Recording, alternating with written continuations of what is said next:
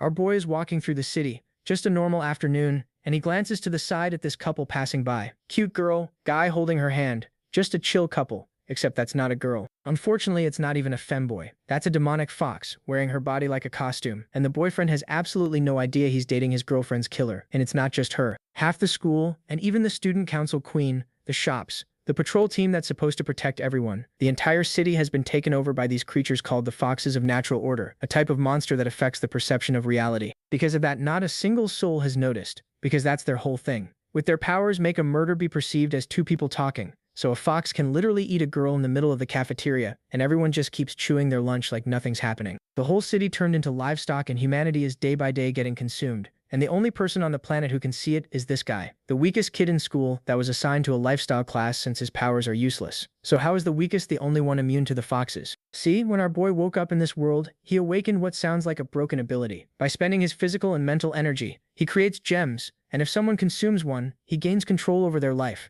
their soul, even their consciousness. And as this evolves, he could copy others' ability. The gems could level up and unlock new skills. While everyone would have one, he could have infinite. On paper, this is a top 1 ability, absurdly strong. But in reality is actually trash, because the target has to know exactly what the gem does, and accept the contract voluntarily. Yeah, he has to walk up to someone and go, "Hey, if you eat this, you're going to become my slave forever, and will not be allowed to say no to anything I ask. Wanna try it? Like bro. Unless you find a crazy e-girl with Stockholm Syndrome, no one's saying yes." That's why the previous owner of this body exploded from rage over how useless it was. And that's when our boy came from Earth to take his place. Studied and kept waiting for the day someone would say yes to that sweet offer. And here we are with him talking with his childhood friend Sujin on the school staircase. He's standing there holding a gem, and she asks what he's doing. He plays it off, asks if she wants candy, and she instantly says forget it. She'd never accept being controlled by him like a doll. She tells him not to give up though. Someday some creature will accept his contract. He says that's easy for her to say, besides himself. Nobody would ever agree to it, besides himself. Wait, why did he never think of this before? Bro just raises the gem and eats it. Green energy erupts around his body, shooting straight into the sky, and Sujin is standing there like, what are you doing? She calms down. They talk for a while. She's graduating soon, joining the patrol team, her childhood dream of protecting this land finally coming true. She tells him not to be discouraged. Once he gets stronger, maybe they can work together someday. He tells her to forget it. He'll probably just live a simple farmer's life. But deep down it stings, because even though she was the previous owner's friend, leaving her felt wrong. He thinks to himself that he really wants to hug her, and then his body just starts hugging her, on its own. He's watching himself move like he's a spectator in his own skin. She gets all flustered, says she's leaving, runs off embarrassed, and our boy is left standing there, realizing something insane just happened. He thought about hugging her, and his body executed the command, contractor and contracted. He made a contract with himself, absolute command over his own body. So obviously he tests it, orders himself to fly like Superman, eats dirt, orders a mountain-crushing fist, falls over again like an idiot, literally crying on the floor. He can't exceed human limits, but any movement a human body can do, he can command it perfectly. Master any martial art just by knowing the motion. He even ordered his body to wake up at 3 a.m. and go running while his mind stayed asleep, and woke up in the cafeteria with his legs destroyed, training while unconscious. This man found the ultimate life hack. What if I asked my body to walk around campus with an infinite aura, rizzing up all the baddies? Oh damn, I forgot that I'm too ugly for that work. I just woke up in jail. But controlling his own consciousness came with a side effect nobody saw coming. Illusions don't work on him anymore, because illusions affect his eyes, but his body obeys the skill that is on a lower layer of his soul. When a fox tries to affect his perception, it simply fails, which is exactly when the nightmare starts. He's sitting in that cafeteria when he hears this wet cracking sound next to him, and there's a creature with a giant fox face devouring a girl right there at the table. Nobody reacts, nobody sees it. The school beauty Lu Shu walks over all twisted and wrong, leans in and asks if he's feeling okay because she can smell fear. Bro is trembling, says he just had nightmares, and speed walks out of there. Goes to warn a teacher. The teacher is eating a student on the classroom floor. The foxes are everywhere, high level, way beyond anything he can fight, and their cognitive distortion means they could eat him in public and the world just agrees it's normal. So he thinks of the one person who might help. Sujin has mental abilities. Maybe she can resist this. He heads to the patrol team headquarters,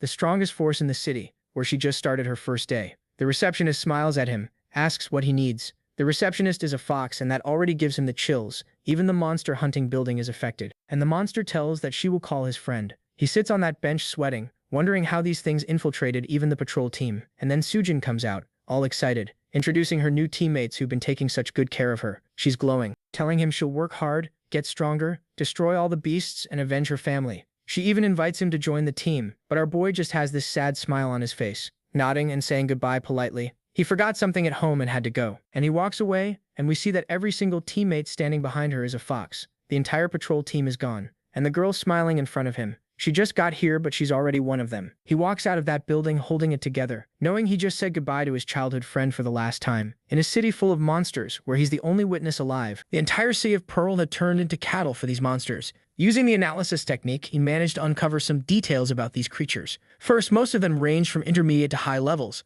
However, back at the patrol team, there were several creatures whose levels he couldn't even assess. Second, the creature that killed Lu Xiu was extremely powerful, and the moment he tried to analyze it, he knew he would be discovered. That creature was either at an advanced level or even a king-level beast. With so much power, it was no wonder they had wiped out the city without anyone noticing, especially considering that, compared to other beasts, they were extremely intelligent and all their abilities were for disguise. Fourth, it seemed the foxes always prioritized the most influential people in society, while the others were mere cattle for them to feed on. In this current situation, it would be a death sentence to face so many of them head-on. However, he couldn't just stand by and watch so many innocent citizens die. He needed a way to get stronger. A week later, he woke up at 3:54 a.m. Since he received the ability, it seemed his body was resting much better. In addition, he advanced to level 2 after training a lot. All the remaining physical and mental energy he had was being turned into gems to consume, in hopes that sooner or later he'd get a better one or some evolved talent. After all, ever since he leveled up, the gems had turned colorless,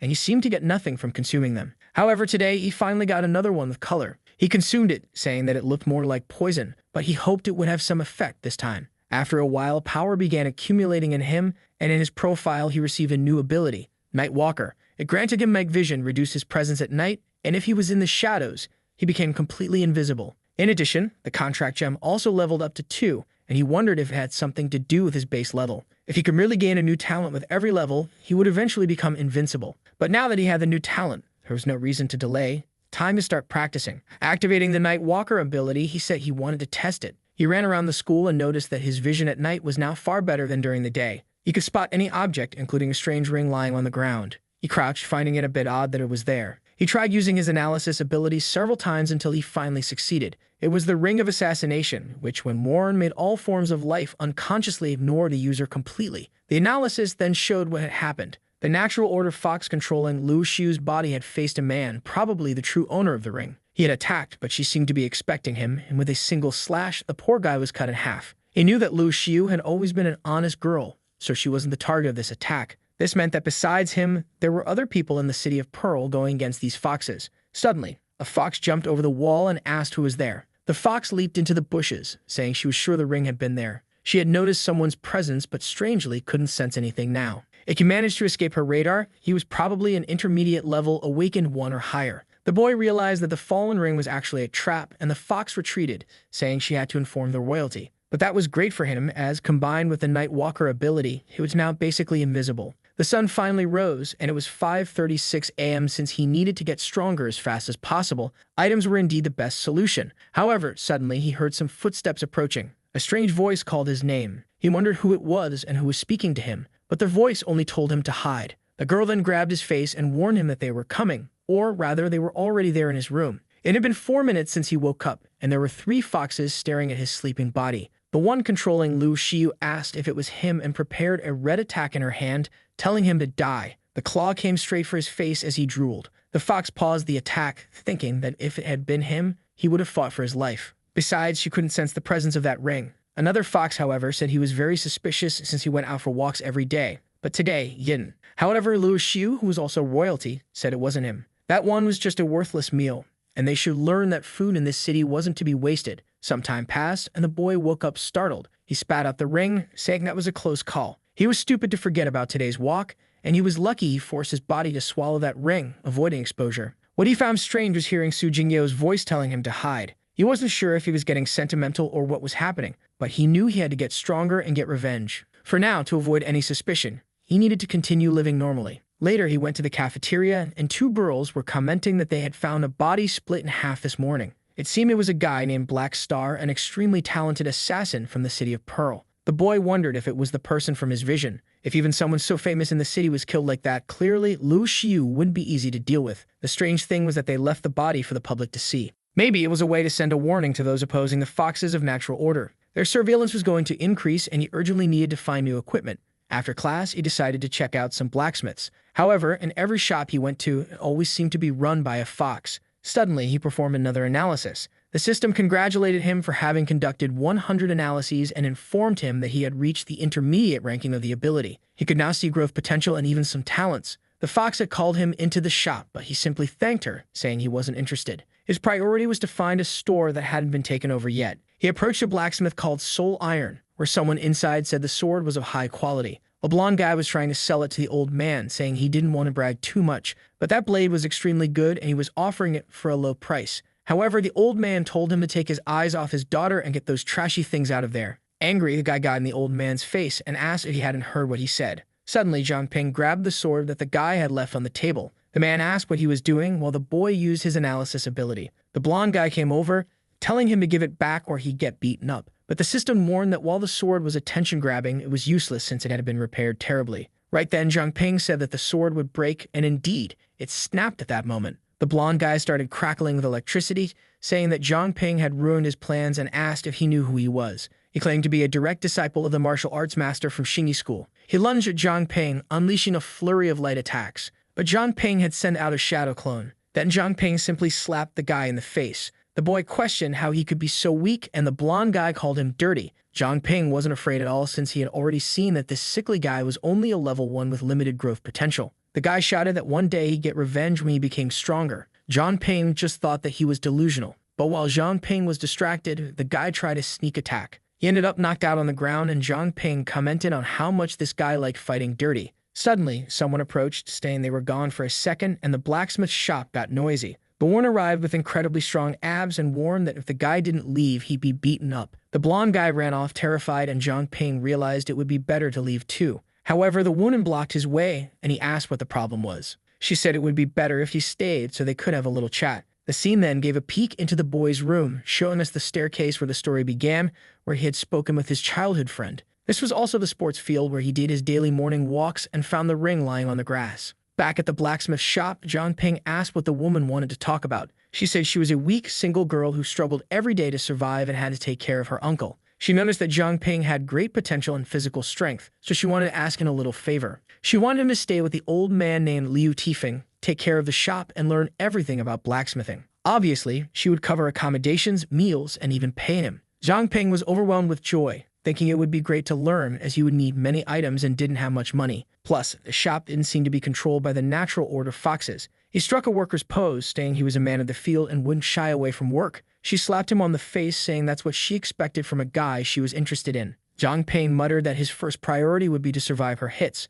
A few days passed with him working at the blacksmith shop, and someone told him to put more force into it. He asked if it was okay to do something like that, and she said it was fine since no one was coming to check on them. She encouraged him to continue, saying it was really good. Obviously, he was forging, not what you might have thought, right? She was teaching him how to hammer the materials, and she told him to wait a moment while she went to get some molds from the warehouse. The coal to be used was in a bucket, and he was warned not to let the fire go out. The problem was that there was more than one bucket, and he didn't know which one to use. He came to the brilliant conclusion that if he threw everything in, one of them would work. So he threw it into the furnace to keep the fire going. However, the whole place exploded. Flames shot in every direction. Zhang Ping thought he was done for and wondered if he had died. But then a strange skull appeared on his chest, absorbing part of the power, and all the flames seemed to be entering his body. Suddenly, he woke up with one eye burning. The entire place was filled with smoke and ashes, but he didn't seem to be dead. However, his heart was burning and racing. Realizing he was on fire, he used his analysis ability on himself. His growth potential had risen to 4 stars. The more stars he gained, the more he could evolve his abilities, and evolving the abilities he had already acquired would further increase his potential. What he found odd was that people usually had a limit to growth increases, so why was he awakening so many talents? This time, he had awakened Flame Devourer, which allowed him to absorb fire energy and release it at any moment. What he found strange was that he had consumed a level 3 gem that morning, but the power had only been released after this accident. Suddenly, the woman appeared, asking what had happened. She noticed that the scarlet scales were gone and said that those caused an explosion when thrown into the furnace, but she admitted it was her fault for not telling him. He apologized to Sister Rose Kyung and said he would pay the price to repair everything. She told him that just being okay was good enough and asked how he hadn't died, since it was hard to put out the fire from such a scale. Moreover, she saw that he had created a material that required an extremely high temperature. She started casting the item into the mold, saying he had great potential. She remarked that the Academy still rated him with low performance, but he was good enough to enter one of the 3 major organizations. He said he knew the patrol squad and the investigation squad, but what was this third one? She explained that there was indeed a third organization in the city. Almost no one in Pearl City knew what they were called or what they did. She then asked if he needed equipment and told him to take the dagger if he didn't mind. Seeing its glow, he remarked that it looked quite expensive. The good quality dagger was called Beautiful Tears and dealt damage to any creature below level 19. She explained that it was worth at least 100,000, which would be around 3 years of salary for that fool. He asked how someone poor like him, who earned 3,000, could walk around with something like that. She told him to see it as a reward for improving so quickly. She mentioned that she was going on a mission and asked if he was sure he wouldn't return to the academy. He replied that she didn't need to worry because he had already filled out the graduation papers. She told him to take care of the old man and not let him open the shop. Zhang Ping realized that the foxes had no interest in this place because they rarely opened it. However, of all the things happening lately, it might have drawn some attention. Since it was night, perhaps it was a good time to take a look around the street. Out there, and he saw a little girl on a swing looking all cute. But of course, she was a damn fox with 4 stars of power. The interesting thing was that this was the first time he had seen a level 3 fox. Since both he and the fox were level 3, and he had the new dagger and abilities, he figured he could probably win. The patrol squad had been killed, but the investigation squad should still be fine. If he can deliver the body of a natural order fox to them, he could get some attention. But suddenly, he was frozen in place and someone asked if he was trying to attack a child. He was warned not to move or he would lose his life. The woman told him to drop his weapon, and he already knew that whoever she was far above his level. Both his Night Walker ability and the Ring of Assassination had been detected by her. The voice then said that if he didn't want to die, he should meet her at the training ground by the orphanage. With that, she vanished into the air. At least the fact that he was still alive meant she wasn't on the side of the foxes. He grew up in that orphanage, and as a child, he started calling it the training ground. But that's how she referred to the place, which meant she somehow knew him or knew something about him. Not only did this figure seem to be watching him, but she also stopped him just as he was about to make a move. If she had sent him there, she must have had a purpose. Suddenly, a paw stepped near him. A mutated beast approached, and he wondered why there was one in the forest. It was a level 5 armored poisoned rat. Considering the level difference, he thought about retreating, but then he remembered that with the dagger in hand, he could win. Especially considering that the orphanage children would be in danger if they came out and saw this. Thinking of how much Sister Rose Chang trusted him, he couldn't back down. Even though he didn't know how to fight perfectly yet, he had read plenty of stories about battles and he had full control over his body. Suddenly, the rat lunged at him and started rolling in his direction. He quickly thought of a way to defend himself and managed to block the attack. The problem was that the creature kept spinning and its armor was extremely tough. It ricocheted and crashed into a rock. From there, it opened its hand and began gathering green energy. Zhang Ping began controlling himself as if he were in a game, dodging everything left, right, left to evade every attack. The only weak point of the creature was its eyes, as its entire body was protected by armor. Seeing the flames in his hands, he knew how to handle this. He rushed toward the creature, dodging its attacks, and said he'd make a feint first. He struck, but the rat defended itself and rolled into a ball again. But then Zhang Ping prepared and told it not to get angry. He unleashed a barrage of flames at the monster's feet,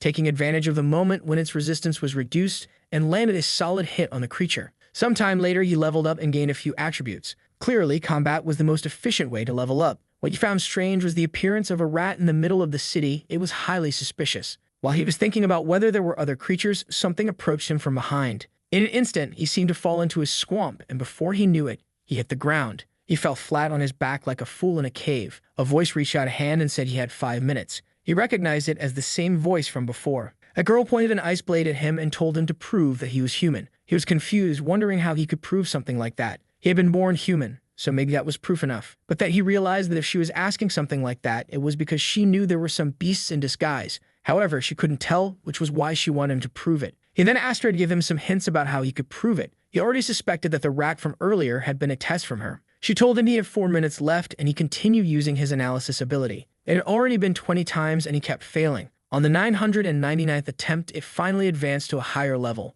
With that, he tried again and the analysis passed. Her name was Liu Cixin, a level 28 human from the Purging Squad. He had never heard of this group before and thought it might be the third one that Sister Rose mentioned. Angrily, she told him he only had 1 more minute to prove himself. He mentioned that if she called the orphanage the training ground, then she must have grown up there too. The problem was that he didn't remember anyone named Liu Cixin from the orphanage, so he asked if she was Liu Torin or Liu Yusho. Maybe she was Xingyu or Sissy. The boy received a small cut, telling him to be quiet.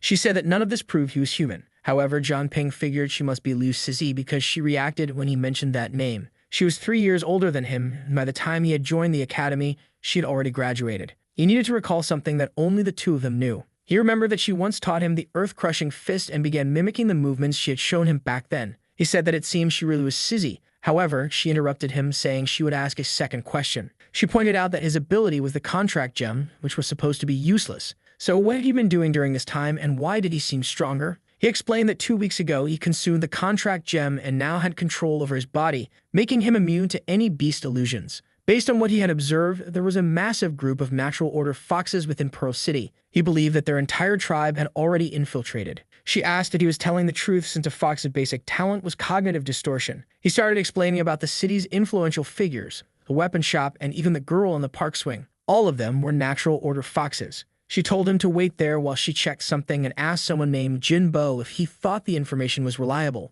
The man replied that they had never discovered the natural order foxes inside Pearl City, but some investigations pointed to something similar involving cognitive distortion. He would send 2 people to capture the nearest foxes, and they should be back soon. However, at that moment, an explosion occurred behind him. 2 men were lying on the ground, and he asked what had happened. One of them came running, saying that the crazy one following them was the owner of the cafeteria. The moment they tried to ask her to come with them, she started attacking everyone. The next thing they knew, she was face to face with the leader. But the man calmly prepared his fist and told her to die, hitting her square in the chest effortlessly. The girl disintegrated, and he remarked that it was arrogant of her to attack like that. As the body lost its aura, it turned into a fox. The man confirmed that the boy's information seemed legitimate. Finally, they began to understand who their enemies were. He told the team to be informed, and they would start hunting down these targets. Meanwhile, at the Pearl Academy, the lovely Lu Xiu was lying down. Except, of course, she was a terrible fox. She and her friend seemed to sense something. Without hesitation, Lu Xiu leaped from the top floor, thanks to her distortion ability,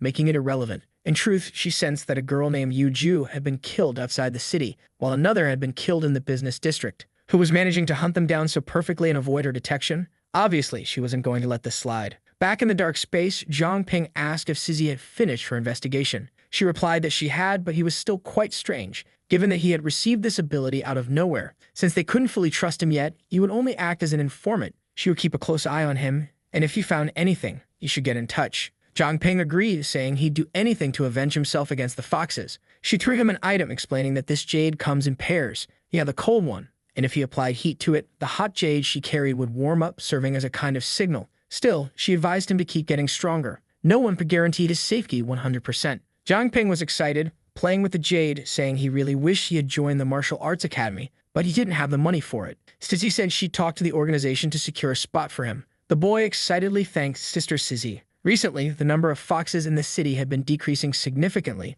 allowing the squad to kill them all. Luckily, he had gained his ability at just the right time, discovered the squad, and learned her identity. Thankfully, everything was going well, and the foxes were being eliminated. Plus, he had received $10,000 right away, which was quite generous. A girl approached him, asking if he was interested in learning martial arts at the Beast King Academy. The boy agreed, saying he'd like to check it out. This martial world was highly capitalistic, with each technique priced in dollars. The girl assured him that it would definitely be worth his money. The Beast King's martial techniques were highly valued in Pearl City, and she grabbed him, saying that if he didn't believe her, she could show him. She then prepared and told him that the first 3 techniques were the monkey technique, the crocodile technique, and the phoenix technique. Zhang Ping noticed that the movements were much more precise than what he had been using. It really was a good martial art. The only issue was that it was clear the girl wasn't fully prepared to teach it properly. Being a gentleman, Zhang Ping asked if she was okay. As they were talking, 2 side characters showed up itching for a fight, and one of them asked who had given her permission to hand out flyers there. Embarrassed, she apologized, saying she didn't know she wasn't allowed to.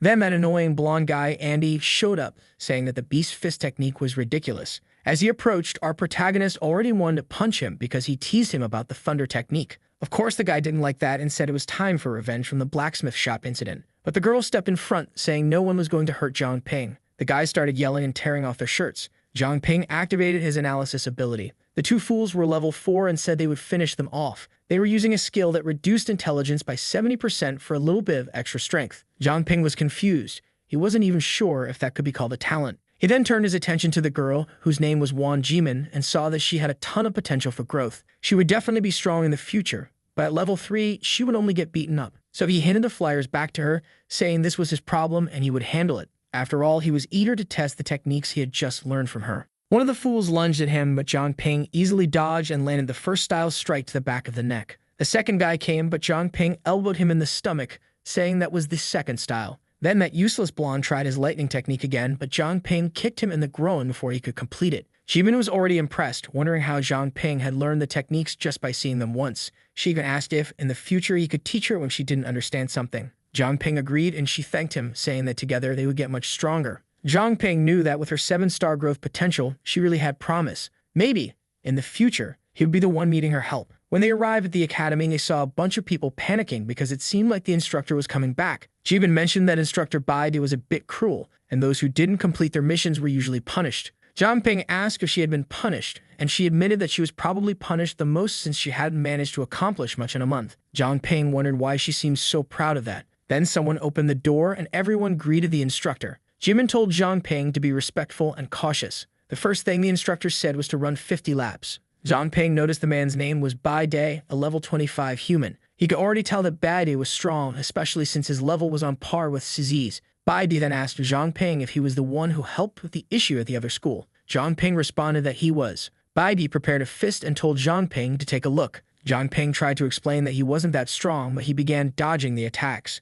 Bai Day asked what was up with that beginner talk, as he had heard that Zhang Ping learned the Monkey King technique after just one demonstration. Bai Day came at him, and Zhang Ping realized he wouldn't be able to dodge. However, the instructor was kind and just gave him a soft tap. Bai Day admitted that at first he didn't believe it, but Zhang Ping really did have potential. It was just a shame that he had learned from someone so useless. The movements that person showed weren't even close to the real ones. Bai Day said he would personally teach Zhang Ping, and the boy thanked him. But now it was time to deal with the slackers from earlier. Bai Day ordered everyone form a line and fight him, followed by 500 push-ups and a 10 kilometers run. As someone touched Zhang Ping, it was Jimin, embarrassed. He asked what was wrong. She said the instructor had never taught her privately, so she would love it if he could pass on his knowledge to her later. Zhang Ping agreed, saying they could go to the Soul Iron shop later to train together. She beamed with excitement, saying she thought he would reject her. The system showed Zhang Ping that she had a weakness, as it took her 90% longer to learn anything. However, if she trained the same thing every day, her learning speed would increase by 10% each day,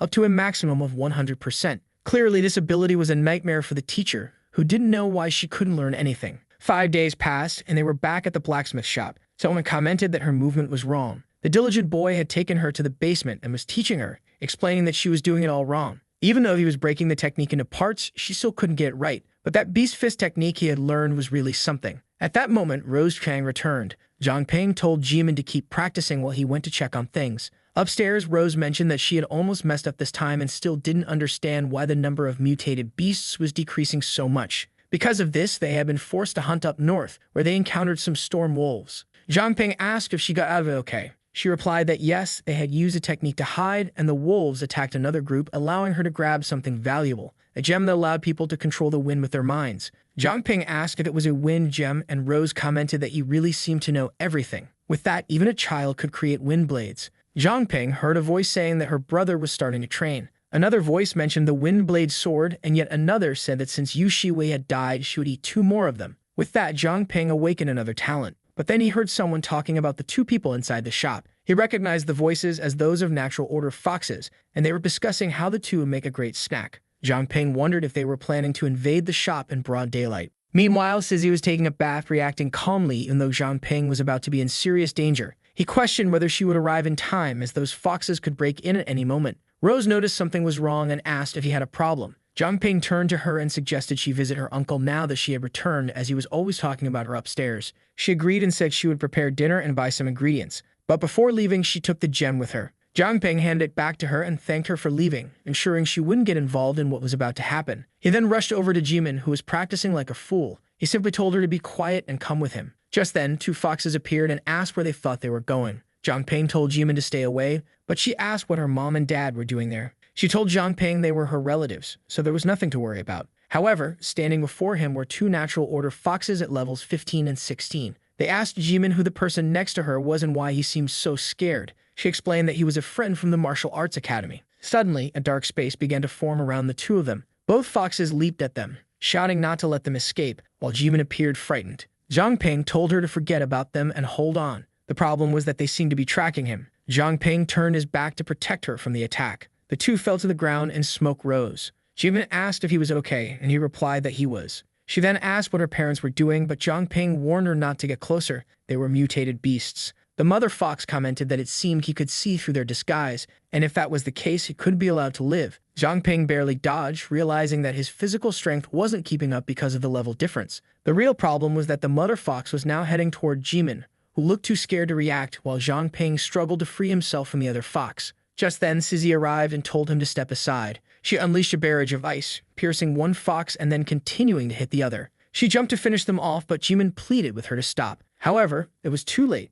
Sizzy showed no mercy. She simply turned and asked if they were okay. Devastated, Jimin asked why her parents had become carpets. Zhang Ping tried to explain that they weren't really her parents, they were just foxes who had taken on their form. The poor girl was distraught, crying that it was impossible. They were clearly her parents. Zhang Ping asked why they had reverted to their true forms. Sizzy explained that if there was a fox above king level in the city, they couldn't be maintaining this kind of illusion. Last time, the foxes reverted to normal because they were killed outside the city. That's when Zhang Ping began to realize he was the only one who could expose the truth. He then told Jimin that these two had killed her real parents and assumed their form. When he removed the cover, the true bodies appeared, and he told her that this was the reality. The poor girl broke down in tears, asking how this could be possible. Meanwhile, Lu Xiu, that awful fox, wasn't too happy either. After all, 9 of them had been killed this week. In a meeting, someone suggested that they should just kill everyone and take control of the city. But another person asked if they were going to graze on grass after killing all the humans. Lu Xiu silenced them, warning that wiping out all the humans would be extremely inefficient and a waste of food. Their priority now was to find the people hiding in the shadows and eliminate them. The vice president suggested that if they brought in several strong beasts to attack the city, the powerful humans would be forced to reveal themselves. Everyone knew there were 3 organizations, but no one knew what the third one was. The 2 foxes nearby agreed that it seemed like a good idea. Lu Xiu stood up and gave her approval, but reminded the mayor not to forget that he was still human, warning that if he did anything wrong, he would be dealt with. The idiot mayor punched the air, vowing that he would never go against Her Highness. Back with Jimin, she slowly approached the puddle, looked at what had happened, and cried for her mother and father. She apologized, saying she had never realized the truth. Sizzy, ever so cruel, said that even if Jimin had known, she wouldn't have been able to do anything. Jimin, crying, pleaded with her to go easier, saying that she knew she was weak, unable to learn any martial arts, and that was why she had lost her parents. She lamented that she should have been the one to die. But our romantic protagonist, Zhang Ping, stepped in with a hug, telling her to listen. This wasn't her fault. He had also lost someone important and thought about them every day. Maybe if he had stopped her from joining the city patrol, she would still be alive. But he knew that even if he could go back in time, nothing would change. Joining the patrol had been her dream, and nothing he could have said would have stopped her. Just like Jimin couldn't blame herself for her parents' deaths, she needed to get stronger and protect those she loved in the future. Crying, Jimin thanked Zhang Ping. He was about to say he'd kill the foxes, but suddenly, he coughed up blood on her face. It seemed our boy was more injured than he had let on. Later, he slowly opened his eyes. Jimin, who had already moved past her grief for her parents, thanked him for being alive. He asked how long he'd been unconscious, and Sizzy told him to stay still. Excited, Jimin clung to his arm, saying she wanted to become even stronger. Once she gained more power, she would help him wipe out those foxes. Sizzy then suggested that Jimin stay with Zhang Ping, as her home would no longer be a safe place. Just then, Zhang Ping heard Lu Xiu's voice talking about the king continuing to sleep and about Huan Ziming's place. He told Sizzy that he had a lead on the foxes. He mentioned the vice president, and Sizzy commented that if he was connected, he had clearly betrayed humanity. That king they were talking about could be the one amplifying the illusion for everyone. Since the foxes were out hunting, it was their chance for revenge,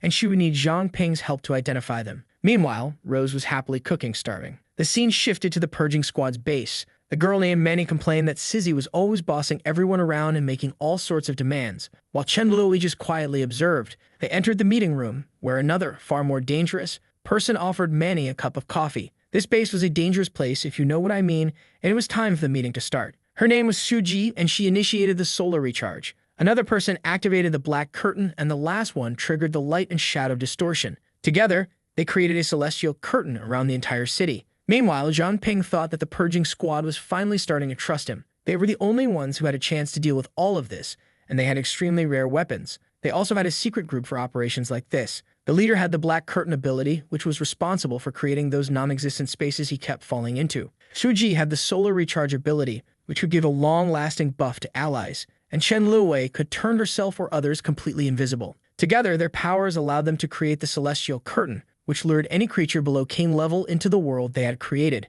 Since the foxes like to use illusions to kill people, they were going to play the same game. We saw 2 girls walking through the city, talking about killing humans. One of them suggested they could capture the humans and take them back. The other commented that the city had been chaotic lately, and her friend asked if she was scared. Suddenly, the second girl stopped, and the one with purple hair asked if she didn't feel something strange approaching. The first girl was about to brush it off as paranoia until she also felt something and wondered where all the humans who had been around them a second ago had gone. At that moment, someone approached with a fist aimed right at the back of their necks. A small explosion echoed through the street, and the person remarked that it was a shame they hadn't been able to take them out in one punch. The girls realized that this was the person who had been killing foxes in the city and called him bold. It was Liu Bo who thanked them for the compliment. He was a level 32, and Zhang Ping had warned him that these two were level 25s, so he was confident. Both girls lunged at him, but he easily dodged one of their strikes. However, something strange happened. He seemed to take damage, even though he had blocked the attack. One of the girls leaped toward him, saying he was nothing but food.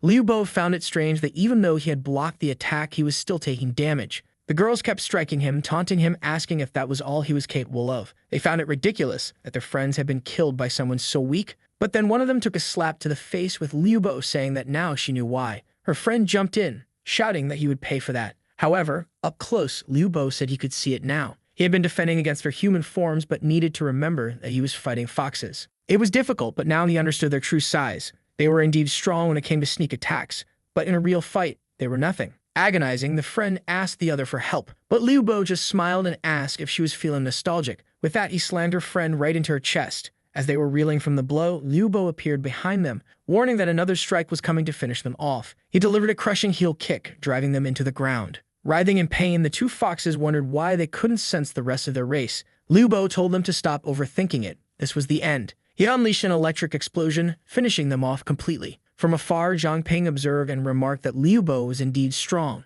Sissy replied that of course he was. After all, he was the leader of their division. But Zhang Ping couldn't help but comment that Liu Bo's outfit looked like something straight out of a Super Saiyan. Stizzy received a notification that multiple beasts were invading the city, and if too many creatures got through, the celestial curtain would overload. She told Zhang Ping that they would have to deal with the other creatures, and she would send someone to watch over the blacksmith shop. Zhang Ping asked who she had been talking to on the phone, and Sizzy explained that it was a big boss whom he would meet one day. Sizzy broke down the power levels. Low-level creatures were between level 1 and 10, and Zhang Ping was currently level 4. Mid-tier levels were below 20, where most foxes resided. Apex creatures like Jinbo at level 32 were at the highest level before reaching the king rank, which was level 40 or higher, a level where some foxes operated. As they walked outside the city, Zhang Ping realized it had been a long time since he had been in a place like this. He asked what kind of plants were growing around them. Suddenly, Sizzy grabbed his arm as one of the plants released electricity. A green bubble floated up and exploded, spraying liquid everywhere.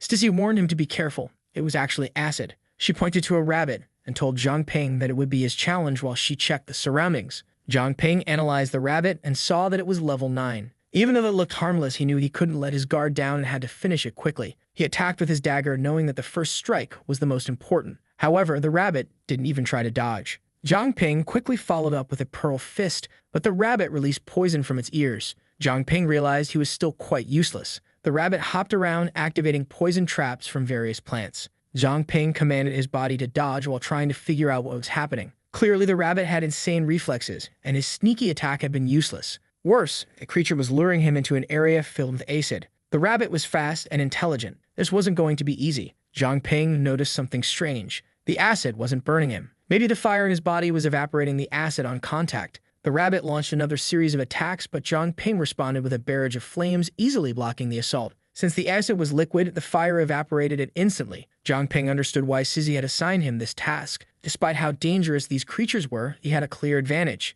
The rabbit lunged, puzzled as to why Zhang Ping wasn't being consumed by the acid. Zhang Ping tried to defend himself but had trouble understanding the creature's movements. Worse, the rabbit's claws were also coated in acid. The creature had realized that long-range attacks wouldn't work, so it had come in close. Zhang Ping now had to envelop his body in flames to burn the acid from its claws. However, his flame reserves were limited. He charged at the rabbit, asking if it thought it was the only one with tricks. Zhang Ping tried a series of strikes, but the rabbit dodged. Finally, they were face to face, and Zhang Ping said there was no escape now. He had trapped the rabbit in a fire tornado. The problem was that he only had 3 flame reserves left. He stabbed at the rabbit, but it dodged and his reserves hit 0. However, that was exactly what Zhang Ping wanted. He began walking through the flames he had created, absorbing the fire and partially refilling his reserves. He coated his dagger in flames and struck the rabbit square in the back. The creature fell dead, but Zhang Ping realized that without matching its level, he probably still needed to finish it off. And so he did it with a lot of determination. As a result, all of his stats increased by 2 points,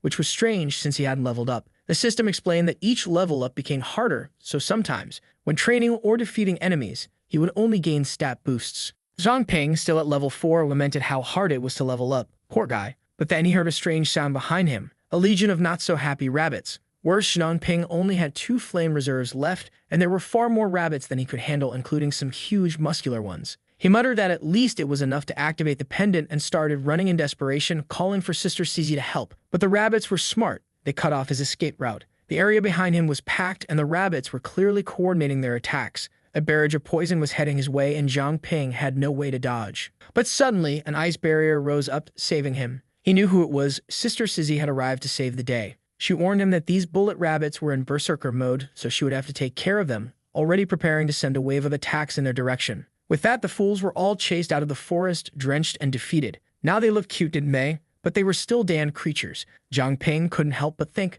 these cursed things only look adorable after they're dead. Sizzy, ever so cruel, snapped her fingers and everything turned to ice. The entire wave of creatures became frozen pillars. Sissy remarked that she'd only been gone for a minute, so how did this many creatures show up? Zhang Ping, of course, said he had no idea. She responded that the worst part was that this didn't seem to be the end. Another legion was coming their way. But instead of attacking, these creatures were headbutting one of their own that was trapped in the ice. They didn't even care that a girl was preparing a sword. It was as if they were all fixated on completing a single objective. However, Sizzy wasn't about to help them, and even though the creatures looked cute after death, she showed no mercy and finished them off. Since the whole pack was focused on the one in the middle, Sizzy knew there had to be something inside its body. She reached out and commanded it to release. The ice shattered along with the creature, and inside they found a spiritual control pill. Zhang Ping asked what it was, mentioning that it smelled nice. Sissy explained that some organizations used it to control mutated beasts. Usually, this was done by the Zhu clan of tamers. It seemed that after all this time, they were finally making a move.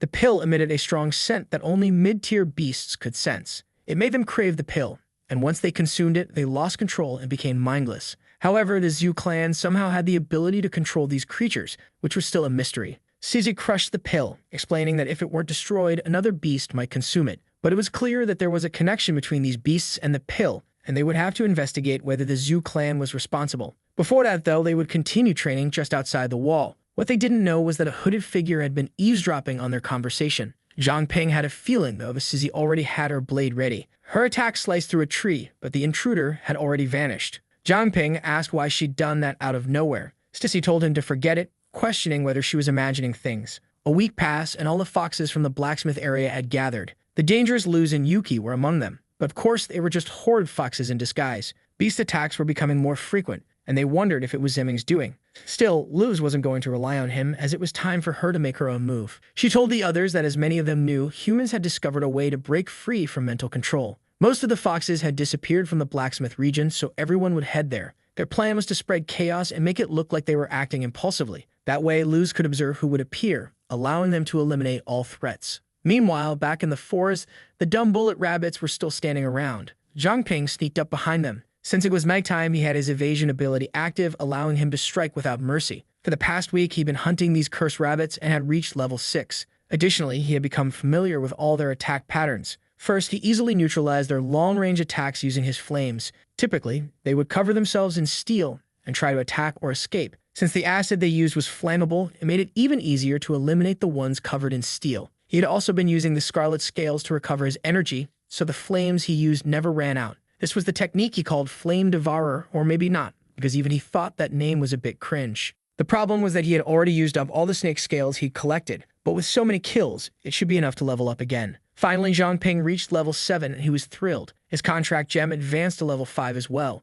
He had thought the gem was connected to his level, but unfortunately, from levels 4 to 6, he hadn't gained any new abilities. He was eager to find out what power he would gain this time and really hoped it would be something combat-related. But just then, one of the rabbits changed expression. It took on a dark form and a purple aura began to emanate from it. Zhang Ping was confused. After all, that rabbit was supposed to be dead. But since it wasn't, he decided to use his last flame reserve to finish it off. He laughed, saying it seemed like the rabbit liked coming straight at him. But when he went to stab the creature, it caught his hand and dodged the attack. Zhang Ping realized it might be a spiritual creature and wondered if it was the avenger of the rabbits. Not that it mattered to him. He swung his blade, commanding it to die. The creature collapsed, shriveled and weak on the ground. Zhang Ping wondered since when these cursed rabbits had such a technique and started searching for a spiritual control pill. Instead, he found a strange purple object but had no idea what it was. He tried several analysis attempts, all of which failed. He kept trying until finally the analysis worked. It was revealed to be nether essence, which came from the testicle of a black goat.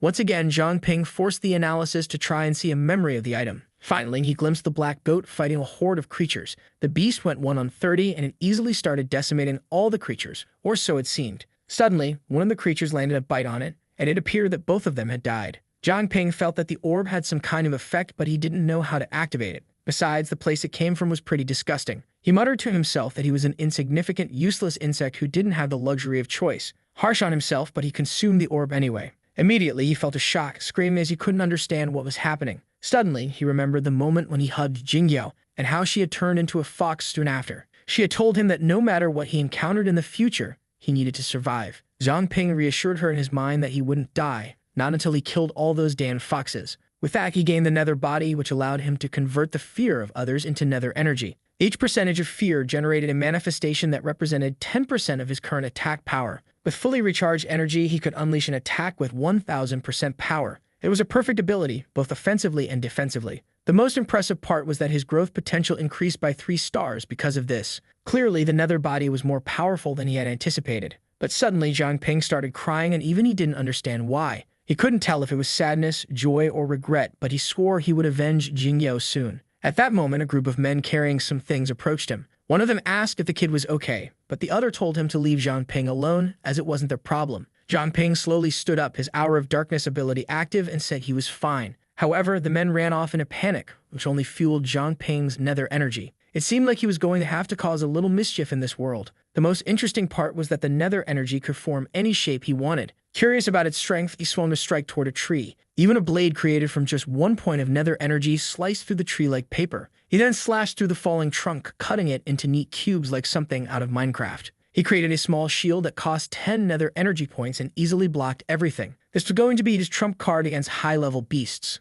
Suddenly, Sizzy appeared behind him, shouting for him. She approached, readying an attack, and asked if he'd seen the nether beast that had been detected nearby. Zhang Ping, feeling awkward, realized he'd have to explain what had happened. Sizzy asked what the deal was with him eating the nether essence, accusing him of having a death wish for consuming something so dangerous without knowing what it was. Of course, Zhang Ping explained that he had done it because his analysis hadn't indicated any danger. He said he had been calm about it, as if anything had gone wrong, he could have ordered his body to vomit it out. Sizzy, however, questioned what he would have done if that hadn't been possible, if the item had been a parasite that took control of his body. Startled, Zhang Ping asked if something like that had happened before. Sizzy explained that nether creatures were completely unknown entities. They didn't have a specific form and usually hid inside other creatures. When the host died, they condensed into an organ, and when another animal consumed it, they took control. The point was that nether creatures specialize in infecting those who consumed them. Zhang Ping realized he had made a stupid mistake. The intense pain he had felt when he consumed the essence was likely the creature trying to take control of his body.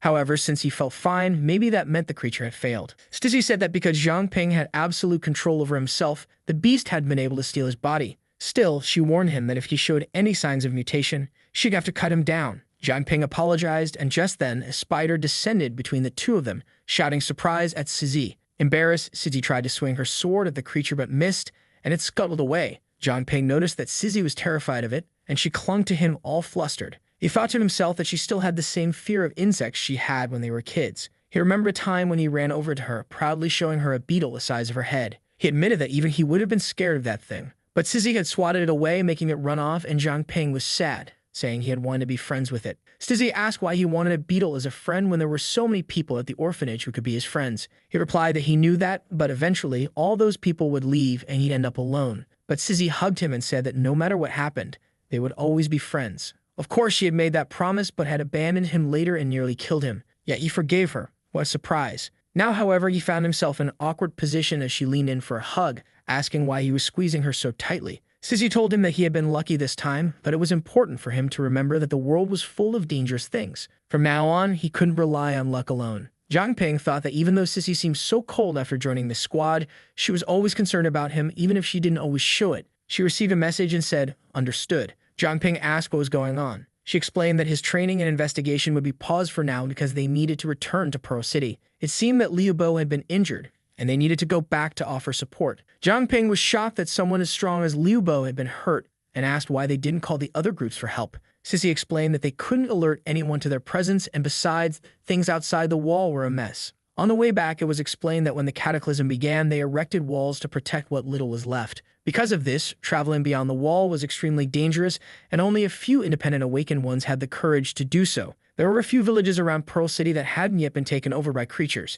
At sea, there were numerous apex-level creatures, and no one had any idea what was on the other side. When they arrived at the base, someone explained that they had been using the celestial curtain to monitor the foxes when suddenly, many of them appeared on Blacksmith Street, so they went there to resolve it. But it turned out to be a trap. Jinbo had been injured and was still recovering, so for the time being, Zizi would have to take responsibility and ensure the city's safety. Humbly, Zhang Ping asked if she needed help. Zizi humbly declined, telling him to return to the blacksmith shop and that she'd send him a message if anything came up. With that, the two parted ways and Zhang Ping wished them well. Finally, he was able to relax a little after so many days of training outside the city. He was curious to see how Jimin's training had been going, but then he noticed something strange. The people in the city seemed frozen in place. Someone approached and called out to him. Zhang Ping used his analysis ability, which failed 66 times, but eventually succeeded. However, he could only tell that the man was using an identity-hiding ability. The man commented that it seemed Zhang Ping could see the people, and that right now, he must be trying to analyze his abilities.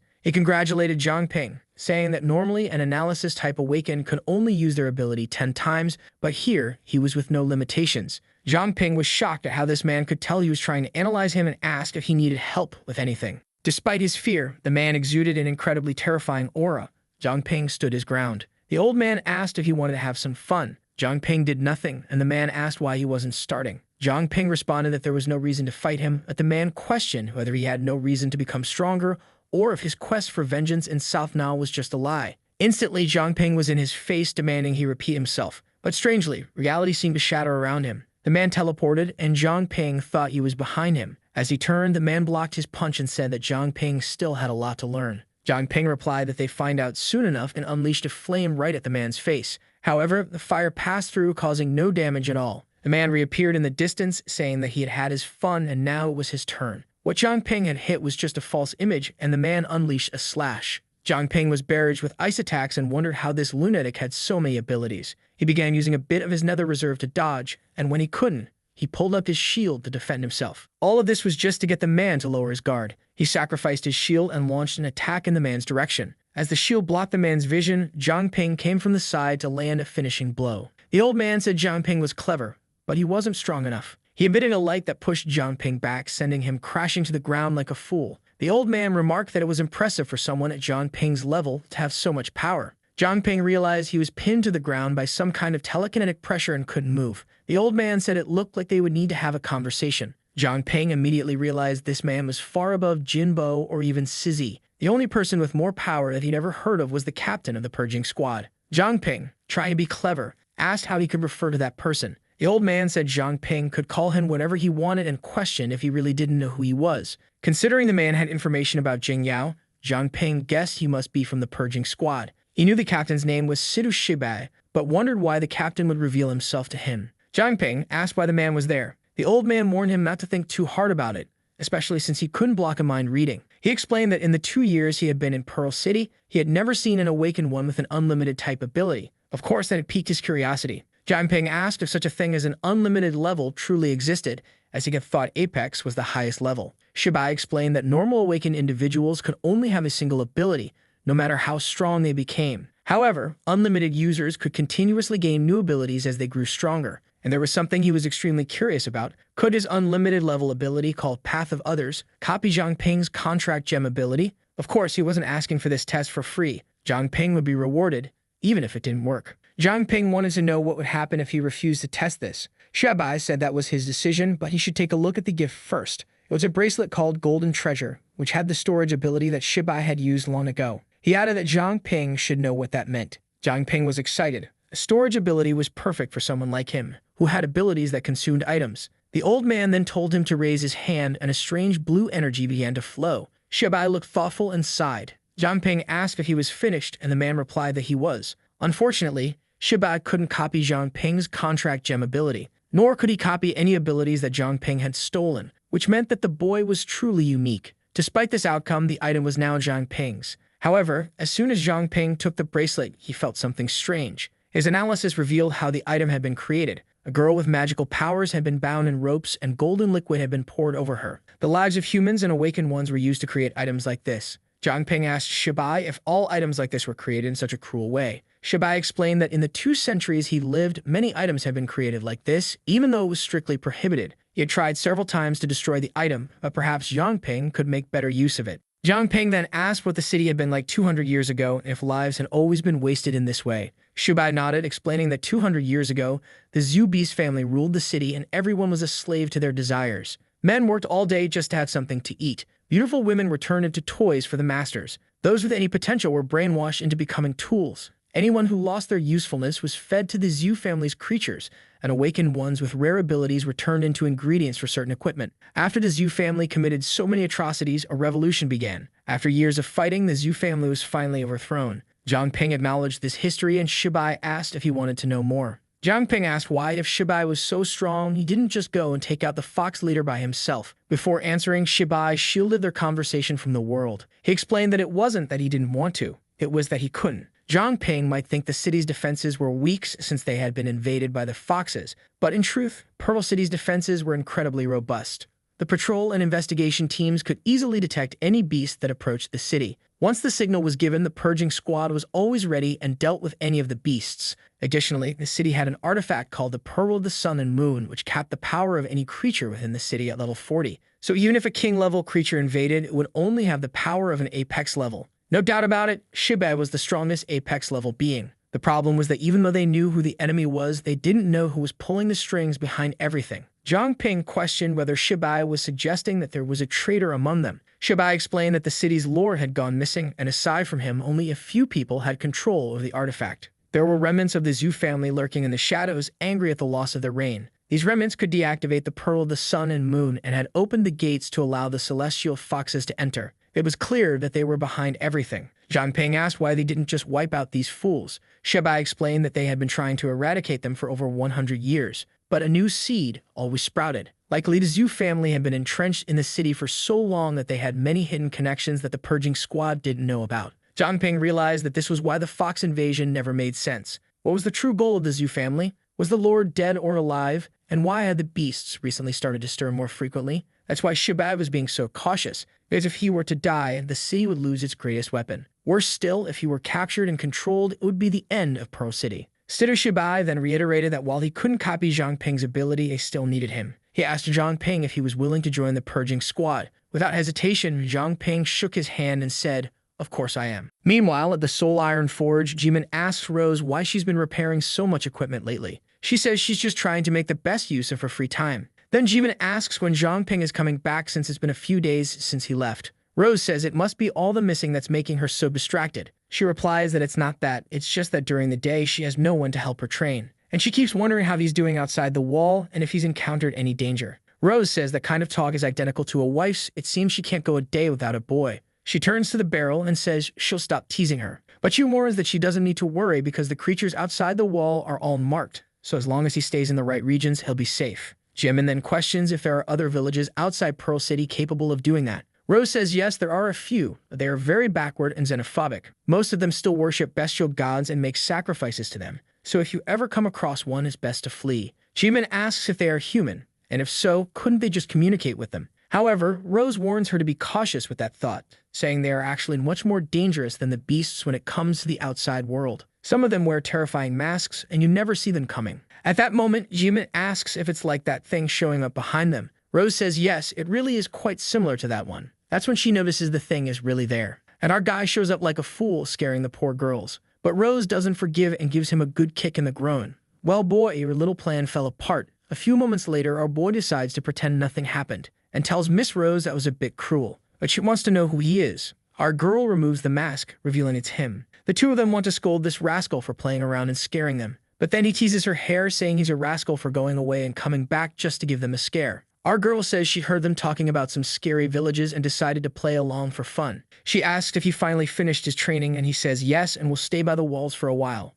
She says that's perfect because she found some clues about a certain Shanshan. She was planning to go to the city, so it's good he's staying to take care of Jimin and her uncle. Before he can say anything, she tells him to go enjoy it because someone really missed him and was wondering when he'd come back. Immediately, Jimin runs off, saying she wants to return to her room because it's late and she wants to rest. However, she stops in front of the door. She calls for our boy, who gets a bit confused, but she turns around smiling, saying she's happy he returned safely. For Ping, this was the first time he felt at home since all of this began. She even jumps, startled, when the old man asks why he has that silly grin, and tells our boy to tell Miss Rose that the old man is extremely ill and that she should stop leaving the city. Our boy asks if it's true, and the old man smacks him on the head, telling him just to follow the plan. Ping asks why, and the old man explains that Shan has been missing for a long time, so something cruel may have happened. He knows how strong his daughter is, but with her taking such risks, eventually, she'll encounter something bad too. That's why he's playing dumb to stop her from taking so many risks. Our boy feels a little awkward with the old man's plans.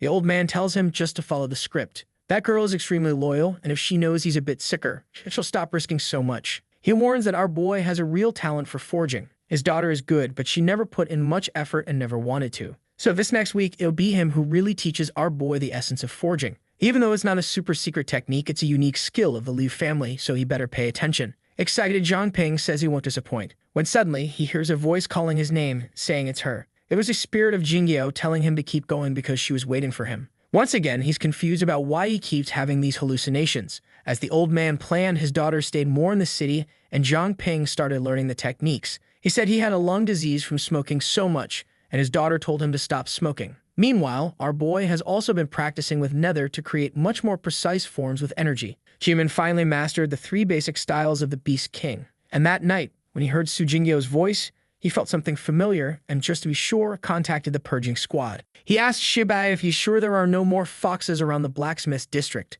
Shibai assures him that there aren't, as they cleared out the entire district. This made Ping want to understand why he occasionally heard her voice. What if Su Jingyo wasn't really dead and was instead waiting for him somewhere out there? Maybe for revenge, for answers, or waiting for him to unmask the one pretending to be her. The scene shifts to 3 days later. A man approaches a door and places a metal bar across it. As soon as it opens, he sees a girl sleeping. He approaches to grab the poor thing, saying the drug he used worked perfectly. He pulls back the blanket, saying the rumors that she had the best curves and jade-colored skin were indeed true. And today, he would finally have his way. However, at that moment, a dark aura approaches and calls out the name Xiaofan. The man turns around, wanting to know who's there. The eerie voice starts talking, saying he's so ugly that only his mother could love him and that he's only fit to be buried 5 palms deep. He's always been hated by all women, which is why he's seeking revenge on them. And today, this shadow was there to take the soul he never deserved. At that moment, the man runs, knowing that his whole family should be unconscious because of what he did. So what kind of cursed ghost was following him?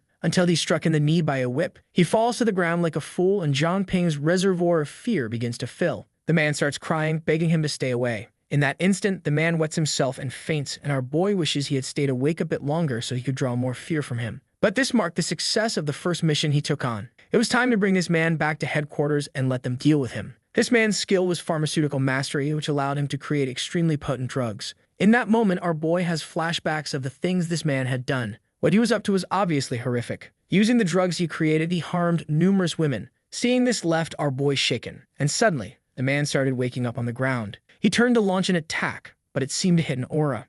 Ping turns into smoke, and the man wonders where that bastard went. However, our boy simply says, "Today you die." The man wonders why the poison he threw wasn't working. In the next second, he sees a small hand flying toward him, and Ping says that for every person he hurt, he'll take a blow. In a Saw-like style, things were about to begin. The man began taking a flurry of attacks without being able to react. He started agonizing, desperate. Time passed, and the man cried out that Ping was insane, saying that he should already be dead and that he wasn't normal. However, our boy replies that with today's technologies, he would still be saved. He points toward a door and says if he can make it to the door, he'll let him leave alive. Xiaofan gets excited, seeing a chance to survive. He's already thinking that when he recovers, he'll get revenge on this boy. There were still plenty of girls he hadn't enjoyed yet. All he had to do was reach that door and he'd survive. But when he stretches out his hand, the door isn't opening. He starts banging on it, demanding to know why it won't open. And our boy approaches, saying it seems he can't even open a door. Even after receiving such a great chance, he messed up. Then bam, Ping lashes him on the back with the whip. With that,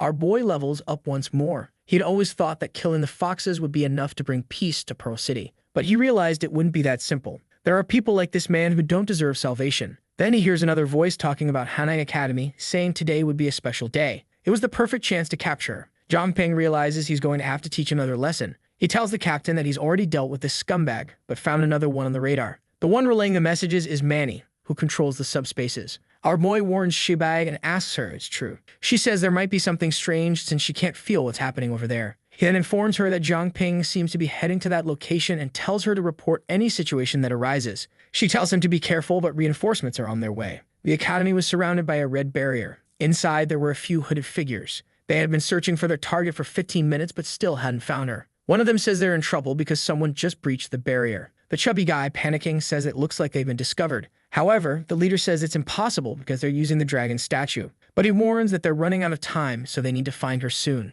Our boy arrives at the entrance of the building. He starts analyzing the statue, trying to figure out what it is. The system explains that it's a dragon stone. If placed in 4 points, it creates a barrier that nullifies the perception of anyone inside. Our boy starts seeing a flashback of how that item was created. As usual, it involved the sacrifice of numerous lives, which is strange as that kind of item had been banned long ago. These people didn't seem to belong to other organizations, so maybe they were remnants of the Zhu family. The Zhu family in the last 2 months not only brought foxes but also beasts, and now they're targeting something at Hanhai Academy. It's still hard to understand what these guys' real goal is, but perhaps today at the academy, he'll begin to understand things. Then he sees someone approaching and decides to hide. With that, he activates the Nightwalker ability. From the perspective of the group, there was nothing there. The person who had apparently crossed the barrier was already gone. One of them says to turn off the lantern to conserve its energy. Afterward, they collect the dragon's stone and leave without leaving any trace. However, our boy was there, observing and relaying the information that these guys were levels 20, 17, and 15.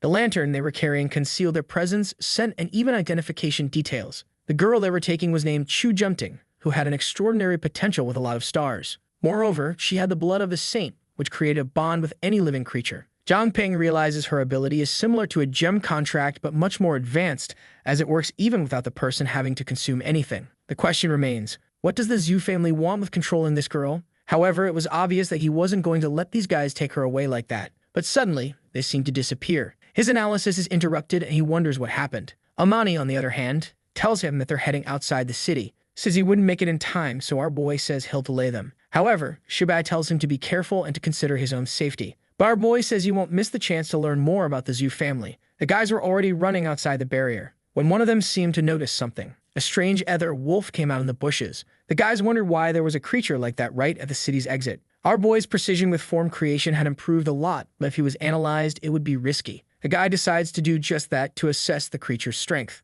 But our boy notices the attempt to analyze him and interrupts it with an attack. Before the guy can do anything, he's already leaping. He's on the guy's back, ready to bite. The man dodges and tells Huang to hypnotize the creature. Huang spreads his arms and uses a technique telling the wolf to stay still. Zhang Ping's eyes go all zigzagged. He puts on a love-struck expression, and the chubby guy says the ability is ready. However, Zhang Ping has infinite mental energy, so this type of attack is useless against him. He decides to pretend he's under control and slowly approaches with a dumb look on his face. The chubby guy reaches out his hand and tells him not to move. But right at that moment, Zhang Ping swipes. He opens his jaws and is ready to strike at the throat. As the fool is being devoured, he calls for help from the leader. The leader tries to execute a technique, telling him to get out of there. And a golden glow throws Zhang Ping far away. However, our boy managed to level up to 9, and the gem contract rose to level 6. The guy was using overwhelming telekinesis, and even Zhang Ping within the nether aura couldn't resist. With that, the poor guy is crushed. He tries to move, but it's impossible. Then the man says that the wolf's name is Zhang Ping, level 9, and he belongs to the Soul Iron Forge and the Purging Squad.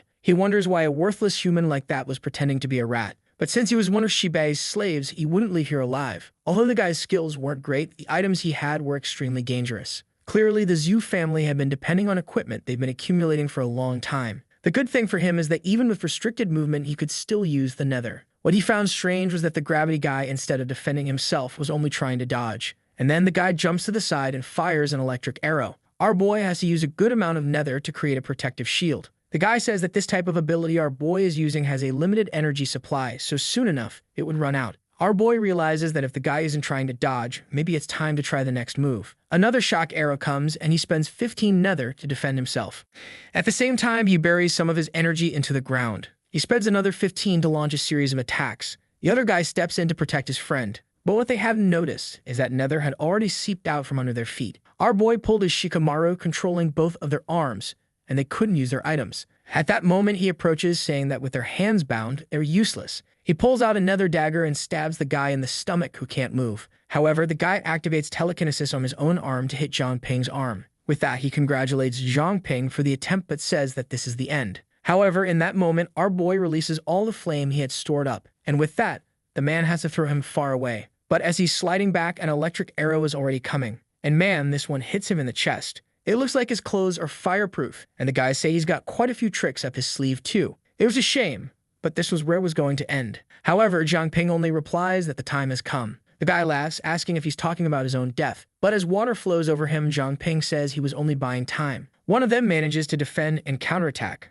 but the other is already stabbed in the chest. The problem is that this time, our boy won't come out unscathed. However, at that very moment, Sizzy is already beside the guy, who realizes that this cursed woman killed his friend in one move. She slashes at him, and he defends himself with the tip of his bow. But her level is much higher, and the poor guy has no chance. He asks who she is, but she just ignores him. She keeps attacking the fool, leaving him no chance to escape. He already knows that in a few more seconds, he'll be dead. With no other choice, he had to use it and pulls a ring from his hand. He slips it on his finger and suddenly it begins to glow with electricity. A lightning bolt starts to fall and she tells him to stop. A gust of energy and wind rises to the sky. She approaches, at least relieved that Zhang Ping was alive. The man took advantage of the lightning to create distance between the two of them. It was a shame that they couldn't capture anyone from the Zhu family alive. Meanwhile, our boy is on the ground, completely drained. Then Manny tells her to hurry back and bring Zhang Ping. Sizzy asks what happened. She explains that the illusory curtain had been breached. Man, it's the dangerous Lu Xiu. The fool, who I think is that vice president, asks why he was summoned.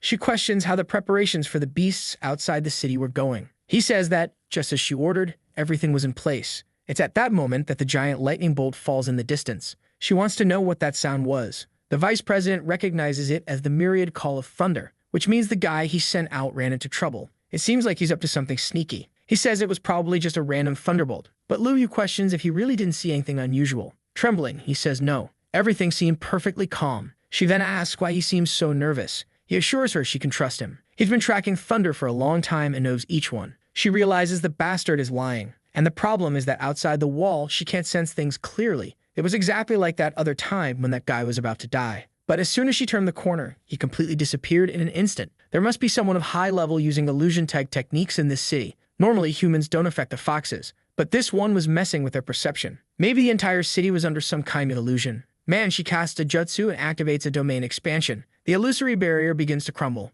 Stizzy wonders where that girl the men tried to kidnap had gone. Stizzy turns to Zhang Ping and says she doesn't know why, but the barrier was disappearing. Our boy is lying on the ground like a fool, calling out her name. She points to the side and tells her to use that lantern. Meanwhile, Lu Xiu's energy continues to sweep through the city, examining every point, trying to figure out what's happening. Finally, she senses she has found the Dan Rat, a man carrying the Saint on his shoulder, whom she had almost forgotten about in all the chaos. Immediately, she jumps toward him, and the man says she better wait. Now he knows there's a problem because he couldn't stall her. Everyone receives the message about one of the purging squad agents named Zhang Ping. He encountered two of their agents, who are now dead. Because of the boy, they had no choice but to use the myriad call of thunder to ensure at least one of them survived. Besides the squad, Zhang Ping is also linked to the Soul Iron Forge. At that moment, one of them asks what Lu Xiu is doing there. And suddenly, someone screams. The man tells Zijin to explain what's going on. However, at that moment, the old man appears and says the plan has failed. Zijin, who provided the information, had been killed by a fox.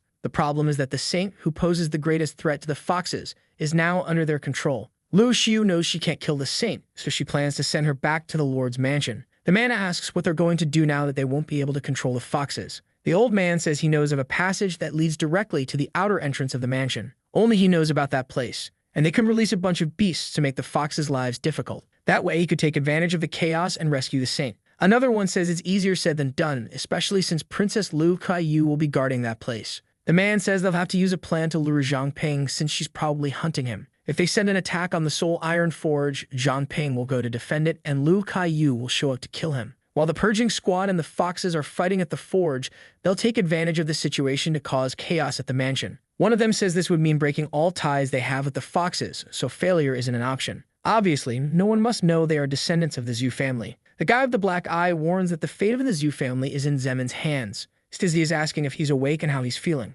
Our boy gets up, wondering where he is. He explains that he's at the purging squad base because they didn't have time to take him anywhere else. He sees Jimbo lying there and asks if he's really that badly injured. He explains that Jimbo fought Lu Kaiyu, who seems to be on the move. At that moment, someone says he's already standing.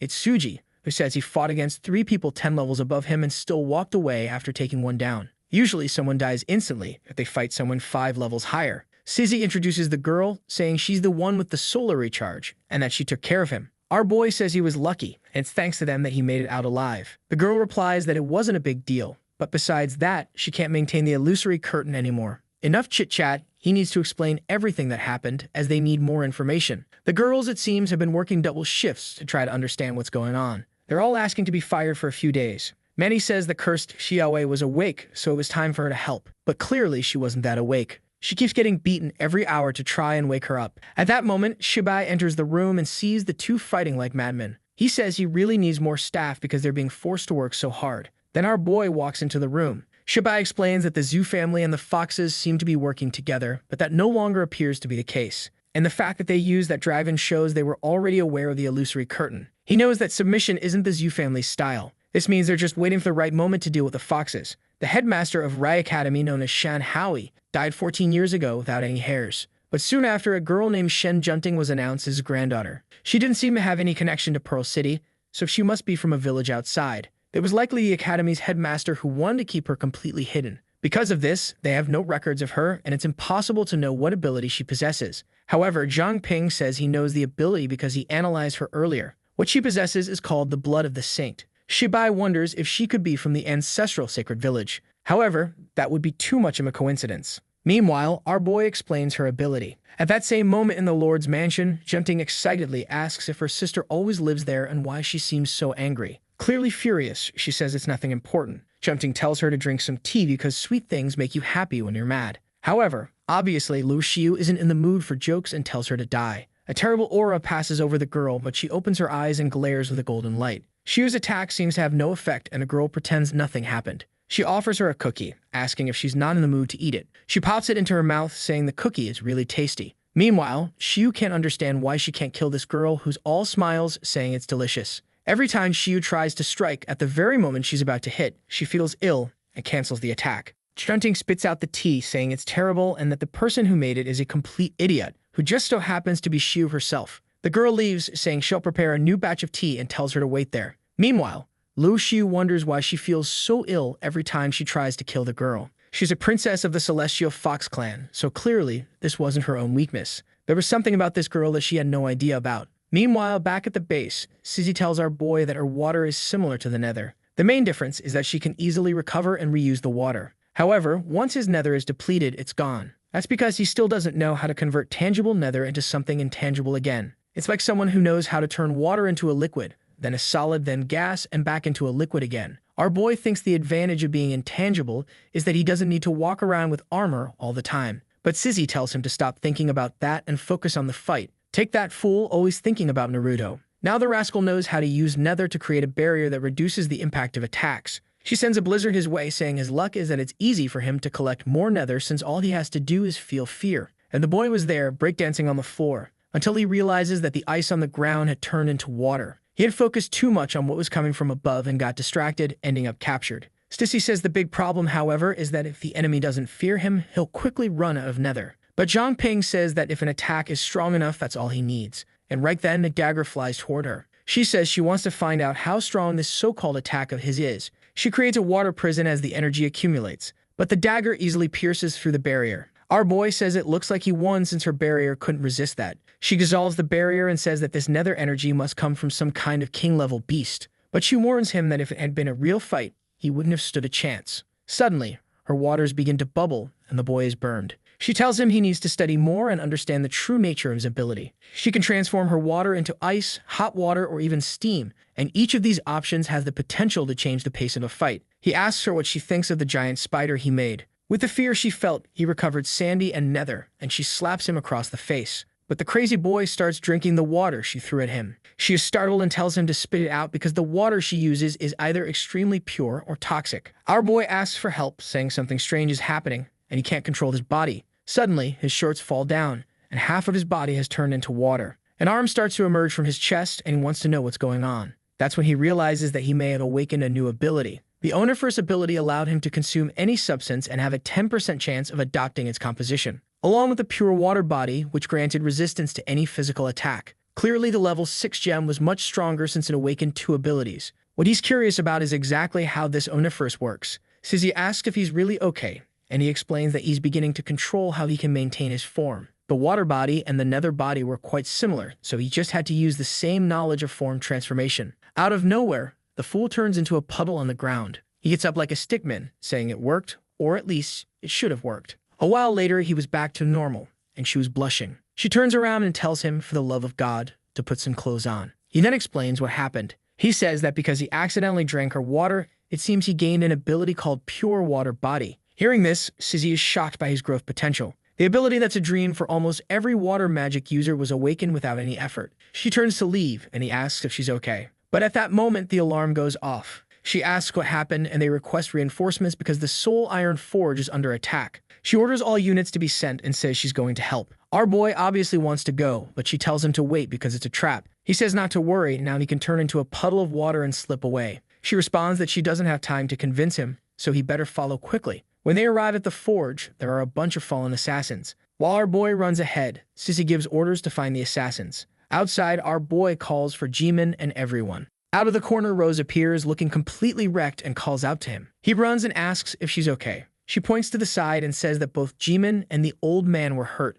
A severed hand lies on the ground. Sissy tells him to take care of her while she checks on the other two. Man, the poor girl lost her arm. Our boy is devastated that this happened to her. She reassures him, saying it's okay, she won't die just because she's missing an arm. At that moment, people start coming out of the forge. Stissy orders them to take everyone for treatment right away. She tells our boy not to worry. She was unconscious, but she'll be fine. Stissy thanks him for being alive, but warns him to be careful, as he's made some extremely powerful enemies. He tells her not to worry and just focus on recovering. Stissy then says that it looks like the forge is no longer safe, so they're going to move everyone outside the city. Our boy recognized the assassins' uniforms and knew it was the damn Zhu family who came to take him down. At that moment, someone comments on an energy fluctuation and asks if the two humans are involved. He recognizes the voice as Lu Xiu's. She sends an attack, saying she won't let any threat escape so easily. Our boy manages to grab Sissy and push her aside. Xiu says he's impressive. It seems he really sensed her attack coming. Sissy replies that she's fine, but finds it strange that she arrived so quickly, given that this operation was a secret. Our boy replies that somehow she must be observing the entire city. That's when Xiu seems to notice something. She asks if he's Zhang Ping. He says it's been a while since they last met and starts trying to analyze her.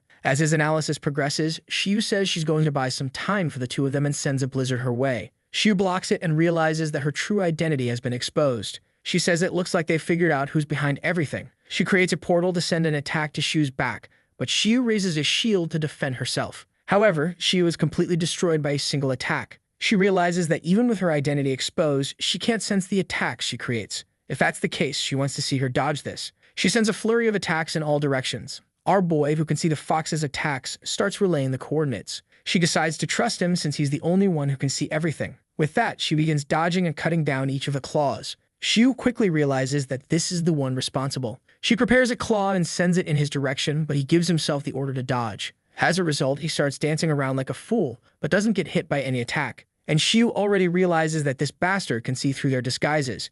She sends another attack toward him and Sissy to make sure both of them die. However, for him, it's easy since his body moves naturally, and he keeps giving instructions. Xiu moves close and raises a nether barrier to save the two of them. Our boy comments that Xiu seems quite upset. Did she get rejected or something? Suddenly, she starts screaming and says that he's truly impressive for having escaped all the tests they conducted. But still today, he wouldn't leave alive. He was dodging 3 tails, but what would happen if she sent 3,000? His nether barrier starts to weaken. As the pressure increases, Xiu says it's beautiful to watch him resist like this. The barrier is almost at 0. Finally, it breaks, and our boy wonders how it's possible that he couldn't delay her for even a second, even using everything he had. At that moment, a projection of Shibai warns him to listen carefully, as he would only have one chance. Just as Xiu was about to break the barrier, a golden light descends from the sky, surrounding her with clouds. Shibai informs him that this is the opportunity he's been given. Her attack dissolves against the barrier. He grabs Sissy's hand and runs like hell. Does he think he's going to kill this woman? He doesn't have the power for that. But, of course, she also says she's not going to let him escape so easily. She raises her hands and breaks the barrier that Shibai had created. With that, she begins ordering all the foxes, telling them to locate Zhang Ping and not let him escape. Moments later, they were already at the base of the purging squad. He passes all the information to Sister Rose and tells her to be careful, as it's no longer safe outside. He apologizes for getting them all involved in this. She tells him not to worry, it's just an arm. Besides, she should be the one thanking him for saving everyone's lives. He says she doesn't need to worry. He'll do his best to rebuild the forge. But for now, they'll have to stay hidden outside the city as it's the only safe place. Meanwhile, Sizzy thinks to herself that our boy has grown so much and she hadn't even noticed. At that moment, Rose mentions that the white-haired girl was waiting for him. Zhang Ping goes outside and asks what she wants with him. She asks why he called her Sizzy when he normally calls her big sister. Our boy feels embarrassed. He thought it was fine to call her something more familiar after everything they've been through together. But she says it's okay. He can call her whatever he wants, but they need to hurry. His identity had been exposed, and they would have to wait for further orders from the captain. But for all the help he's given to the purging squad, he was about to receive a reward. He asks what this golden blood is. She explains that it belongs to Jimbo. It provides extremely fast recovery and extends the lifespan of all veterans in this place. He's supposed to consume it and try to absorb one of the powers as he usually does with his technique. Additionally, there's a chance it could be passed down to descendants, so maybe the women will take more interest in him. He says he's not sure that's a guarantee, and besides, he doesn't have any women, so there's no reason to think that far ahead. Then he drinks the blood, hoping the Oniferous ability activates. He asks if she felt anything, and she says that strangely, it doesn't seem like anything changed. Until, suddenly, his hand starts turning red. He analyzes it and sees that the Oniferous ability is activated. Now he has the pure blood body, which accelerates the recovery process. He quickly realizes that the Oniferous ability gives him an additional chance to gain limited powers. Sissy asks what's happening with his hand. Her glasses are turned off, and he notices she has a huge scar across her face and asks what happened. She says it's nothing serious, but our boy knows she's hiding something. She asks if he feels any other difference, and he says he seems to be aware of most of the creatures around him. It's as if he can blend in with them and heal wounds. She says that maybe with this ability, he can help his friend recover her arm. He says that from what he's sensing, as long as there's enough blood, he could reconstruct a human body with just a piece of skin. A pure water body provided defense, and a pure blood body provided recovery. She tells him to go help his friend right away. But before he leaves, our boy says he'd like to have a conversation with her later as friends, not as allies. Blushing slightly, she says that's fine. Meanwhile, in the forest outside the city, a flock of birds seems to be fleeing. That's because a legion of beasts is approaching. Man, those creatures are incredibly ugly. Back at the base, Manny seems to be keeping an eye on what Shibai is doing. He's reviewing the records from the sacred village. He replies that she might not remember, but they committed several terrifying acts when they were in power. It was at the beginning of everything, when the Zhu family of beast tamers were still considered heroes. They helped people survive that great calamity. At that time, the leader of the family, Zhu Shiyang, partnered with the bird of the sun god. He flapped his wings in the sky every day to bring light and warmth to the people of the city, and he continued doing this for 10 years until he died of exhaustion. After that, he was buried on Sunset Mountain, which is outside Pearl City. Some people who idolized him began to live near the tomb, and that's how the sacred village was formed outside the city. She says she understands but asks what this has to do with what's happening now. He explains that every 100 years a saint appears in that village. She has a bloodline that can protect them from any beast attack. Manny now understands and asks if he's saying that Junting might be the saint. Shibai says yes, and the Zhu family's plan was probably to use this girl to control the foxes. She says that makes sense, but it's strange that this saint appeared at the academy out of nowhere. Shibai says that sometimes these things are intentional. With her in the city, they can use the excuse that she's trapped there and launch an attack with the help of the villages. Manny asks why they would do something like that. He explains that 150 years ago, Pearl City was ruled by an extremely corrupt and dangerous woman. To prevent the history with the Zhu family from repeating, the purging squad, with the help of the current lord, took her down. However, it seems she managed to escape and became the leader of the sacred village. Maybe she never gave up on dominating Pearl City and is just waiting for the perfect moment to attack. Meanwhile, the purging squad built several safe houses outside the city. They are extremely well camouflaged so that no one knows where they are. Safe house number 3, for instance, looks exactly like a rock. As they walk through the area, Sizzy hears a strange noise and wonders if it's the Zhu family again. The problem is there are a lot of injured people, and she'll have to leave Zhang Ping to take care of them. The question is whether he can really handle something like that. At that moment, our boy excitedly shouts that it worked. Seeing the lantern, she asks if that's the one that ran out of energy. He says yes, but he thought it would be a waste to throw it away, so he kept trying to recharge it, whether with fire or pure water. He even tried using blood to charge it, until finally he managed to fill it with nether. It's now a nether lantern that hides his scent and prevents others from checking his information. Our boy points out that it now seems stronger than before. It was a lucky break, but it's good because they're now protected. With the safety of the place secured, they could explore the area, including the storm of beasts heading their way. Our boy observes and says that there might be a bit more than he expected. It looks like the Zhu family is already using their beast control. At that moment, Sizzy alerts everyone at the base, saying more than 10,000 beasts are heading toward Pearl City. Zhang Ping, however, comments that the beasts seem to be running away from something rather than chasing something. That's when he gasps in shock. He points in a direction and tells Sizzy to take a look. She's not thrilled with what she sees either. She warns over the radio that a massive horde of zombies is heading toward the city, and the number is at least 50,000. At that moment, Shibai slams his hand down and wonders how this is possible. How are they supposed to deal with 50,000 zombies, 10,000 beasts, the foxes, and the zoo family all in the same city? Obviously, they don't have enough people to handle all of this. He wonders if he'll have to intervene directly, but then he has an idea. He calls for the three girls and tells them to prepare to activate the celestial curtain once again. They seem hesitant, but he explains that yesterday, he suppressed the power of the fox leader, so she's not at full strength yet.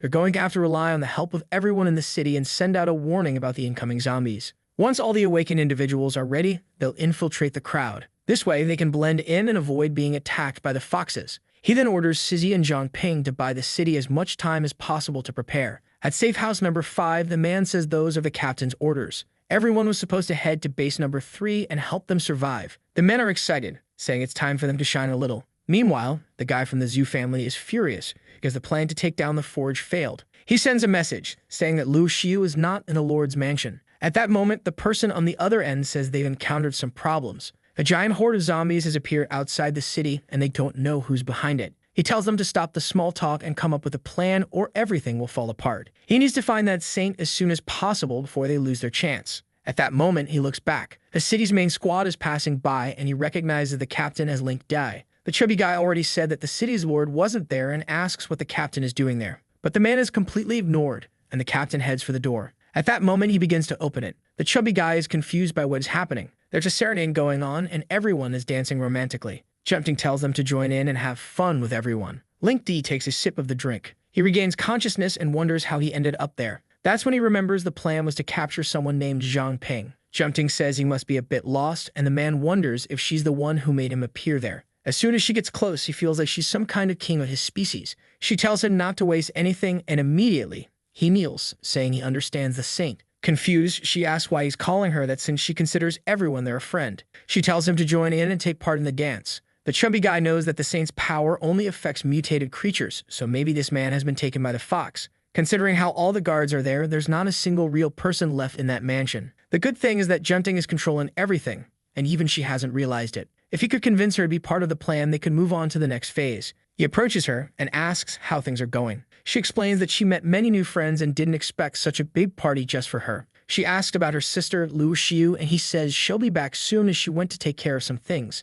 He then tells her he knows of a much more fun place and asks if she wants to go there. Man, for someone trying to win her over as a friend, you're not playing the game right. Obviously, she hugs him and says no. First, she hasn't finished playing here, and second, she doesn't understand how he knows her name since she never told him. Suddenly, everyone at the party stops and starts staring at him. Back at Safe House 003, Sizzy is walking around with her little powers. Our boy is also creating ice and distractions to slow the beasts down. They raise some giant ice boulders with a few beasts trapped inside. The problem is, they're easily breaking everything. He warns that he's going to try to buy a little more time. He creates a full nether creature that costs 100 points. That's because the absurd number of beasts is feeding the fear he's able to generate. He's constantly gaining more fear and spending it to summon more monsters. The goal is to hold off as much as possible until reinforcements arrive. Now the attack distribution is with the zombies in the back and the beasts in the front. Our boy is all stylish, summoning this massive purple dragon. It's easily tearing through several beasts and racking up a ton of SP. Our boy is excited. Even though it's a disaster, he's definitely leveling up a lot. The beasts, not being stupid, start changing course to avoid the dragon. But for him, this was perfect since they weren't even fighting, and he was earning experience just by killing the fleeing beasts. Meanwhile, some ice shards are piercing other creatures. Sizzy is taking down the creatures, destroying the front line with headbutts. Our boy only compliments her. As he wonders how many creatures he's already killed, it seems like it's never ending. And the problem is that eventually there were so many that he didn't even have time to hit them all, until a fireball and a lightning bolt came. Man, I thought it hit someone else, but it got him right in the forehead. He turned around thinking someone had arrived. But in fact, the zombies were awakened. It seems like the usual stereotypes didn't work in this filthy world. With his analysis, he saw they were level 6 ancestral zombies from the village. Now the problem had become much bigger since these creatures were much smarter and even had powers. He needed to warn everyone at the base as quickly as possible. He starts flapping his wings and kicking everything away. Sizzy creates a water circle around him and warns him to be careful not to let those creatures get too close. Our boy grabs the creatures with a water hand. He says he has an idea and flies into the sky. He starts raining fire on all the zombies he had captured. Then he makes it rain fireballs of burning zombies. The boy is racking up a ton of experience and had already gained 2 more points in all his stats. Meanwhile, Stizzy was easily cutting off heads. She activated a blade technique and slashed through a bunch more, until one tried to stab her right in the forehead. But our boy arrived and smashed them all with a single stomp. With that, they wiped out the first wave of 1,000 creatures, so only 49,000 left. He wonders how these damn zombies knew how to use abilities. She explains that they were probably awakened in their previous lives. She's sure it's the filthy Zoo family. But he explains that he analyzed the zombies and found out they're actually ancestors of the sacred village. Shibai hears this and says that from what he knows about the Zoo family, they wouldn't go as far as controlling zombies. The current information suggests that this incident has much more to do with the sacred village. Stissy says it seems to be the work of that Dan woman, the one who gave her the scar on her face. It looks like they're dealing with another dangerous villain. She tells our boy to hold his breath because that gas is toxic. However, the strange smell reminds him of something. It smells like rotten eggs, meaning it's hydrogen sulfide. When he was part of the rescue team, he had to conduct an operation like this, and that's when he learned it's extremely flammable. He warns her to be careful because it could explode. She asks what he's planning to do. Our boy says there's no time to explain and she'll have to trust him. With that, she ignites her finger with a bit more flame. And of course, there's a massive explosion. But our boy wasn't a fool. While she protected herself, he was absorbing the fire. His reserves were now at 263. Another wave of zombies was arriving and he used his analysis ability. It was an old man sitting on top of a muscular figure. But strangely, the analysis wasn't working. The old man scratched his beard and said it was impressive they neutralized his poison. Unfortunately, it was a high-level creature too far away for the analysis to work. He comes up with a plan, decides to analyze all the other creatures instead. With that, he manages to perform almost 17,000 analyses. Because of this, his analysis ability levels up to advanced, and now he can analyze targets above level 30. That creature was called Zhu Xiangming, an awakened being at level 39 who had reached the apex rank. The old man then tells the creatures to kill the 2 of them because he has other matters to attend to. Our boy mentions that the creature is level 39 and asks what a fallen means. She explains that an awakened being's abilities evolve as they use them, slowly assimilating with their power. However, if they aren't strong enough, they are consumed by their own power. That's when they become known as fallen. The problem is that, despite losing their reason, they are considered extremely powerful. Our boy is calmly slicing through zombies. Suddenly, a green ogre appears next to Sizzy. It attacks her, and she has to defend herself. She's thrown back and immediately sends a message to the base, warning that a group of extremely strong zombies has appeared, and they no longer have the strength to stop them. Additionally, an apex-level creature is leading the entire legion toward the city. Given that it's level 39, it's a threat far beyond their reach. What's left for the 2 of them to deal with is the level 39 green orc. Zhang Ping then decides to test a new nether technique. He surrounds the creature with a bunch of purple chains, but easily breaks free. At that moment, a deafening sound comes from within the city. Our boy, startled, wonders if the enemies have already reached the city. Meanwhile, at the northern gate, the horde of beasts and zombies is approaching. Several awakened beings have volunteered to help defend the gate. Even the master who taught our boy his first techniques said he wasn't going to let the city fall like this. With just a few men there, no one was getting through. Or at least there were more than a few men, but they were only academy apprentices. At least they were enough to stop the first wave of rabbits. However, obviously this wasn't the biggest problem, and the captain himself was already locked in battle with one of the zombies with abilities. Man, he stopped the punch, but it seemed to start corroding his hand. And with that, the poor guy was being overwhelmed. He notices that the creature is using the same beast fist technique he teaches. This makes him wonder who the hell this monster is in front of him. He dodges another attack, preparing to land a blow on its stomach. But instead he goes for the classic Rock Lee move, hitting it in the shoulder. He throws it up into the air, headbutts it, then slams it down to the ground, causing an explosion. Look at him recovering HP out of pure rage. If you say the guy doesn't have swagger, you're lying. He sees that something seems to have fallen from the zombie and wonders why it looks familiar. Then he realizes it's the token of one of the older men from the academy. This person had that man's token and also knew how to use the techniques. Perhaps it really was Brother Benchy, who disappeared 30 years ago. He never imagined that someone like him would suffer such a cruel fate as becoming a zombie. Benchy keeps attacking, saying only he will be able to stop him. The elder wonders if the man he knew is truly gone. He remembers when they used to practice together. Since Benchy was a bit older, he always ended up getting hit. However, he was always a good person and taught him much of what he knew about beast techniques. And he was always eager to continue training. At that moment, the zombie says he's going to wipe the smile off the elder's face. But crying, the leader asks, "Since when have your punches become so predictable and weak?" He throws him away, saying it's a disgrace to the Beast King Academy. He didn't know who did this to his former comrade, but he swore he was going to find that person and make them pay the price. He then warns everyone to get out of the way, or they'll be caught in the crossfire. In the same moment, he jumps and comes face to face with Benchy. Man, the poor guy didn't even have a chance.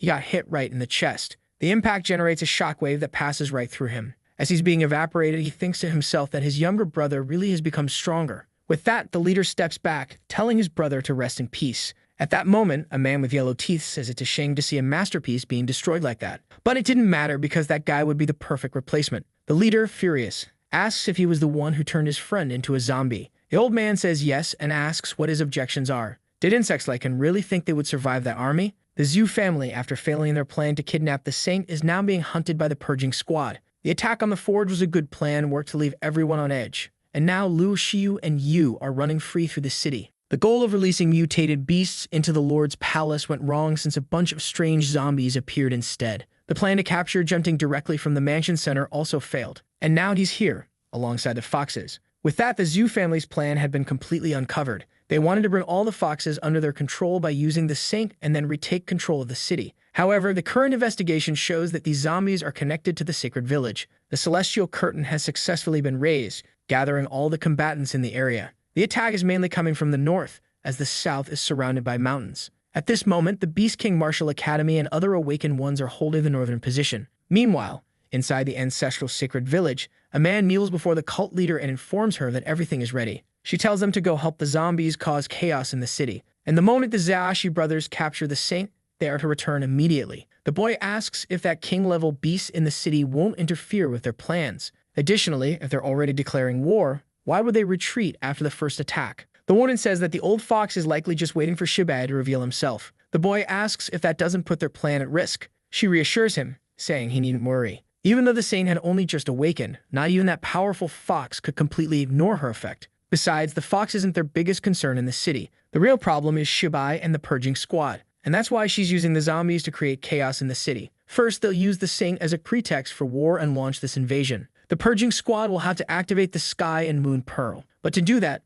Shibai will have to reveal himself, and that's when the fox will strike. As soon as they're caught in the middle of this battle, they'll kidnap the princess and kill the rest. The boy says that his information indicates that the Zhu family also wants the saint and asks what they'll do if they interfere. She explains that at the moment, the saint is completely out of control and the Zhu family has no chance of accomplishing anything. That's why she sent the Zhaoshi brothers, who have sacred blood and can communicate directly with her. Moreover, it seems that the great ancestors of the Zhu family don't want to get involved in all of this. Even if they tried to take the saint by force, they wouldn't be able to defeat the brothers. She then says it's time for them to head out as well. Meanwhile, our boy has his dagger ready. He and Sizzy are killing as many zombies as possible. The problem is there are so many that he's been fighting for a long time and doesn't seem to end. Suddenly, he feels something pass by him. He turns and tells Sizzy to be careful. As she looks, a creature slams an axe into the ground, knocking her down. She tried to form an ice shield, but she was thrown far away. The beast was already leaping on her, and our boy rushed to help. The problem is that he was running low on nether, and zombies were holding him back. He shouts for Sizzy to watch out for the attack, but the brute smashes straight into the shield. The chubby guy says that piece of metal is not just for show, and Sizzy recognizes him as Zhang Shuzhan. At that moment, some flying swords come out of nowhere and start eliminating several zombies. It seems reinforcements have finally arrived. The incredibly dangerous woman lands a powerful kick. This is none other than Cheng Shuji. The flying swords continue to land in front of the massive orc, forcing it to retreat. Qinming arrives and asks Sizzy if her swordsmanship is getting rusty. He delivers another series of strikes to the orc and tells her not to let her guard down. No physical attacks seem to work on that creature. Our boy, feeling confident, says he knows how to beat it. He asks the senior to keep it occupied. Man, the guy is pretty nice. He listens to the boy and charges forward. With a reverse strike, he's holding back the giant axe. Zhang Peng noticed that this guy is controlling the creatures with toxins. He knows toxins are flammable and tells the brute to eat this attack. He slams a hammer with scales right into the beast. Now that it was embedded, the fun part began. He slashes the creature's back with flames. With that, all the toxins inside the creature begin to combust. The orc falls to the ground, bloated. Zuji says these guys were really tough. However, our boy warns that the real tough ones are near Pearl City. He explains that there are some injured people at base 003, and they're being kept hidden thanks to an item. Qinming says they received the situation report from the boss and that they'll take care of those people. He tells him to head back to the city because his power will be more useful there. But what if he just stands there saying nothing? Ming tells her to go with him as there are enough people here already. With that, she runs ahead, telling the boys to follow. At the northern gate, it's absolute chaos. He's right in the middle of this war. The Beast Academy Master is there, all fired up and buffed, killing everything. Instructor Baidi is in his transformed form, helping on the front line, when suddenly, Tiago turns around. It's a fireball, and it's not letting this guy leave alive. However, the Martial King delivered a punch, changing its path. He turned to the level 39 zombie and asked if that was all he had. The old man wonders why he's been encountering so many fire-type creatures lately. The other one is about to throw a punch at him, but he just says it looks like he's being underestimated. Man, and oh no, he took one right to the gut. He still says it's not over yet. The old man coughs up blood and an explosion occurs as his hand pierces the poor guy. And man, it rained the boy. This guy was tougher than I imagined. What the hell did he kill the big chief? The problem is, he noticed something unexpected. Even with the leader dead, the zombies were still moving. And obviously, it wasn't going to be that easy. At that moment, the man lands a usurpation strike on the zombie's belly. The technique this old man possesses allows him to sacrifice zombies to revive himself. At that moment, the poor guy's heart starts beating erratically. Already bleeding dark energy, he asks what the old man did. The old man says the effect seems to have taken hold quickly. He injected a little zombie toxin, and when it spreads, he'll become one too. Obviously, the poor guy wasn't happy about that. He activated an emperor body technique that raised his body temperature to over 1,000 degrees. The old man says it looks like he's trying to burn the toxin out with his own heat. However, that was impossible. There are many types of toxins, and his wasn't one that could be removed that way. At that moment, the Great Master's friends call out to him, and he turns around, telling them not to worry. With that, a bunch of zombies surrounds him and asks how long he can last. The poor guy is getting beaten, but says they'll pay the price no matter what. The old man says it seems he doesn't understand the situation, and since he's missing his friend, he'll give him the chance to join him. The Great Master starts realizing that he has to end this now. He throws a punch right at the red zombie. Man, the guy doesn't stop. He sends the zombie flying. The problem is his power is starting to run out. The poison was spreading too fast, and what he had at that moment wasn't enough. His body didn't even have the energy to maintain his final form. At this rate, he turned into a zombie, and the entire northern gate would fall. That's when two shadows approach the battle. Sissy tells our boy that she received information that the Great Master is in bad shape. They rush past the zombies with her saying they need to rescue him first. The poor guy is nearly unconscious, wondering who's coming. From a distance, she shouts for him to hold on a little longer. She unleashes some attacks, knocking the zombies off him. At that moment, he saw an opening. And man, he throws a hurricane punch, sending everything flying. He tells our boy to run away because he's going to turn into a zombie. But John Ping tells him not to worry because he'll heal him. He activates his pure blood body.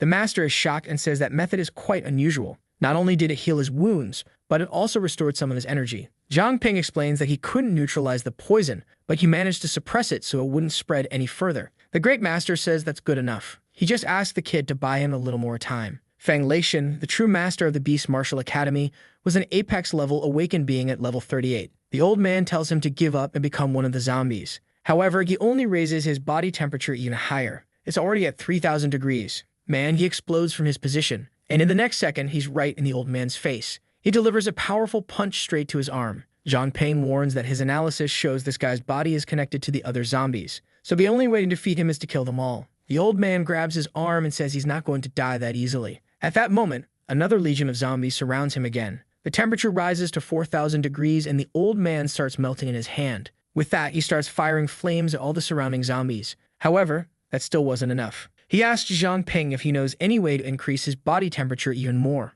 Our boy says that the fire he knows how to spin is unfortunately pretty weak. Man, now I understand, our boy has turned into blood and is inside the Great Master's body. Zhang Ping hands over some scarlet scales and tells him to try using them. The master immediately consumes everything. Meanwhile, another legion of zombies starts advancing toward him. At the same time, a pillar of fire rises to the sky, freezing everything around it. People were saying they never thought they'd see the Great Master in that form again. That was a sign that battle was about to end. The Flame Emperor had returned in his sunfire form, reaching temperatures of 6,000 degrees. With that, not even the most resistant toxin could survive inside his body. He warns Zhang Ping that the form he's taken will cause severe damage to his own body, so he'll need help. He tells the rest of the group to move back to avoid getting caught in the crossfire. Everyone obeys immediately, running back toward the city. The zombie, reconstituting itself, realizes that the toxin it had planted is gone. It immediately calls for all units to gather forces and finish him off. But the master activates a supreme beast technique and lets out a breath. The entire legion was charging at him, and he just turned his head, breathing fire on everyone.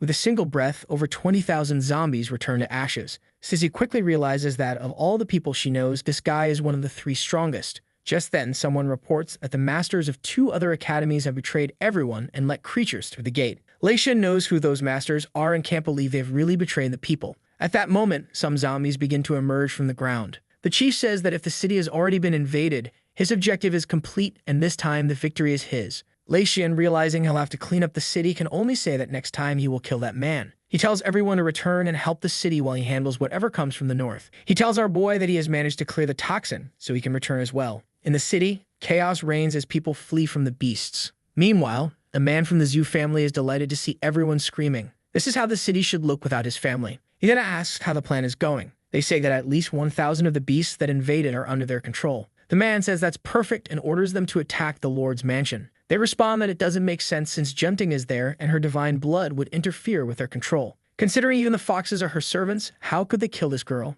The chief explains that at the moment, Junting's mind is like that of a newborn. She's unconsciously controlling the creatures around her. However, if too many of them approach, her ability will lose control. At that point, the mansion will fall into chaos, and they'll be able to capture her. Meanwhile, Xiu is licking Junting's face, and Junting tells her to stop. Slowly, she starts to open her eyes. She sees a bunch of monsters standing in front of her and wonders where everyone went, and why they all suddenly turned white. She turns to Xiu and says she's weird too, asking who she is. But it doesn't matter because everyone is so cute. The chief is just observing, thinking this girl is out of her mind. It also seems her powers aren't stabilized yet. She walks over and wonders why there are so many white things outside. A bunch of bubbles is floating before her eyes, and it's too much. She wants it all to stop because it's giving her a headache. She collapses, unable to understand what's happening. Meanwhile, in the city, a girl is running from a beast and is about to be eaten. But our boy steps in and grabs it with his hands, saving her just in time. He holds its mouth shut and breathes fire into the creature. With that, it collapses, scorched, and the girl's mother thanks him for saving her daughter. Zhang Ping says that the areas ahead have more citizens, so they can't let the beasts get past them. She informs the purging squad to create a defensive perimeter and for the rest to continue rescuing civilians outside of that area. The biggest problem is that it will be difficult to kill these creatures without destroying the entire city. Our boy says they just need to buy enough time for everyone to evacuate. Suddenly, the beasts seem to be surrounded by a red aura.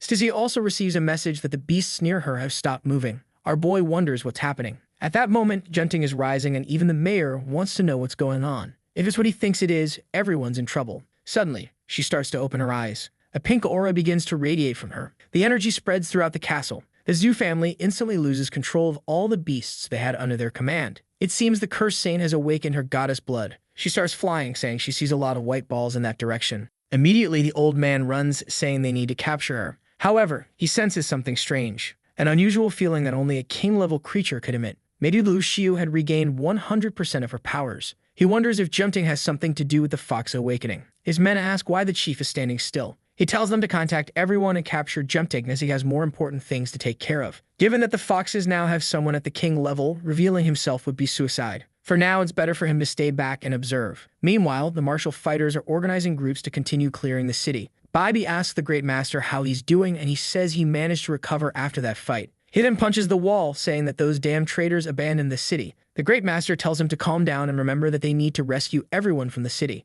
Considering the chaos going on, their focus should be on saving as many lives as possible. At that moment, two people on the left point out that a group of awakened ones is approaching from the north. As they arrive, they say that no one will enter the city. They are immediately recognized as members of the Burning Sun Martial School, and the bald man in the middle is one of the traitors who opened the gate. The Great Master asks how the hell Wu Ruyu had the nerve to show his face there. He tells everyone from the Beast Martial Academy to prepare because these guys are traitors. He then asks why Wu Ruyu did this. Wu Ruyu questions Master Feng, asking if he never wanted to live a different life. The Great Master is confused by this talk of a different life. Wu Ruyu tells him to take a look at Pearl City, a place that seems promising but is destroyed every year by mutated beasts. He says they're trapped in this small patch of land, and he always wondered what it would take for humanity to finally give rise to a king. What would such a world look like? If a human king appeared in the sacred village, not only would Pearl City be safe, but the entire world would finally be free of the beast threat. The Great Master says it looks like Wu Ruyu is the one spreading this idea of supremacy under a single human king.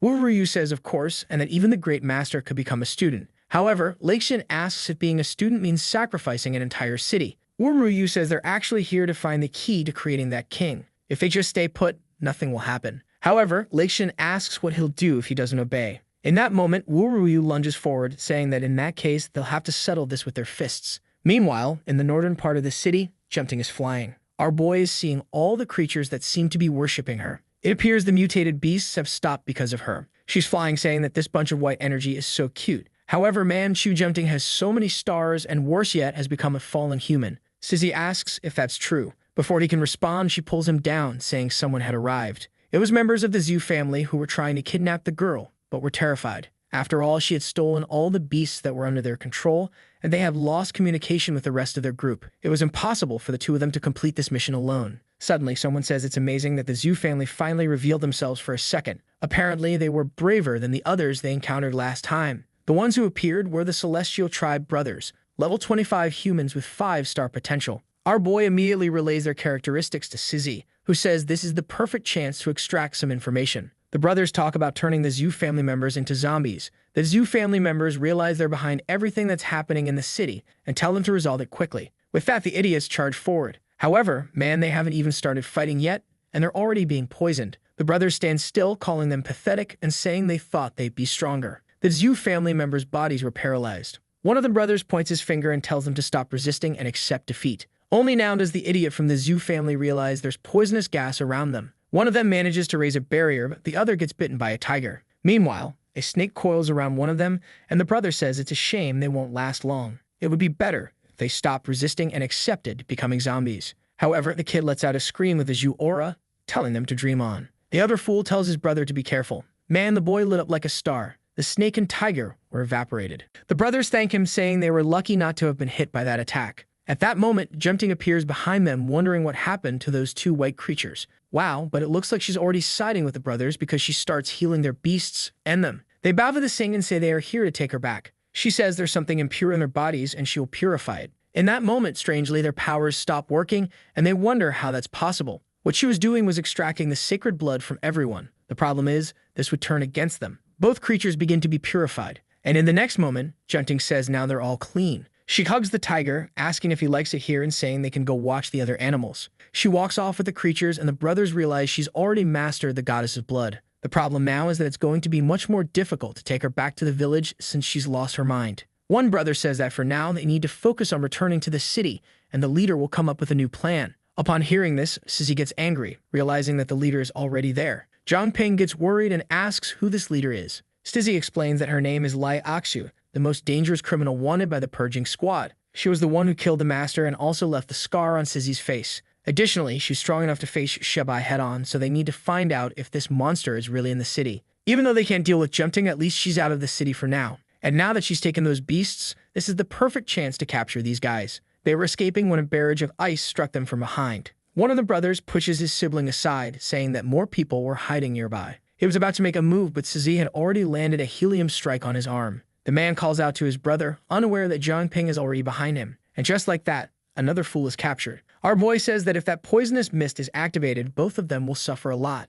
Sizzy immediately demands that they reveal their purpose in the city and if Lai Aksu is really here. One of the brothers refuses to say anything, so he takes a slash to the chest. Our boy says that they'll keep cutting him while he helps him recover, and it'll take some time, but eventually, they'll spill their secrets. With that, the men begin screaming. Sometime later, Sizzy informs the captain that they have vital information. According to what they discovered from the ones they captured, the ancestors of the sacred village are trying to use Xianing, who has awakened the goddess of blood. Additionally, Lai Aksu is in Pearl City at this moment. Shebai says it seems the worst has happened, and he will have to deal with it. He turns to Manny, telling her to prepare the teleportation circle. She asks if they are really going to activate the purple of the sun and moon. He knows that it's hidden in the center of the city, and once activated, he will be exposed. Plus, the foxes aren't dead. If he reveals himself now, it will be too dangerous. He explains that the original plan was to lure out the Fox King and keep it distracted in a fight while he activated the pearl. But with the arrival of Lai Aksu, nothing is certain anymore. He will have to take the risk and activate the sun and moon before they can react. There's no time to wait because it's the only chance to save Pearl City. A teleportation portal appears in the city's memorial center, and Shibai and the rest of the team emerge from it. He informs everyone of the situation in Pearl City and what they need to do. He says he can handle the beasts and the Zhu family, but the problem is how to overcome the unstoppable will of humans. Lai Aksu is already there and asks if he's really going to risk everything to activate this item. Manny asks how that woman is already here and why she didn't sense her before the teleportation. Shibai tells her to get used to plans not going well against enemies like these. Lai Aksu tells them to give up because the moment they stepped into this place in desperation, her victory was sealed. However, Shibai tells her to give up her pursuit of the human king's path. She's trying to interfere with the natural order of things, and by doing so, she'll only attract more king-level beasts. She needs to think about what will happen if she fails in her attempt to reach the king level. Lai Aksu simply responds that she won't fail. But Shibai counters by saying she already failed the moment she raised her blade against the innocent. There's no way someone who uses the ends to justify the means is on the right path. She doesn't walk the king's path, but the path of lies. Lei Aksu replies that a pile of bones is necessary beneath her if she is to become a queen. Whether it's the path of kings or lies, people will only remember the victors. Shibai says that her plan makes no sense. While trying to free humanity, she's killing everyone. Lei Aksu says she's tired of talking and knew she wouldn't be able to convince him, which is why she brought friends. The truth is, Lei Aksu doesn't want him to activate the sun and moon because it will attract the foxes, and she doesn't yet have Jumping to control them. Shibai then sees that Yu Chenghai is by her side and asks how the lord of the city could be involved in something like this. Chenghai says that Lei Aksu is right, the foxes are too strong and they need a human king to survive. However, Shibai says that she's not a leader and in the end she won't win this. The lord ignores him and says maybe not, but some things need to be done, whether the result is good or bad. He was too conservative and he knew he couldn't be persuaded, so he says that he'll have to ask Shibai to die. In a residential area, an explosion occurs in a park in the south. Junting asks the animals why they seem so scared. Sissy senses the fluctuation of energy. They see that Junting and all the beasts she was controlling are being drawn to the city. They imagine that the captain must have started the fight. She notifies someone from the team to come and pick up the two brothers while they run off to help with the battle. In the middle of the city, everything's a mess. Meanwhile, Lei Aksu dodges Shibai's attacks and asks if that's all he's got. He says buying time against her is more than enough. Suddenly, a crystal encases her body. While he begins the activation of the sun and moon, she realizes that his plan was to activate it while she was trapped. She shouts for Yu Chenghai to destroy it quickly, but the three girls from the purging squad block his path, saying they won't allow it. He raises his staff, saying that in that case, the three of them will die trying. He slams it into the ground, sending stones flying everywhere. The girls start arriving just in time. Sizzy raises a barrier to protect Shibai as Zhang Ping approaches. That's when she notices that Lei Aksu, the villain herself, is hovering just above them. And worst of all, the Saint Junting is indeed approaching with a pack of beasts. Lei Aksu sees that the girl is out of control, meaning the ill brothers have failed. The problem is that Junting's energy is currently in an extremely unstable state. It seems the goddess of blood has fully awakened, and she is in the stage of metamorphosis. Junting floats above, merely observing. She notices that whatever it is that's frightening the creatures, it also gives her a strange sense of familiarity. As soon as she reaches out her hand, the sphere begins to glow. It ascends to the sky, accumulating energy and even shatters Lei Aksu's barrier. Lei Aksu doesn't understand why so much energy is being drawn from the sphere. Shibai warns that Junting is absorbing all the energy from the sun and moon. With that, Junting rises into the sky, an item that beasts can resist her pull. Our boy Zhang Ping starts feeling a headache and Sizzy collapses to the ground, unable to do anything. Junting says she feels like her mother is calling out to her. She knows someone is waiting for her outside the city. Lei Aksu is excited. The energy from the Pearl of the Sun has completed Junting's metamorphosis. She then flies off, calling the creatures to come witness it. Junting knows she is responding to the call from the ancestral village. Her willingly going to the village is perfect for their plan. Lei Aksu had been hiding this girl in the city for a decade, all to wait for the right day to awaken her powers. She informs Chenghai that this girl is the key to creating a human king. The foxes must have awakened now that Junting is gone, and they have surely noticed the commotion in the middle of the city. This chaos is enough to keep Shibai distracted, and so far, her plan is working. She turns to Shibai, thanking him for accelerating her plan so much. She thought it would be much harder to complete the Saint's metamorphosis,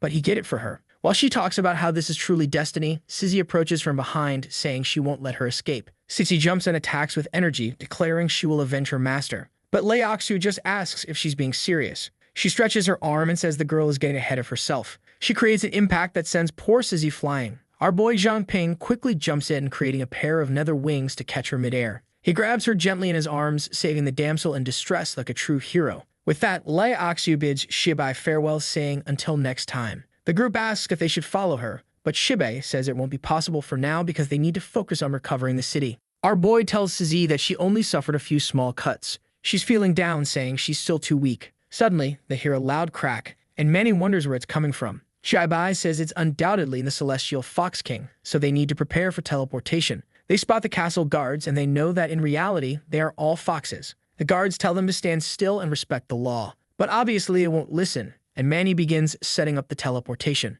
Our boy warns them to be cautious because foxes' attacks are usually invisible, but Shibai says he'll hold them off. He starts flying and activates his cerebral resonance wave. He immediately orders the purging squad members to evacuate the city, but the girls are hesitant. Of course, he's the captain, and he tells them it's an order. Our boy Zhang Ping doesn't understand why the foxes aren't following Junting. Sizzy explains that they must have some kind of protective barrier and says it's best they leave quickly. Shibai is relieved to see that everyone is escaping. No one there stood a chance against the Fox Queen, so it was best for everyone to flee the city. Once everyone has left, Shibai wonders why the Fox Queen hasn't shown herself yet. He wanted to see the power that the Fox Queen possessed. A voice emerges saying, so this is the most powerful of humans. But it's good for him to know that with his current strength, he has no chance of winning. Shibai tries to activate his analysis. He sees that she has the abilities of cognitive distortion and inversion of principles. She attacks and he says there's only one way to find out if he's strong enough. He'll hit her with his most powerful strike. He activates the vacuum collapse, which starts creating multiple holes in the ruins. Shibai realizes that the Fox Queen is being attacked and the vacuum collapse starts opening holes in her body. He plans to keep heating her body until he creates a vacuum, making her explode from the inside out. The creature says it's a strong attack, but useless against her. He wonders if it's an illusion or cognitive distortion. What's strange is that he had blocked his senses before the fight started. Moreover, it's not a clone like his that disappears when killed. The fox tells him to stop thinking he can fool her with these ridiculous tricks. The moment he's trapped, he realizes that this inversion of principles ability seems to affect the very laws of reality. The laws of temperature, gravity, or physics don't apply to the creature's body. And man, our boy is already down for the count with the fox staring him down. Shibai says it's a shame her powers only affect her own body. That doesn't work on him, and he starts destroying her hand. He raises a barrier and she notices it's a temporal prison, and he says, here's a little gift for you. Like in this videos that helps Mamoru make. They still remember that the previous chapter ended with all that chaos when those zombie creatures revived, and then suddenly Junting was glowing up in the sky with everyone staring at her. The protagonist asked if Cize was okay,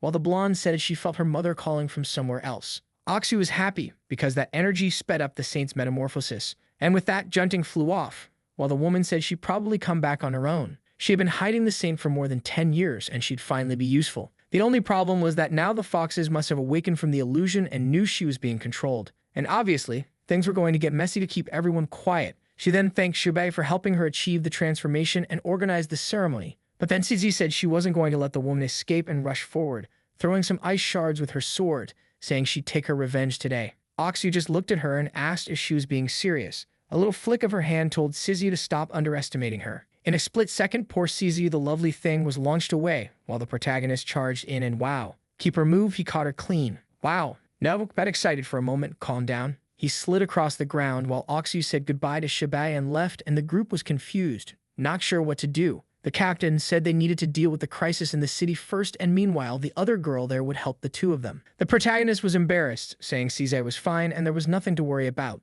But suddenly, a roar echoed and Amain wondered where it came from, since the monsters had supposedly disappeared. Shibai immediately knew it was probably the sound of the Fox Kings. The blonde saw the city guards arriving, but obviously they were more celestial foxes. Some bandaged guy named Link D told everyone to drop their weapons or face death. The protagonist group got ready and told them to come at them. But then Shibai's eyes started glowing and he said they didn't need to worry. He was floating there in a wave of mental resonance and he ordered all the squads to evacuate Pearl City. But why, Captain? Because I need to sacrifice myself for absolutely no reason. Everyone is standing here perfectly fine, so I could just walk out alive, but no, it has to be amazing, so I'm going to die. The protagonist. Wow, the captain is right. If everyone survives, the story loses the fun. That's right, kid, you get it. Take care, Captain. Everyone disappears, and the captain says, now it's my turn to farm aura against everyone. He barely has time to enjoy it, because someone says the strongest human has appeared. Right after that, the giant demonic moon fox shows up, saying he's looking for a challenge, but unfortunately, he's nowhere near strong enough for that. Poor Captain tries to get a good look at the fox, but his distorted cognition won't let him understand anything. There was only one way to find out how strong he really was. The fox charges at him, he moves in her direction, summons 3 balls of light, and wow, he lands one on her back, blows a hole through her head, her chest, and her arm. But the fox says the attack is useless, and the captain starts wondering if this is an illusion. He starts seeing other hallucinations too, like his head being sliced off and him making clones. I don't even know what's going on. It looks like they're fighting and at the same time doing nothing. It's like those spiritual fights where both people hold their heads and nobody moves an inch. The fox stands there, telling him to stop thinking he can fool her with these tricks. Now he's stuck, realizing this is the beginning of inversion, and she crushes him,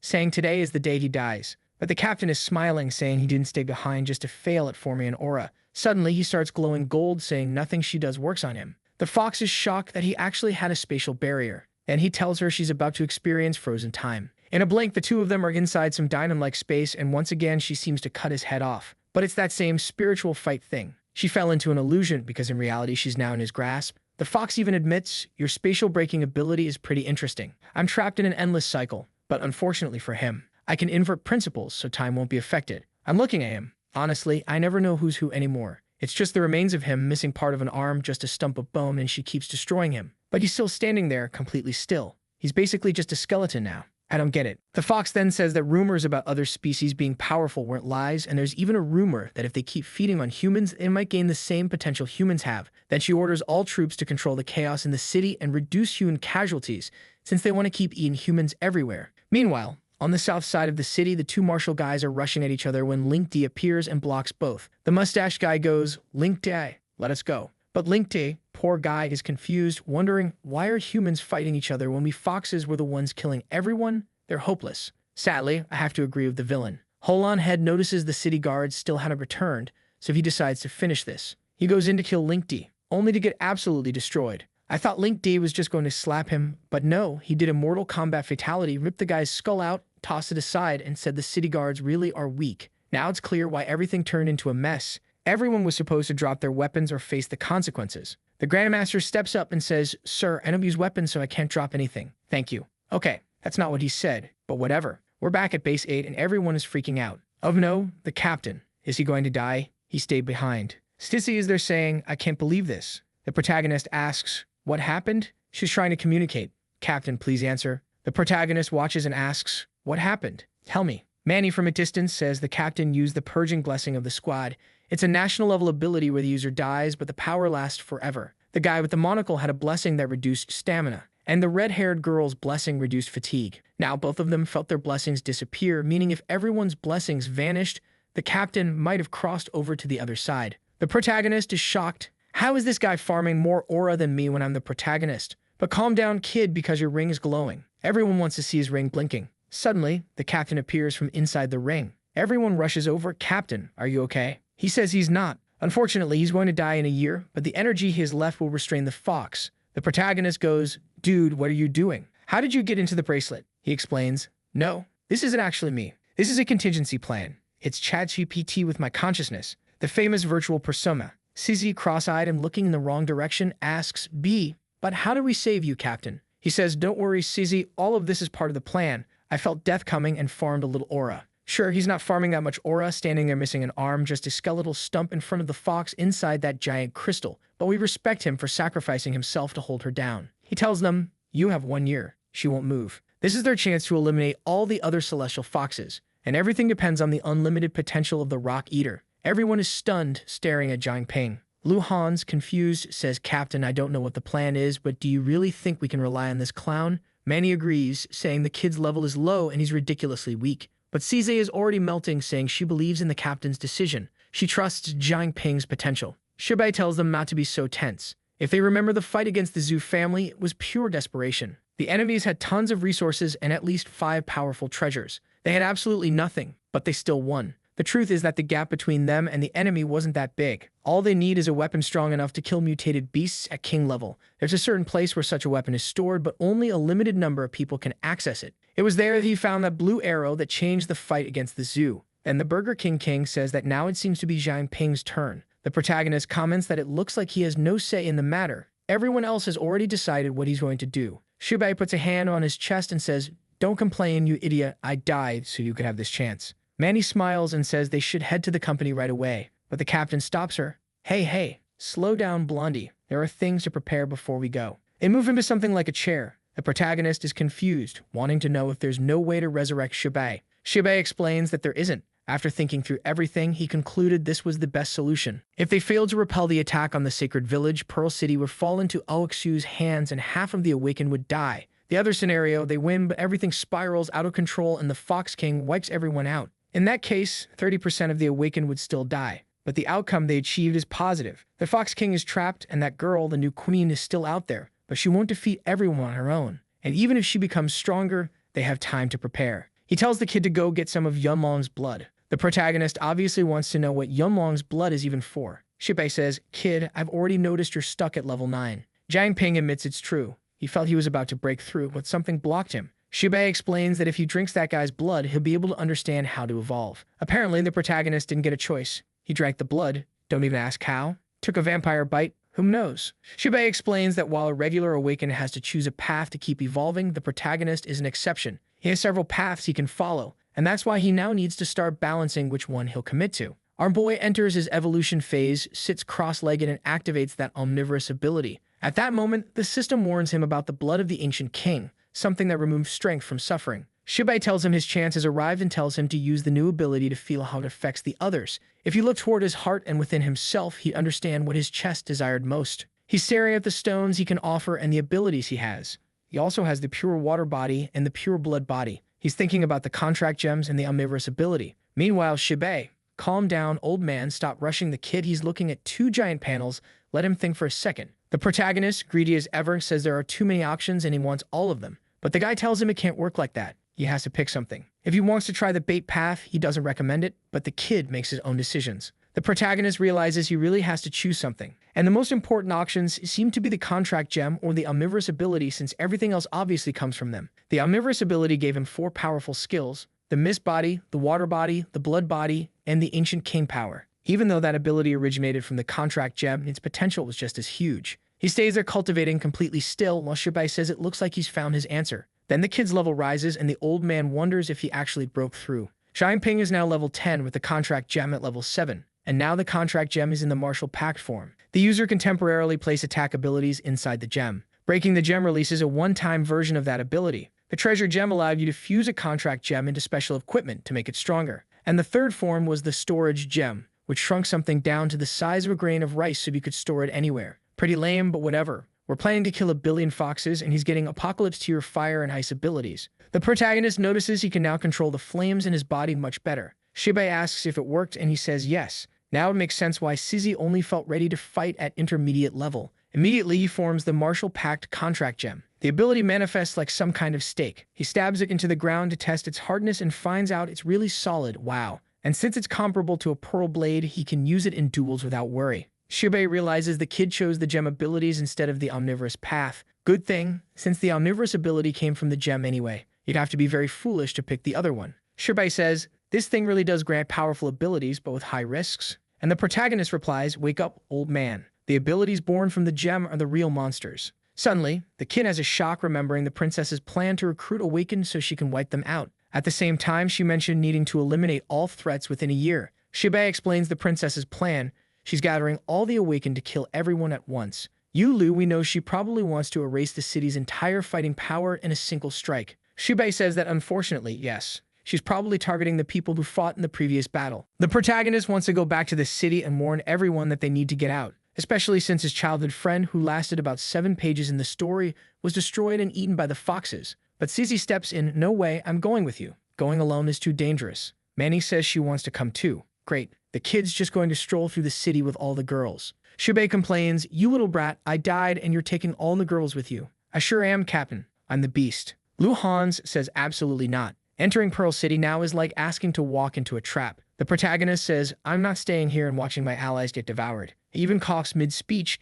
Kid almost passed out from the emotion. Duin pulls out his sword to stop him. What is this guy thinking? Yeah, he's about to get hit with an aura blast. The protagonist summons that Sung Jin Woo aura, goes full intimidation mode, mask on, turning his back with that shoulder glance. Lu Hans realizes, wait, he has nether aura. The protagonist simply makes it clear, you don't stand a chance. Shibai then says he's not against the idea of him returning to Pearl City, but the protagonist says he needs to ask Zhang Xiaozong for a favor first. Everyone hears the big guy screaming, what, Zaping? Leave some for me. What was that, dude? Our boy tells him not to worry, they'll grow back. Nobody understands what just happened, and when the big guy returns, he's skinny. What did the protagonist do to him? Left him trembling, legs shaking, completely slim. The protagonist walks out holding a massive blade. He explains that it's called the Reaper's Scythe of Dread, and it evolves by consuming blood, meaning it sucked out all of Zhang Xiaozong's blood. Shibai praises him, saying the scythe suits him perfectly and definitely makes him look cooler. Of course, there are other reasons, but it's always like this. It's always a scythe or a sword. The old man goes all giant-headed for a moment, says, kid, you have potential, and fades away probably. Now that the protagonist has the scythe and his aura this form, Sizzy is like,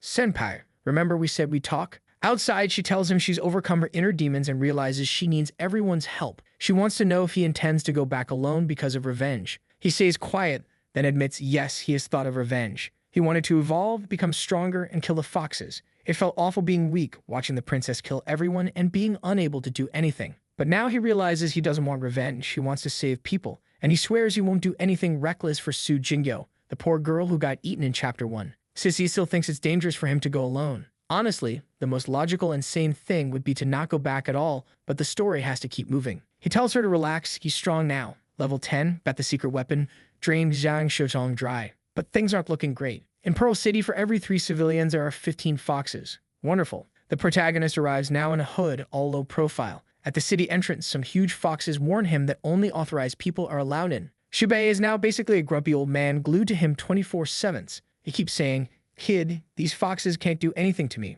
but they can kill you." Then what? The protagonist says he has a little plan to deal with that. The scene shifts to the Beast King inside the martial hall. A blue aura shoots through the door and the protagonist appears, greeting Grandmaster Feng. He explains everything that's been happening and asks for help. The protagonist says it's hard to believe the Lord betrayed the city and that foxes are in control. Feng tells someone to take the kid to the reception hall, but the protagonist insists, "Seriously, just look at the guards and you'll understand the truth." In the reception hall, a group waits for the master to arrive. Link Dag suddenly walks in saying it's amazing that the Beastmaster is now the new captain and vice lord. I don't know if the guy noticed, but the 4 people behind him are 4 demonic foxes. Lake Shin seems to realize it and says, "This humble servant thanks the Lord for the generosity." Link Dai says the message is delivered and leaves. The new captain thanks everyone for coming but is furious that the foxes have taken control of everyone. The protagonist is inside him, sharing his vision through the pure blood pearl. Now Feng can finally see the foxes. It took me a second to connect the dots, but yes, by being inside him, the protagonist lets the Grandmaster see the fox's real forms.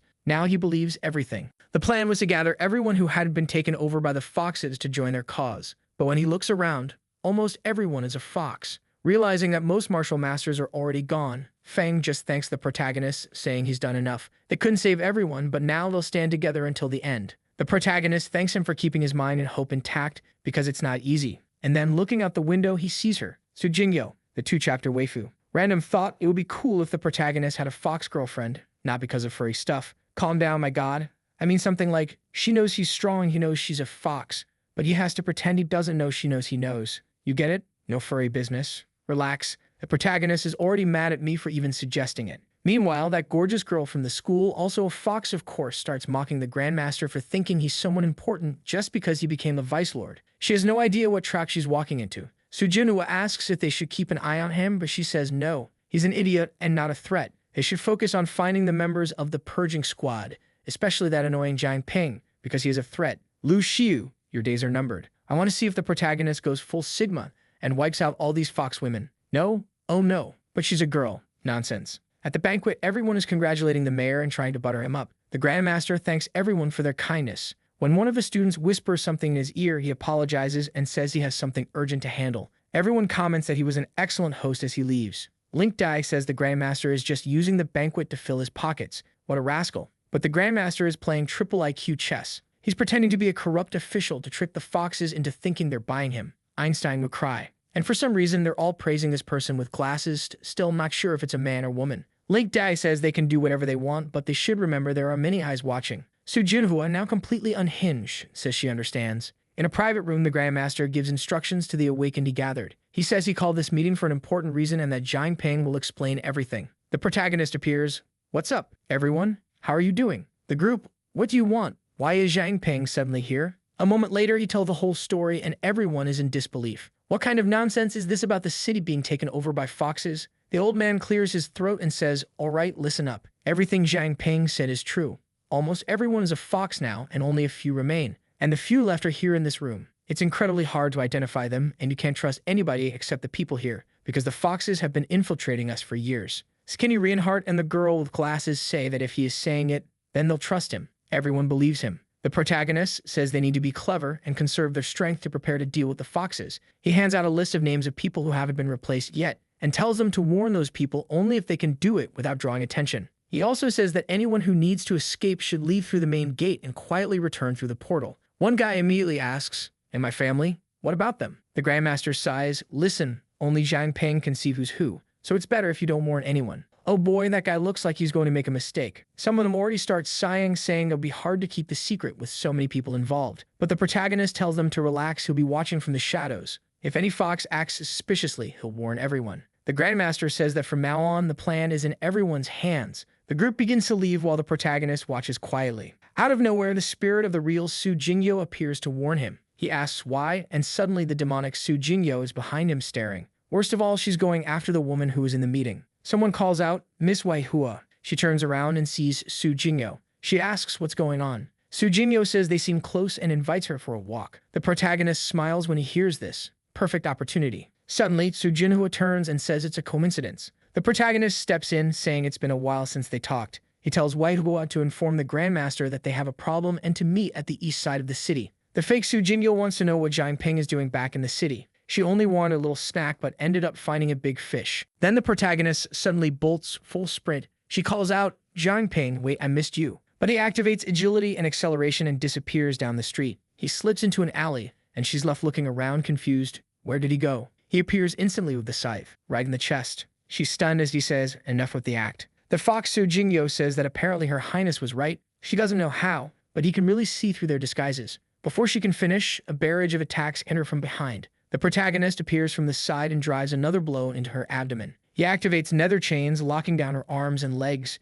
She's fully immobilized. He says she gave him peace and took away his fear. She's confused. What is he talking about? Blades start piercing her all over. And the protagonist explains that Su Jingyo was his childhood friend, the most important person in his life. The fox tells him to stop, but the protagonist has already ripped something out of her chest, and a fountain of blood sprays out like a geyser. Losing her mind, the fox says she understands now that this must be what he meant. She's talking about the look of despair on her face when she died. But the protagonist ignores her and unleashes a billion cuts. She screams, kill me, when suddenly the other Su Jingyo appears and says no. The protagonist ignores her too, tears off the fake mask, and the girl turns back into a fox. He pulls out a massive blast of nether energy from behind him, saying that today, he'll take his revenge and delivers the strike. She evaporates. Only the mask remains. Then someone appears behind him, saying it's unbelievable that he killed her alone. And of course, it's her brown straightened hair, Lu Xiu. She asks if he's so eager to die that he came all the way back to the city. The protagonist tries using his analysis ability, but it's failing. She comments that he's still pushing himself even at death's door. Since that's the case, she starts transforming and tells him he'll die knowing the difference in power between them. And wow, the difference is massive. She has more stars than an Obelisk the Tormentor card, level 39. She swings her tail at him, and not in a good way. One strike almost pierces his nether barrier. The kid summons his scythe and blocks, but she slams him into the ground. He realizes his defense feels like paper against her attacks. She swings another tail strike, trapping him, but he transforms part of his body into water and escapes. She says it's impressive that he has so many abilities, but unfortunately, it won't matter. Every time she goes for an arm or a leg, he turns that part into water and stays intact. Yeah, it's working just fine. She's pulling a full Naruto mode, more tails coming out. This fox is wild. The protagonist is struggling because he can't keep two abilities active at once. There are so many attacks that all he can do is turn to water and dodge. And from that angle, she's pretty buff. Apparently, he placed a gem under her foot. She asks what it is. He activates the Martial Pact contract and flames surround her. This is the new power he awakened, the theoretically massive one. But the fox is untouched. She tells him, that little trick was cute, but it did nothing. But how are you free right now? He says, I know escaping alone would be impossible. That's why I brought reinforcements to this meeting today. Lu Xiu is confused, and then the Grandmaster Reinhardt from the deep web appears. Instead of attacking from behind like a sane person, he stands right next to the protagonist while invisible, giving her time to prepare. Brilliant. She instantly attacks, and the protagonist has to risk himself to wipe some mental goo off the Grandmaster's back so the man can see her. He gets hit in the process. These Grandmasters are incredible, only here to make things worse. Since they can't see her, the protagonist has to smear that stuff on them so they can identify what she's hitting. Once he does, they finally see her overwhelming aura. Lu Xiu launches another attack at the Grandmaster, but now that he can see her, he dodges the tail. Her attack slices the building in half. The protagonist tells Reinhardt Deep Web Edition to raise his hand, and red blood starts dripping from it. He says he understands and throws the blood toward the other Grandmaster. It lands in the man's mouth. What is happening? Blood goes from one guy's back to another guy's hand to another guy's mouth. The Grandmaster says he can now see perfectly. Lu Xiu attacks again while Bai says he'll join the fight now. Both of them start powering up in an evolution that probably won't help at all, but at least they look stylish doing it. The first one charges in with a claw strike, the other leaps right after him. But mid-attack, a tail strike from Lu Xiu almost hits his chest. She says she doesn't care about any of these tricks, because today nobody is walking out alive. Alright, how many tails do we have here? 1, 2, 3, 4, 5, 6, 7. Still not the full set. Lu Xiu summons a shadow to assist her, and another fox rises from the ground, a small clone behind her with an extra tail. Bei and his buddy are shocked at how strong that shadow is. The protagonist realizes it's not an illusion and wonders how they never noticed another fox hidden inside a fox. Unfortunately, he can't use his pure blood analysis form to gauge its strength. He pulls out a serpent scale and says that without it, defeating her will be nearly impossible. The Grandmaster bites the item and says he understands. With that, both men release their auras and say their lives are now in the protagonist's hands. The guy turns completely blue and wild-haired, full Goku mode. But in the same second, the fox assassin is already in the other master's face, attacking. A moment later, she's behind him, but he manages to turn in time and tries to grab her, only for her to phase into the shadows and carve his chest open. He has no chance at all, but the protagonist's blood keeps healing him. While the fox is smacking the elders around, the protagonist realizes they won't win by staying defensive. Suddenly, the chief yells, "Bai, let's do the 3+1. Bai says he understands while barely fending off the assassin fox attacking from every direction. The creature strikes again, this time piercing straight through his chest. She laughs, but then he grabs her head and slams her into the other fox. At the same time, Lakeshan also had his chest pierced, but he's still releasing aura. I'm trying to understand what's happening here. The shadow merges back into the princess, and a blast of blue energy heads toward both men. A blue flame flashes, the protagonist appears, and he hands each of them a gem. While they hold the gems, he tells the big guy he can regain his fat. Looks like it was all part of the plan. They're being dragged away. The protagonist's tactic was clever. He used the Big Mac King to be pulled by his own fat. The bad part is that the protagonist is absolutely exhausted. He drops the gem midair and falls. Seriously, these old men, are they insane? Nobody saved the protagonist. He falls in the forest like an idiot. They abandoned him just like that? Alright then, I see who the real ones are. The kid spent who knows how long disoriented until he wakes up with the ring glowing. The bracelet says he finally regained consciousness. The pain is intense and Shibai tells him he's severely injured. His body was already at the limit and Shibai tried to stop the bleeding, but he can't do much in spirit form. The protagonist says he'll eat an item and contact HQ, but for now he's alone in the forest. There's no way nobody's going to show up to help him out of this cave. He's doing everything himself, absorbing flame energy, bandaging himself up. Where is everyone? Where's Sizzy? Where's Manny? Where are the girls? He sees Jingo's hairpin and remembers he evaporated her. He finally got his long-awaited revenge. So why doesn't he feel happy? Classic. He drops the hairpin with his bleeding hand, saying he finally understands. Revenge doesn't bring the dead back. And that's when he gets an idea. He remembers how he managed to bring back that blacksmith girl. Yeah, the one I already miss, making those beautiful weapons. Back then, he healed her arm. He also managed to replace the Grandmaster's organs during that body reconstruction. Now he's sitting there with her skin mask in his hands. Kid, you're a creep. You're extremely weird. Who saves their childhood friend and carries around a literal mask made from her face? But well, plot comes first. Now that he has the mask, he starts infusing his blood into it. He has the hairpin, he has the memories, he has her soul connected to him. Maybe he can pull it off. Beautiful scene, really blood covering everything it absolutely shouldn't. But the protagonist realizes something's wrong. For some reason, he can't restore her. Maybe it's because her body was too damaged. Of course it was. He only has her face skin, that's not exactly a fully functioning body. But he's the protagonist, he can't quit. He won't lose her again, even if it costs all the energy he has. Meanwhile, the Grandmasters are finally showing up. They went home, took a shower, watched Netflix, ate a slice of pie, then decided to go look for Jiang Ping in the forest. They meet up with the rest of the group, who want to know where the idiot, our dear Jiang Ping, is. Jiang Shozong is all happy he got his fat back. The Grandmasters are laughing, saying everything went well. Oh sure, nothing to mention at all. The only sane one here, Sizzy asks once again, where is Jiang Ping? Why didn't he return? The Grandmasters literally gave up on the protagonist. Miss Sizzy, we have something to tell you. He fell into the Lost Forests, an extremely complicated place. I thought they had already gone to save him, but it's worse. They didn't go, and they don't even seem motivated to try. Leuven says that the Purging Squad insignia has a tracker, so they can locate him. Then the Grandmaster finally offers to actually help with something useful. Reinhardt Deep Web Edition, however, is not excited, saying they're too injured. Who needs fox enemies destroying the city when your own squad is trying harder to get you killed than the foxes? Leuven says that he's Sizzy, and the Grandmasters will search for Jiang Ping, while the big guy will help the others. Back in the cave, the protagonist is still in full Chave season final meltdown, trying to restore Sanjiao. The good part is that his pure blood ability evolved to intermediate 4-star. He senses that the perfect moment is coming as the energy covers everything it really shouldn't. He wonders if it worked. He starts crying when she appears in front of him, almost like she came straight from the void. She even materialized her clothes again. She greets him, "Hey Jiang Ping," and he whispers, "Su Jingyo," then faints flat on the ground and she collapses right onto him. Strangely, this resurrected girl is completely calm. Look at her, falling exactly where she shouldn't. If Caesar walked in on this scene, he'd be dead on the spot. She says he was reckless, but he tells her he'd do anything for her. She praises him, saying she always knew he'd succeed. He always gave his best, even when everyone doubted him. He never stopped trying. Now he's lying there asleep in her lap. She says he's already done more than enough and deserves rest. She cries over him, saying she wishes she could stay longer, but unfortunately, he's too weak to maintain her physical form. And just like that, his happiness of 10.16 seconds ends as she disappears. The poor guy didn't even have time to experience any joy in his life before waking up alone. What? But wait, she's right beside him. Hold on. She tricked him. But no, when he looks closely, she's completely cold. Only his shell remains.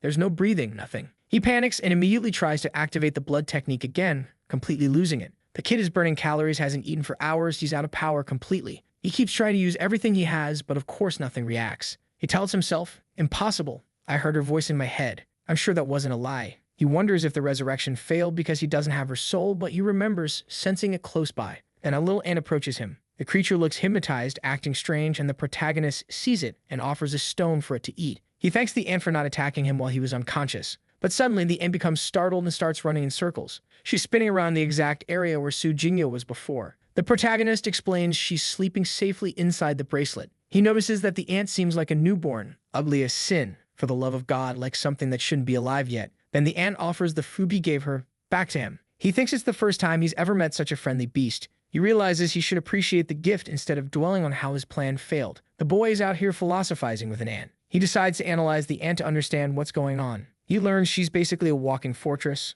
a queen of the mutant ant species. Insanely high potential, ranked level 5. She's one of the majestic highborn, top 10 names apparently. The protagonist is impressed by her potential. Then he sees a swarm of ants approaching, a whole mountain of black-backed ants, all with star rankings. The protagonist says, your buddies are here. He's trembling weirdly, and he senses something off with the others. The swarm is advancing toward the cave. He uses the water body to slip outside with her. He asks her why the other ants don't seem as friendly as she is. Suddenly, he notices the others have sharp red spikes, and he bolts with the new ant in his hand. Man, I have no idea what I'm narrating anymore, but here we go. He's running through the forest with an ant, sees a bear, jumps onto the back of the sleeping bear. Bear wakes up, and it's bear versus ants. And then it clicks why running was a good idea. The moment the ants touched the bear, it turned into a skeleton. The protagonist realizes these creatures are insanely dangerous. Too bad he can't fly. And then the tree he lands on starts moving. It's a monster tree. Things are not looking good at all. Now I understand why the martial masters ran away from this forest.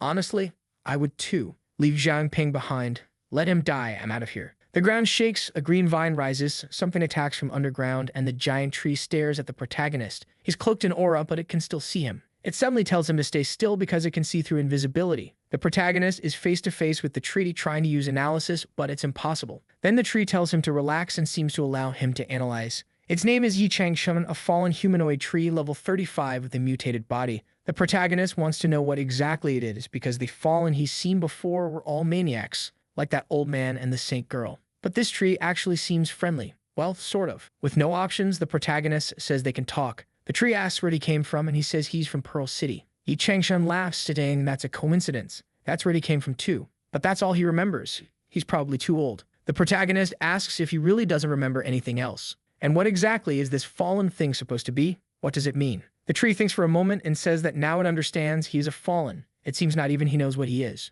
But what surprises him is how the kid knew to call him Changshun. In theory, he shouldn't know that name. The protagonist reveals that he has an analysis-type ability that lets him see everything. At that moment, the protagonist's vision flickers and the captain wakes up in the bracelet. The tree senses someone living inside that item and says it's impressive. Apparently, the captain knows the tree and explains that they once worked together to take down the Zhu family. The tree used to be an incredibly valuable ally, strong, skilled in disguises, and especially good as a spy. But eventually, he was discovered and met a tragic end. They cut his roots. The tree just sits there like, yeah, that sounds dramatic, but I've never heard any of that before. The captain tells the protagonist, hey kid, there's one more thing you could try. Becoming a fallen is basically losing your mind completely. After living so long as a tree, he accepted that form and forgot his human memories. The fallen aren't ordinary humans and normal mental control doesn't work on them. But since Zhang Ping is Zhang Ping, maybe he can try something. The protagonist instantly understands maybe he should feed the tree a contract gem. He admits this idea out loud, and the tree asks if he really thinks he can fix this fallen condition. The protagonist explains that in theory, the gems can do something like that, but he's never tried this type of energy in a fallen before. The tree says he's overthinking it and that there's no reason not to try.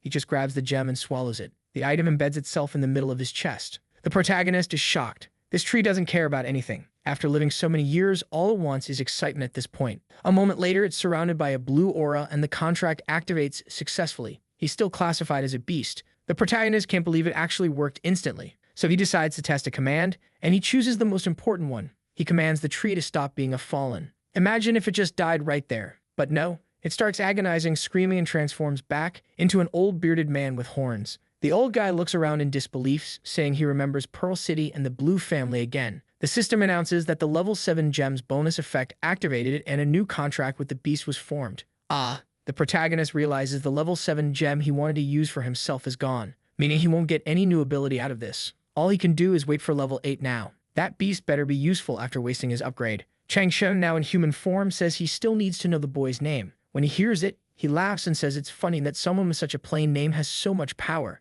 He doesn't have much to give in return, but he offers a strange, very suspicious purple dark gem to help him get stronger. The protagonist recognizes it as a mist essence. He analyzes it and sees that it's not just mist, it's nether mist, a vast amount of nether energy condensed inside, capable of producing unpredictable results. The tree apologizes, "Sorry kid, I wish I had something better, but this is what I've got." The protagonist says it's fine, it'll be useful. At least he hopes so. He remembers Siz's warning that mist creatures are like parasites, but he believes he can handle it. And immediately he tosses the orb into his mouth. Or, wait, puts his mouth on the orb? There is no clean way to describe this scene. The protagonist starts screaming, "The mist power is invading me." The energy shoots into the sky like a pillar of light, the essence is absorbed, and the mist body evolves. The protagonist jumps 3 levels, and the contract gem evolves too. That part was actually great. The big tree comments that Pearl City is a breeding ground for talent. Then the old man tree says old Su should show himself already and stop hiding. Another tree rises from the ground, staring at the protagonist and greeting him. Chang Shun asks old Su if he enjoys being a tree, because he says he doesn't mind being a fallen or not.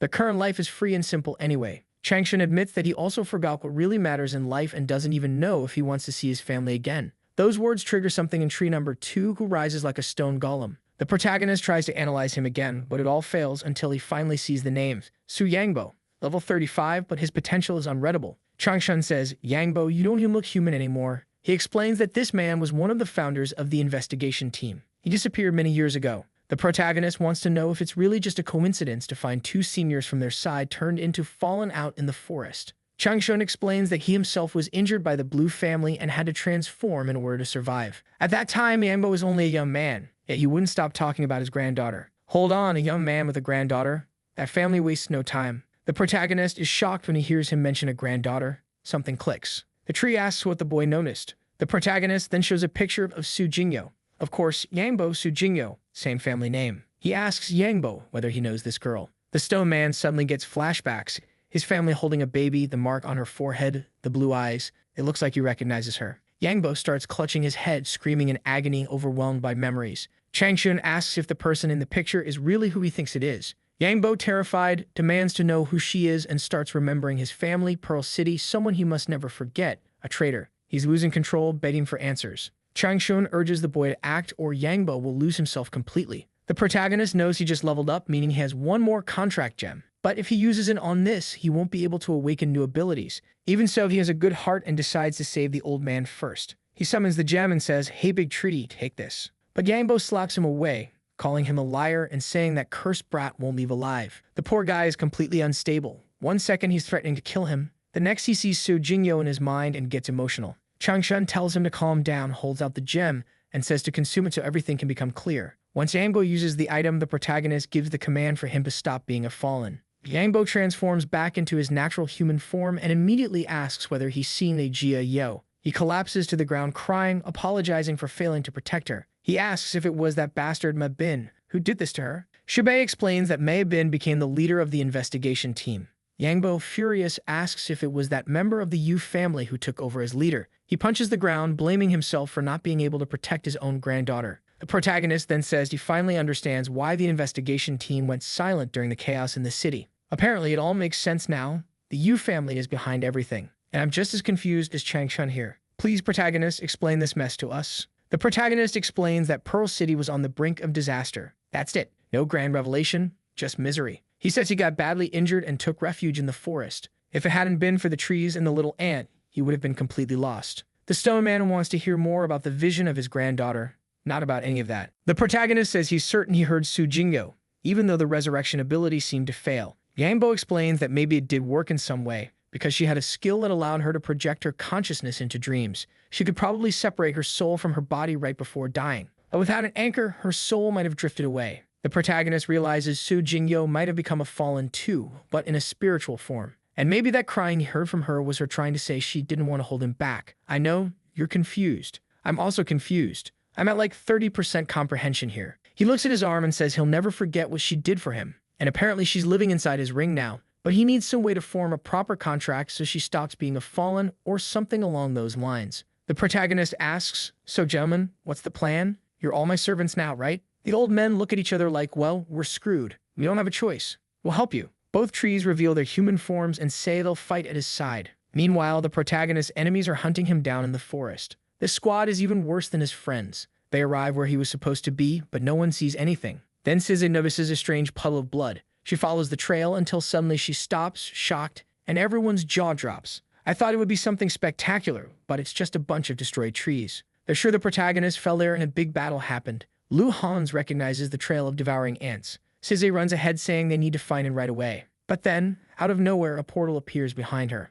A punch comes through, but she raises her shield in time. The shield shatters completely, and she's thrown back. I miss the early chapters back when Sizzy was strong. Now she just gets beaten up nonstop. A group appears in front of them saying, "Long time no see, Lakeshin." Two bald guys and one attractive woman saying they brought a little gift for them. Lakeshin says now he knows where that awful smell was coming from. The rotten zombie elder appears. The old corpse says he's here to challenge them, but it's a shame because today it's over. No one's leaving alive. He summons a squad of zombies, ugly, twisted things. Lu Hans stays calm, directing the floating swords that are slicing above everyone's heads. The Grandmaster tells everyone to escape because he's the target. A zombie attacks from behind, but he bursts aura and blocks it. Another one rushes towards Sizzy. He throws a zombie backward, but it falls into a portal and others come out behind him. He raises his arm to block, but the punch goes into a portal and comes out of another behind him. It's Minato Namake's Sizzy manages to defend herself and tells the Grandmaster to be careful. The man is getting hit from every direction, realizing these shadow iron punches are hard to deal with. Then he notices two women standing still. They're not moving at all. They must be the ones behind the portals. He launches a spinning fire blast into the sky and uses it as cover to rush toward the girls.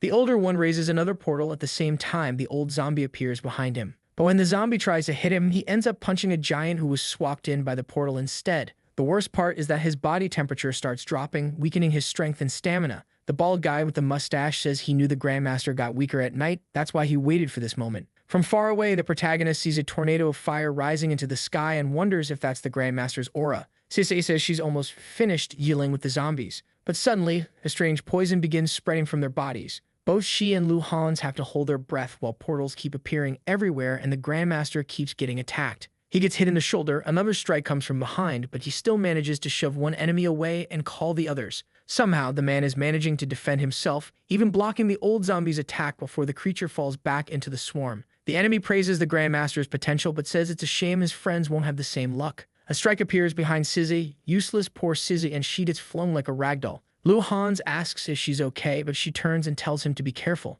The guy gathers his aura, full swagger mode, wields both swords and blocks the incoming punch. And the Monite praise him. Both swords snap and he's thrown back. The Grandmaster rushes forward, knowing he must end this fight to help everyone. But once again, he's surrounded by zombies. Then the creepy old monster appears behind him, activating green energy in his hand. But before the attack lands, a massive green trunk slams down toward the Grandmaster. It looks like it's going to crush him. Or not. He dodges at the last second and runs toward the others, wondering where that attack came from. He asks if everyone is alright and they say yes. Sizzy hears a strange voice coming from the tree. On top of it, Jiang Ping is sitting there, completely calm. Sizzy lights up instantly, relieved that he's alive. At that exact moment, Yangbo appears behind the old zombie and drives his arm through his chest. The zombie barely reacts, simply wondering where the stranger came from. Then another zombie punches Yangbo when he vanishes. He turns into some energy, silhouette dissolves and reappears next to the Grandmaster. Does anyone die in this story? Everyone just dissolves and teleports. This is basically a fight of nothing. But that shot of them all together actually looks pretty cool. Their auras displayed, levels showing, and the protagonist sitting there at level 3, worthless. The portal woman realizes they can't capture the Grandmaster anymore. She says something is off and they should retreat. The bald mustache guy tells her to relax because now the plan will succeed. Right then, a portal appears inside him and he gets yanked away. All the enemies flee, saying they were lucky today. The group shouts that they won't escape, but obviously they escape without a single casualty. Not one enemy dies. Amazing. They could have at least captured the portal woman or killed the zombie grandpa. Something. Anything. The scene cuts to a new location, their new base. Sissy says they had to relocate because they need a new training ground. They arrive at the new secret base, number 08. The protagonist is impressed that they have so many, and Shibai says they're always prepared. Sissy asks if they remember the investigation team's forward posts. Yangbo says he heard Mei Bin is the one in command now. Shibai wants to know what this nonsense is about Mei Bin being part of the Zhu family. Time for story time. Yangbo explains that 10 years ago an informant said he'd have found the Zhu family's hideout. The Vice Lord told them not to worry because the informant was from the purging squad. He then led the team for a week until they found the supposed hideout. But once they got there, they were ambushed by the Zhu family and many died. Exhausted from the long journey and caught off guard, they stood no chance. When Yangbo realized something was wrong, it was already too late. Mei Bin attacked him from behind. The bastard used a sinister dagger that nullified his abilities, leaving him unable to defend himself. With no options left, he pretended to be dead and was thrown into the river. His injuries made him lose consciousness, and along with it, his memories, eventually turning him into a tree. Chang Shun says that explains why Yangbo was so distrustful of everything. His heart had sunk into darkness. Shibei realizes the Zhu family is far more tied into everything than he ever imagined. Cece says that if it weren't for the captain, she wouldn't have made it out alive from the investigation team. Then the trio arrives, wanting to know what everyone is doing. The girl already understands these two must be the seniors Zhang Ping found, she was informed. Su Ji and the girl think the little ant he tamed is adorable. She proudly says she prepared the new base and that they can rest from now. She and Su Ji will take care of everything. Shubei tells everyone to stay alert. They now know the investigation team is their enemy. The girls ask them to explain, but the protagonist just says it's a long story. The scene shifts to the sacred ancestral village. Guards on the wall announce that outsiders are no longer allowed near the area. Suddenly, a black portal opens and the mustached bald guy falls out. He immediately complains that the portal woman ruined his plan, but someone tells him to shut up. It's Tetsu telling everyone to stay calm. The entire crowd bows to the sect master. The old man says this wasn't what they agreed on. The deal was that he'd coordinate the zombies and she would provide resources. Su tells him not to worry. She always honors her promises. Also, he should remember the two newcomers. They're just as powerful as the Grandmaster, and his zombie toxin won't affect those people anyway. But she says capturing the Grandmaster is only a matter of time. Soon the Saint will reach king level, and then everything will be possible. It looks like 2 or 3 people in front of them disappear, no idea what happened. Su simply announces she'll be gone for a while and everyone had better behave. Pretty clearly a 3. I can kill you in 1 second. And the geezer practically soils himself. A week later, the protagonist is training beautiful martial arts kicks, sparring against Walmart Reinhardt. The guy is transformed and trading kicks and punches with him. The protagonist gets launched away while the guy laughs, saying they haven't even eaten yet.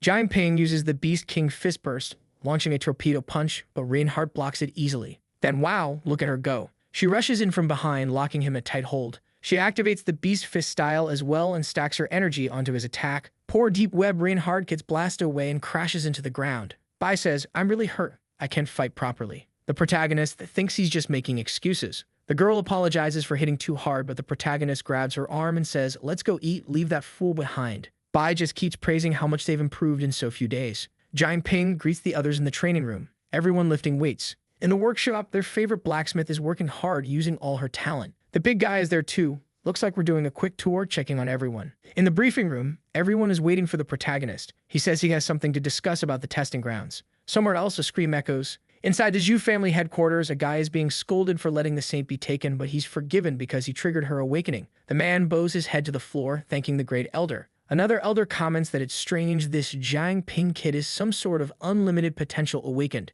Clearly, he's a threat. That guy smoking, the one with the dagger, yeah, that's Ma Bin, the traitor who stabbed the stone over dude. He used to be part of the investigation team and is behind everything. He says they've been monitoring every move, but another elder insists they're underestimating the enemy. Their biggest problem is the cursed sacred ancestral village. They must remember that the elders are the Zhu family's greatest trump card. The eldest elder gets irritated, saying they wasted countless resources for nothing. Another elder says it's fine, they now have a way to make that person serve the family. They only need the cooperation of their dear Jiang. One younger member says that the Blue family is pouring all their resources into this, and Zhu Jiang is the one receiving all the investment. Then one of the women speaks, saying what they really need is the key to the Forbidden Zone. That shocks the other elders. They whisper among themselves, then a red feather appears. They all agree it's their only option. The elder sends the feather toward her, authorizing her to execute the plan. Flames appear and Xu Hongfang declares she won't disappoint. Cut to somewhere deep within Pearl City. Hongfang and Yuan Long are walking together. Yuan Long, the big-jawed guy, says she's always talking about reviving the family but can't even keep an eye on one kid. She replies by asking who besides her or his uncle could possibly control that boy. After all, he himself was the one who protected that idiot when he triggered a celestial thunder trap that killed countless people. They reach the forbidden grounds of the Zhu family. Yuan Long says it doesn't look like much, but Hongfang says that's because he's never been here. The door begins to open and inside sits the skeleton of the first divine sunbird. Yuan Long doesn't understand why they hide the creature's remains here. She explains that finding Jiang is the most important task. She tells whoever is hiding to come out. Yuan Long crouches down and sees a coin. Hongfang says it seems like the boy was around here. But then plot twist. Yuan Long stands up and tells her to stop pretending. She knows perfectly well the boy isn't there. She claps her hands and says that now she understands why he's one of the family's best. Then she reveals her goal, becoming the true sunbird. Yuan Long, confused, tells her to explain what she means. Han Fang explains that the Zhu family has many methods for controlling and domesticating beasts, and she discovered how to transfer the divine bird's power to another living being. Yuan Long activates his power, saying it sounds tempting, but what's the price? Does she really think he'd sacrifice himself for this? In an instant, people appear from all directions, and he realizes the plan is to use him as fuel to resurrect the creature. The first assassin charges toward him, but Yuan Long blocks the attack, grabs the spear, and punches the man away. Honestly, they don't even need the protagonist here. The Zhu family is killing each other just fine. Then Chains appears, suppressing his power, and two more attackers strike from behind. He says it won't work. He releases a shockwave and sends everyone flying. He looks at Han Fang and asks, "Is that all you've got?" But suddenly, a grotesque face forms right in the middle of his chest. At the exact moment he feels that strange sensation, he realizes it's Joyang's puppet control power. He understands immediately that it must be connected to that coin he found earlier. Han Fang orders all the assassins to begin the ritual. Yuan Long is shouting, demanding to know why those bastards are stabbing him in the back like this. He screams Zhu Jiang's name, and then a massive explosion erupts. The blast is so strong that even the meeting room where the protagonist and his group are gathered starts shaking. After the small tremor shook the trees, out of nowhere a few fools showed up carrying some stretchers. Manny was organizing everything there, and everyone realized that a normal earthquake wouldn't be shaking the whole base like that. A guy from the squad said he had checked everything, and that they should leave, but the protagonist wanted to know where the Zhao brothers were. Apparently, no one knew where they were, and he immediately volunteered to be the one to search for them. Since he has those water body abilities to survive, he said it would be easy to escape. Stacey looked a bit unsure and explained that they had been sensing the presence of two high-level awakened ones. Poor thing, without her glasses, she looks pretty bad. Put them back on, girl. And she was warning them about the collapse of a portal. The tree man said he would go with our guy, especially since it was now his creature's turn. Sissy said she understood, since there was no way to stop them, and with that the three of them rushed out. One of the men, however, was wondering why Sissy even wanted to save the Zhao brothers. The scene then shifted to that demonic kid from Joanne reading a book, asking why Uncle Yuan Long wasn't coming to play with him while looking at Fire Phoenix in the book. He told his parents that their family really was perfect. Nothing that kid says makes sense. Now it made sense. It was because his parents were actually puppets he had turned. That's why no one answered him. Meanwhile, Yuan Long was on the ground exhausted, being consumed by flames, while the beautiful Hong told him to stop fighting because the ritual was already complete. At that moment, he would become part of the divine skybird. One of the assassins wanted to know why they were doing this if they could just revive him earlier, and she explained that this was the only way to stop that damn Shubai. That man had enough power to rival even the kings. However, his resistance to mental powers was weak. If it weren't for the urgency, she would have chosen another plan. But she had spent 40 years refining that drop of blood, and there was no way she was losing this opportunity, especially with the risk of that Jiang Ping also reaching king level. If that happened, it would be the end of the Zhu family. With that, the bird finally began rising from the ashes and spread its wings, letting out a loud scream. The scene shifted to squad number 8, who were getting blasted by sunlight with the bird flying over everyone. Luai stared at it, wanting to know what it was, while Hufeng celebrated their success. From today on, for her, the Zhu family would rule everything. But the creature suddenly stomped down on everyone. She jumped in shock, and everything shattered. There was no way they died like a bunch of idiots, right? But the bird flew off right after. Meanwhile, the scene shifts to another part of the dungeon, where two brothers are trapped. Who are these crazy guys? I have no idea. But there's a huge boulder rolling toward them, about to crush them. When the protagonist shows up and stops it, he immediately tells the two old men to take the brothers away, and with that they manage to rescue them. But unfortunately, the whole place is now shaking, starting to crumble, and the protagonist seems to remember how he died in his past life. I don't know, there are some people down there under some rubble too. Then he hears someone calling his name and wakes up with the tree folk around him. Good lord, what is going on? Apparently, the kid was trembling and fainted. Now he realizes that with the base in this condition, reaching the portal was out of the question. The twins in the corner tell him to get out and not worry about them. The protagonist, however, tells them to shut up and warns them they're being kidnapped. Why are they acting like they're being rescued? Obviously because they're from the Zhao family, but I still don't understand what the protagonist is doing here. Then Changshen, the big tree man, says he can start digging a tunnel, but it will take about 2 days for them to get out. The protagonist, however, says they have to escape within half a day at most. He can leave at any moment with the pure water body ability, but the other two would end up dying. Shibaden speaks to our guy mentally, saying there's a unique wave of energy coming from the brothers, and tells him to absorb the two in front of him, that he'll gain a new power. What kind of talk is this about absorbing people? He apologizes to the brothers, saying he has no choice and needs their blood. One of them says he understands, cuts his wrist, and says, "Drink here." Oh boy. Jiang Ping, what is happening, kid? Missing your girlfriends, huh? But he thanks him, and at first he doesn't feel anything. But in the next moment, he's coughing up black blood, feeling the energy. The tree folk wonder what's wrong with that blood while the protagonist crouches until the omnivore ability activates. He actually awakens the Gem King ability. Meanwhile, outside, the phoenix is burning everything while the girls are putting up barriers. Sizay says they'll have to hold on until Jiang Ping gets there, but a man grabs her and tells her the portal had already closed. Jiang Ping had the water body ability. If he didn't appear, it meant everyone was already dead. And if they didn't leave now, they would also be trapped in this sea of flames. Top 10 friendships. One of them was dying to abandon him before, and now Sizay was finally convinced and said, "Fine, let's go." Thank God the rest of the team showed up to help because the protagonist would really have been abandoned. And wow, an insane fight is about to begin. Looks like the bird will take on everyone in the story. I was about to say, they're definitely going to get beaten. And in the next panel, I see everyone getting thrown back. Incredible. Wait, but hold on, something is rising from the ground. A tree creature, maybe? The gang popped up in the middle of everyone. The trees are already tanking the flames. The protagonist shows up too with the two brothers locked in a cage and explains he's exhausted because he drank the blood of one of the brothers. He shows Sizay and that the old king's blood managed to evolve his gem to king level. That let him strengthen the beasts he had contracted for 10 minutes.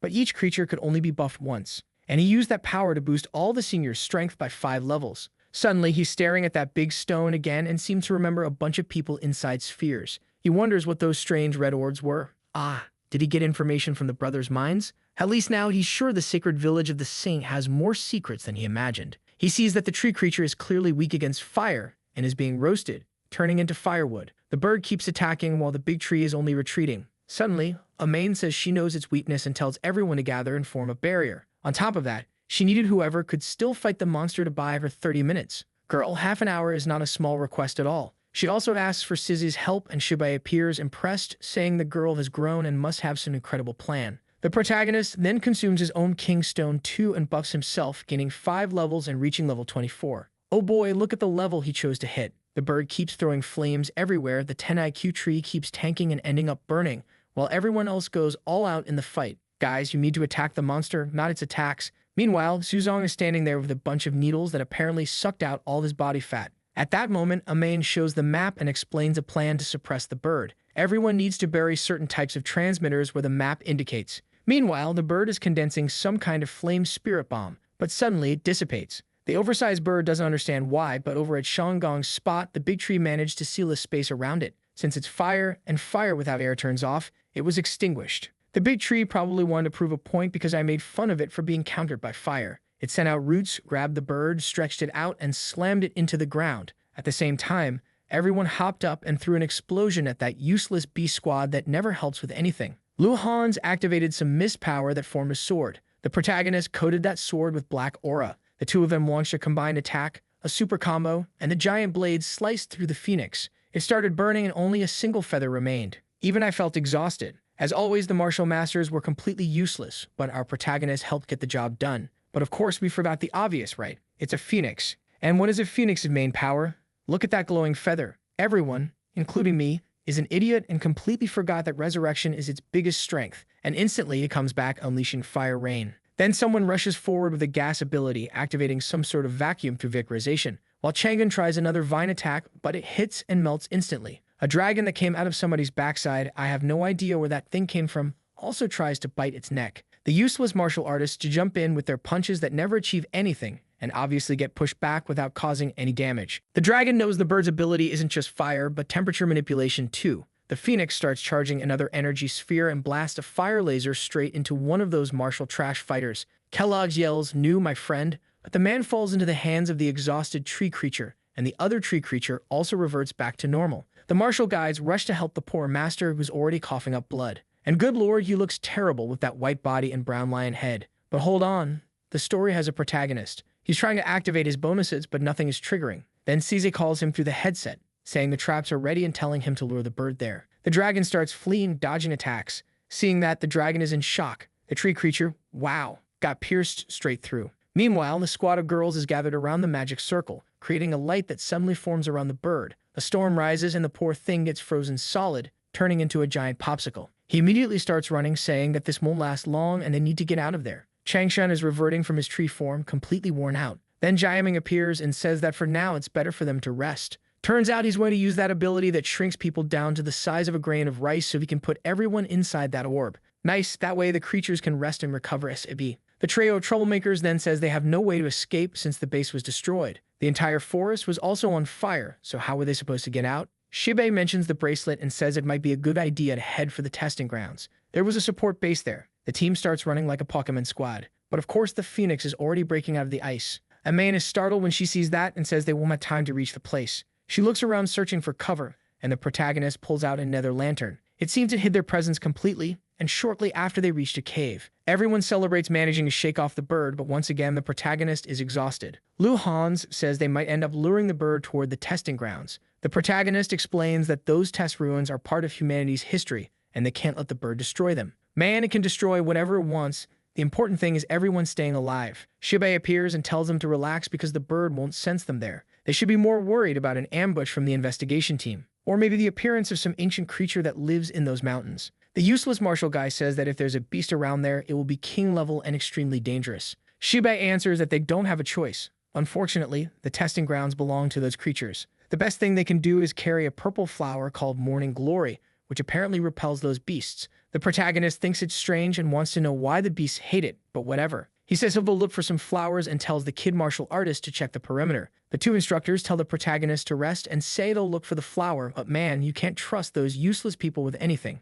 especially when the ice waifu says she'll go with him. The protagonist agrees, tells the chubby guy, give me some bear traps and whatever else, and drains his energy. And here we are in the forest with all the creatures drinking water. Suddenly, one of them gets caught by the paw and another nether creature appears. Apparently, it's the protagonist transformed. He's gone wild, he farmed 50 more. Yep, it's the protagonist. He farmed and already got meat for the day, throwing it over his shoulder. At that moment, CZ spots the Morning Glory, the flower they need, and the protagonist picks it up, still wondering why the beasts run from it. Suddenly, the plant blows a puff right in his face. Now it made sense. That thing stinks like crazy. The protagonist, now smelling awful, is still enjoying the moment with the waifu, who's fixing her hair all cute, saying, "Oh my god, these flowers are so beautiful. Girl, please, this thing reeks. You carry it." "Oh my god, you want me to carry that disgusting thing? Are you sure?" He says it in such a romantic way. The protagonist is standing there confused while the phoenix flies over the forest. "Come on, Phoenix, seriously? Are you really going to burn the whole forest like that? Killing all the animals?" Meanwhile, they're in the cave preparing dinner, cooking martial artist style with everyone munching on the protagonist's meat.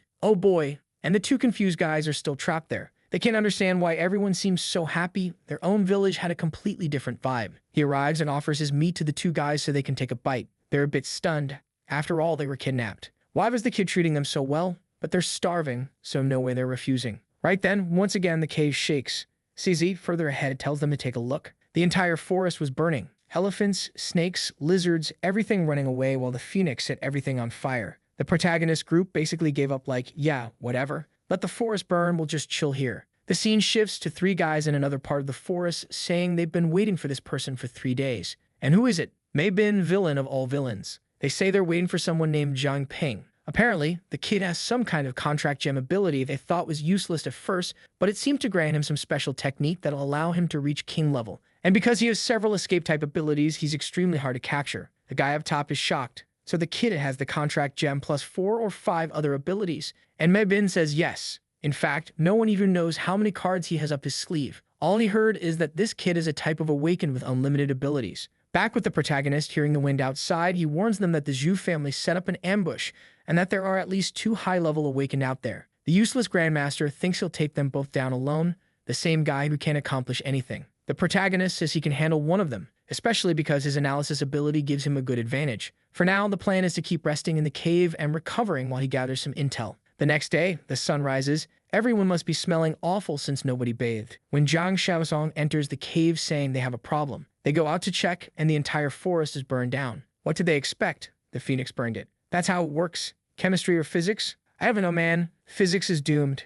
Now what? No idea. The protagonist is in shock. That cursed creature was smarter than he thought. With nothing left in front of them, as soon as they step out of the cave, they'll be in an open field, under sunlight exposed like someone hiding in the brush with no cover. Shibai appears and says the testing grounds he needs to reach are right ahead. Unfortunately, there's no way around it. They'll have to cross. He warns it'll take at least half a day to get from one side to the other. I mean, I could cross that in 15 minutes. What's going on? The protagonist pulls out that cheap lantern again, saying that with great power comes great responsibility. The useless old men say the kid is very philosophical, while the brothers inside the orb are clearly planning something. Or maybe they're just admiring that unnecessary Peter Parker quote. They remember how the protagonist saved them. The kid was starting to look like a god to them. Suddenly, they both rush out and throw themselves at his feet, saying they want to help him. One says his name is Zhao Yunlong, and the other also says he's willing to help. The team is confused. In theory, these guys belong to the Zhu family. Why are they suddenly offering help? And oh my god, they even said they're willing to swallow whatever the protagonist wants. referring to the gem. The protagonist looks at them like, I already told you, you fools. Why'd you change your minds? Explain. It's because you risked your life to save us. You're incredible. The protagonist gives them that stare. Get up, you idiots. Stand up. There's something more important you need to do, you know? But first tell me, how many innocent people have you killed? As if they were actually going to answer honestly, right? But one of the brothers says, never. I only killed villains. I'm basically a Marvel hero. I would never kill someone helpless, someone unemployed, someone vulnerable. The protagonist thinks for a moment. All right then, swallow this. And wow, they obey immediately. With that, the contract is formed with Zhao Yunlong and Zhao Yungo. Both swear eternal loyalty to the protagonist. Well, not like they have much choice now, those fools. Jiang Ping then tells them to hurry up and reveal what their plan was. They ask for a second, say they'll be right back, and run off. Everyone thinks these guys are out of their minds. Apparently, they really believe Jiang Ping was some kind of god. Zhang Shozhong wants to know, hey Zhang, did you use some kind of mind control ability on those kids? The protagonist says absolutely not. If he had that power, he would have used it on women. Bro, what are you doing? You trying to change the genre of the story? You can't just say something like that. And look at the guy in red already acting like a victim. Strangely, Zhang Xiaoxiang says it's no big deal because they're men. At least they're twins. Everyone stares at him confused by this insane preference of his. Suddenly, the ground starts cracking and the brothers show up again, now transformed like two cross-eyed giant lizards. That was a creature from the region that could dig tunnels for them. Jiang Shuzhong immediately understands they can use that to avoid a Zhu family ambush. Shibei, however, warns that this monster won't be able to go far enough to reach the king beast territory. The protagonist says it's fine. For now, they'll just go as far as they can. Inside the tunnel, after some time, they manage to cross through the underground section. Now, standing in front of a canyon, Shibei says this is the perfect place to be ambushed, meaning they'll finally need the morning glory flowers because beasts might start showing up. Cece starts handing them out to all the seniors, but warns that it's extremely dangerous, and only because beasts can appear, but also Zhu family elates. The protagonist agrees, saying it would be even worse if the birds showed up on top of all that. The old martial masters agree, saying Jiang Ping has a point. Even they would struggle. Someone really needs to tell those martial masters that they are the weakest ones here. They contribute absolutely nothing. The protagonist, glowing with aura, says, relax, I got a plan. First, all the injured and unfit members will head to the nearest refuge while the rest continue from there. He's laying out this whole plan. Meanwhile, the strange crow is watching them and transmitting information to some purple-haired woman. And now Cursed Mei Bin knows everything. He says he's surprised those idiots actually survived the sunbird. But it doesn't matter. Their luck is running out. The next group about to get thrashed by the protagonist was already on the way. I might have jinxed the boys' survival. Just from saying that, now they're doomed. They're walking through the forest when suddenly I don't even know, some vampire bears appear and bats fall from the trees. The Grand Martial Master stares them down, dodges, and lands a punch so hard the creature shrinks and scurries away. Except that thing was actually a mutant bear hamster. It looked huge, but in reality it was tiny. He tells everyone to look. The ancestral beast of the mountain was right ahead. It was partly fused with the mountain, so you couldn't even tell if it was actually there. Where was it? Half invisible, apparently. At the same time they notice this, Jiang Ping also senses that a spy is nearby. He warns the Grand Martial Master, who immediately strikes and knocks the man off balance. Our protagonist then jumps in with a sighted strike and slices him clean in half. Damn, protagonist, what was that? I thought you were going to get some information. You just killed him instantly out of nowhere. The system then notifies him that he accumulated 10,000 nether points and now has an intermediate nether body. According to him, he has a 10,000% power buff. The woman beside Medbin says, we're screwed, that guy died. Medbin replies, looks like they found us. They're trying to provoke us. Santi, get up there and give them a taste of that medicine. Oh boy, the guy really went completely insane. He throws a Zeus-level lightning bolt at the whole group. The protagonist simply turns around and asks if another cannon fodder arrived. He summons a nether barrier, blocks it effortlessly, and the attack dissolves. Sandy lands in front of them, but all the motivation drains out of him. He's in complete shock. How could that brat block his attack with just a wave of the hand? This kid with unlimited abilities really was some kind of natural abomination that needed to be eliminated. Medbin tells his group that this is exactly why they cannot allow him to grow any stronger. Even the elders are shocked. They recognize Medbin and know he wields the black blade. The protagonist turns to his group and says, all right guys, I'll take one. The useless martial masters can deal with the other one, and the rest of you handle the straightforward brawl. The group activates their abilities. All right then, time to fight. Medbin says it's a shame someone with unlimited awakening showed up and turned out to be this stupid. He orders the girl to summon the sunbird immediately and charges forward, yelling that Jiang Ping has to die today. And here we go, a squad-on-squad real fight. Face to face, the protagonist blocks the first strike while Medbin sends out a slash, and the girl in the back starts activating the phoenix. She chants some incantation about destroying the heavens and burning everything in flames, flips around with acrobatics, and the phoenix emerges. Medbin laughs in front of the protagonist. who suddenly stretches his blade and pushes everyone back. CZ asks why the sunbird is appearing again, and right on cue, the cursed thing charges a giant fireball like a Genkidama. The protagonist warns them to be careful, but it's too late. Fire rain falls on everyone. He stretches his body, looks around, and wonders why those other guys weren't joining the fight. Then he decides to pull all of them into the brawl, dragging the entire enemy squad into the chaos as he rushes forward. Mei Bin thinks he's ridiculously bold, a reckless idiot. But just as Mei Bin swings, the protagonist activates the pure water body and disappears. The attack meant for him hits Mei Bin's own ally instead. Meanwhile, the protagonist slips away like a drop of liquid. Mei Bin shouts for the kid to give up. That sacred beast belonged to the Zhao family, and this was the day he would die. The protagonist dodges again and says it's time for plan B. He pulls out the king gem and starts buffing all the tree creatures.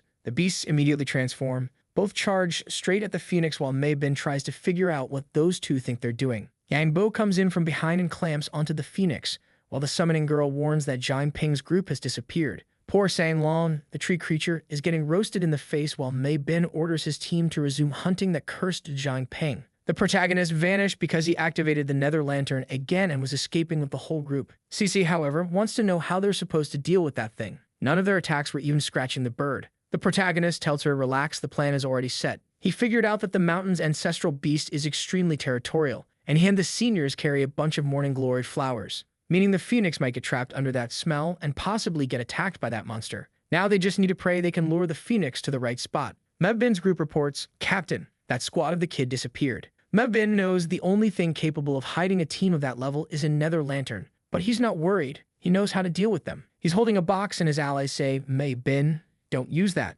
It's dangerous. Your body will explode. But he stares them down and says they shouldn't worry about him. The danger of him dying was nothing compared to the danger of Zhang Ping escaping. He throws the big pill into his mouth and starts agonizing in pain. Something bulges out of his stomach with an aura, his eyes change colors, power surges everywhere, even little worm-like things start crawling out. He says that even if those pests hid themselves, their souls still leave a trace. He releases strange purple fogs and tells them to follow Zhang Ping's trail. Suddenly, those soul fragments reach the protagonist group. One slams into his chest trying to punch him, and he barely dodges. The useless martial master destroys another, but because of that, Mei Bin's group finds their location. One enemy immediately fires a giant fireball followed by lightning strikes. The useless martial master manages to block it, but is shocked that even with his perfect body, he took damage. Then the girl unleashes a huge fire barrage, and it looks like the two of them are evaporated. But she freezes when she hears someone complimenting her power. The protagonist and the useless martial master had tanked the whole attack. She's stunned that her power did absolutely nothing. Suddenly, someone approaches from behind and tells them to deal with the other distractions.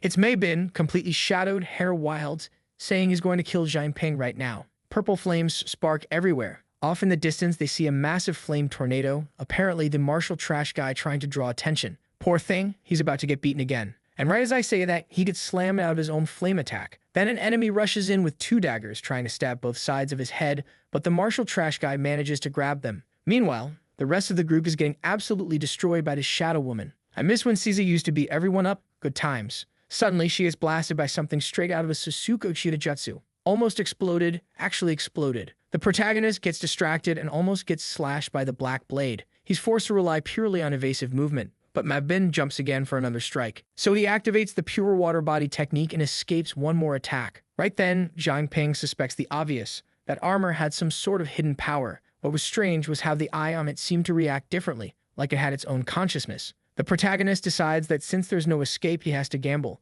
A purple energy barrier wraps around Mei Bin. After spending 200 nether to contain him, the protagonist throws out a random red gem. At the same moment, he activates Sizzy's water element and Mei Bin is pierced from all sides with water spears and nether energy. Then the protagonist flashes past him with the sight. He's moving so fast, even I can't follow. The combo was completely broken. The downside, he already spent a huge amount of nether energy. And apparently, the only thing he accomplished was giving Mei Bin a new haircut. Now the guy is bald with tentacles in his mouth. He keeps transforming, screaming Zhang Ping's name. An aura bursts open with a shadow appearing, and out of nowhere he hears Su Jingyo's voice. That girl from the beginning, his childhood friend calling out to him. In the same moment, his nether energy starts rising sharply. Now Zhang Ping is wondering if Mei Bin has anything to do with her disappearance. He charges forward, forming a shield as he heads toward Mei Bin, who is now completely purple, and activates Analysis. The ability creates a playback, and he sees a family gathered around a ritual circle. A child crying in the mother's arms, a man shouting that the garbage of the Azure family would not get away with what they'd done. But he gets stabbed instantly and thrown into a cauldron. Some people inform Mei Bin that everyone is in position, and he orders them to begin. Down below, the 4 people inside the pit recognize him as an investigation captain and ask what he's doing there, but it's too late. Edward Elric, Transmutation Circle. Hands rise from the ground, grabbing and dragging them downward, the victims being absorbed. Purple smoke fills the places they're engulfed, and a sinister eye appears along with the pentagram while Mei Bin seems to absorb the energy. That was the malevolent eye. Sealed with countless evil spirits, it could swallow any kind of hatred and negative energy, and the souls trapped inside, once innocent, become obsessed with vengeance. Back in the fight, Mei Bin is fully transformed with twisted hands sprouting from his back. The protagonist apologizes to the captain. Unfortunately, he has to change the original plan. He activates the King Gem and throws it straight into his mouth. This strengthens his contract and he applies the beast power to himself. He charges forward with the scythe toward Mei Bin, aiming at his head, but Mei Bin swats him away like a baseball. Mid-air, he's almost hit again by a laser, and before he can fall, the guy is already behind him with another strike. It looks like it would hit dead on, but the pure water body ability saves him again. That thing is completely broken. Anytime he messes up, he just activates water body and he's safe. But now he adds an extra buff to the nether scythe, costing 500 nether, boosting its power by 50 times. A rotating gyroscope of energy manifests behind Mei Bin, slicing some part of him, whatever that was. Now it makes sense. With the King Gem's buff activated, he can use 2 abilities at once. The problem is that Mei Bin keeps expanding his aura like he's still evolving. Or maybe not, because now he's on his knees losing control. The protagonist burns even more nether and uses Fire Devourer. He summons the mist flame toward Mei Bin and rips the eye of his chest. That defeats the malevolent eye, apparently granting so much experience that he jumps straight to level 20, officially becoming high-level awakened. At the same time, it seems that the King Gem will now permanently allow him to use 2 abilities at once, but on the downside, he can't absorb any more abilities. The protagonist appears thrilled, saying he definitely made the right choice. Meanwhile, Mei Bin is lying there with a crater in his chest. Oh my god, all that planning, all that effort, just to get ripped apart and die. Or not. He stands back up saying he's impressed by how strong the brat has become. But it doesn't matter. No one was leaving that place alive. He would let the malevolent eye lose complete control. The protagonist, however, is focused on finding Su Jinyo's soul. From the mist gathering in the sky, more energy rushes into the eye, which seems to begin repairing itself. Mei Bin warns that Jiang Ping will suffer the consequences, and at that moment, the girl's soul appears face to face with him. The group quickly notices something is wrong. The energy had shifted. A purple mist pierces through Jiang Ping's chest, but nothing happens. The way he saw it, nothing had happened. But in the next second, he found himself in a void, wondering where he was. Then he heard someone calling for help, a man on the ground being attacked by some kind of spiritual wolves that ran straight past him. The creatures kept going. The protagonist noticed they were souls, but at that moment he felt a violent pain in his heart. The man collapsed, and from what the protagonist understood, whenever that person's soul suffered, he suffered along with it. Meanwhile, the eye was floating, everyone corrupted, bodies broken in half, calling out to Jiang Ping, who was lying on the ground bleeding. Another soul passed right in front of him, and he realized it was a fox approaching none other than Su Jinyo herself. He ordered the creature to stop, but it was too late. She had already been devoured with a bite to the neck. The protagonist couldn't react at all. He screamed, trying to crawl toward her, and when he grabbed the fox's foot, his hand went straight through. Suddenly, he saw Su Jinyo standing right there, and now he was certain the old man had been right. She had used her ability to separate her soul from her body. He stepped closer and said that watching her own body be devoured like that must have been unbearably cruel. It was a shame he couldn't save her. He had found her soul, but there was nothing he could do. But then he noticed something. When he touched her body, his hand actually made contact with her skin. She was different from the others. Her soul hadn't disappeared, it had become a fallen soul. Probably because of her ability and the amount of power she had been forced to use to remain there. The eye appeared again, and Jiang Ping started realizing that the souls trapped here truly were connected to Mei Bin. Anyone trapped in that place had absolutely no way to escape. But this time, he had the King Gem. Apparently, he had a plan, but suddenly he was floating, surrounded by a swarm of souls being pulled toward a pentagram. The thing was devouring them, but he held on. Su Jinyo told him she was not dead yet. Some nether chains held him down, chains he had anchored into the ground, while he shouted for her not to forget the dream she once had. She wanted to join the city guards and protect their home. But the chains were starting to come apart. He told her to keep fighting because in every moment of difficulty, she had always been there. He managed to pull her closer and offered her the stone. She remembered that moment from the beginning when he offered her food. If she had awakened and eaten it back in chapter 1, in the very first scene, none of this would have happened. But now, fine, she took it and ate it. So Jinyo was then registered as a summoned beast, and the protagonist immediately ordered her to break free. Easy for him. She was released. Except now he was the one being dragged away. Good lord, here comes the drama. Everyone being sucked in. He said that at least now he could say goodbye without any regrets. Su Jinyo held his face and told the idiot not to give up. He laughed and said there was nothing he could do, but she simply grabbed him and yanked him out, throwing him onto the ground. Problem solved. What didn't this guy do to save the girl? He got up all crooked, not understanding how she managed to pull him out or why she was standing there with him like nothing happened. But strangely, his wounds healed instantly. So Jinyo explained that unlike everyone else, she'd been training her soul power since childhood because of her spiritual ability. So she managed to stay conscious the whole time, meaning her soul returned no matter how damaged it was. As strong as that formation was for an average person, for her it was nothing. And now that they were connected, he could also use a part of her ability to pull souls out of that place. The protagonist says that's fine. It's time to free everyone from that prison. The chains rise from the ground, reach the circles, and suddenly everything collapses. Back in the real world, Su Jingyo complains that he drained her soul energy again. This author clearly has a ghost girl obsession, and the protagonist tells her, "Hey, you asked me to pull everything at once, but I'm glad you're back. I've been waiting for you for a long time." And she's all happy too. Then the protagonist mentions the body he reconstructed for her before. It's already built. She's confused, wanting to know if he really carried that body with him this whole time. She remembers when he created it. She tried to fuse with it, but couldn't.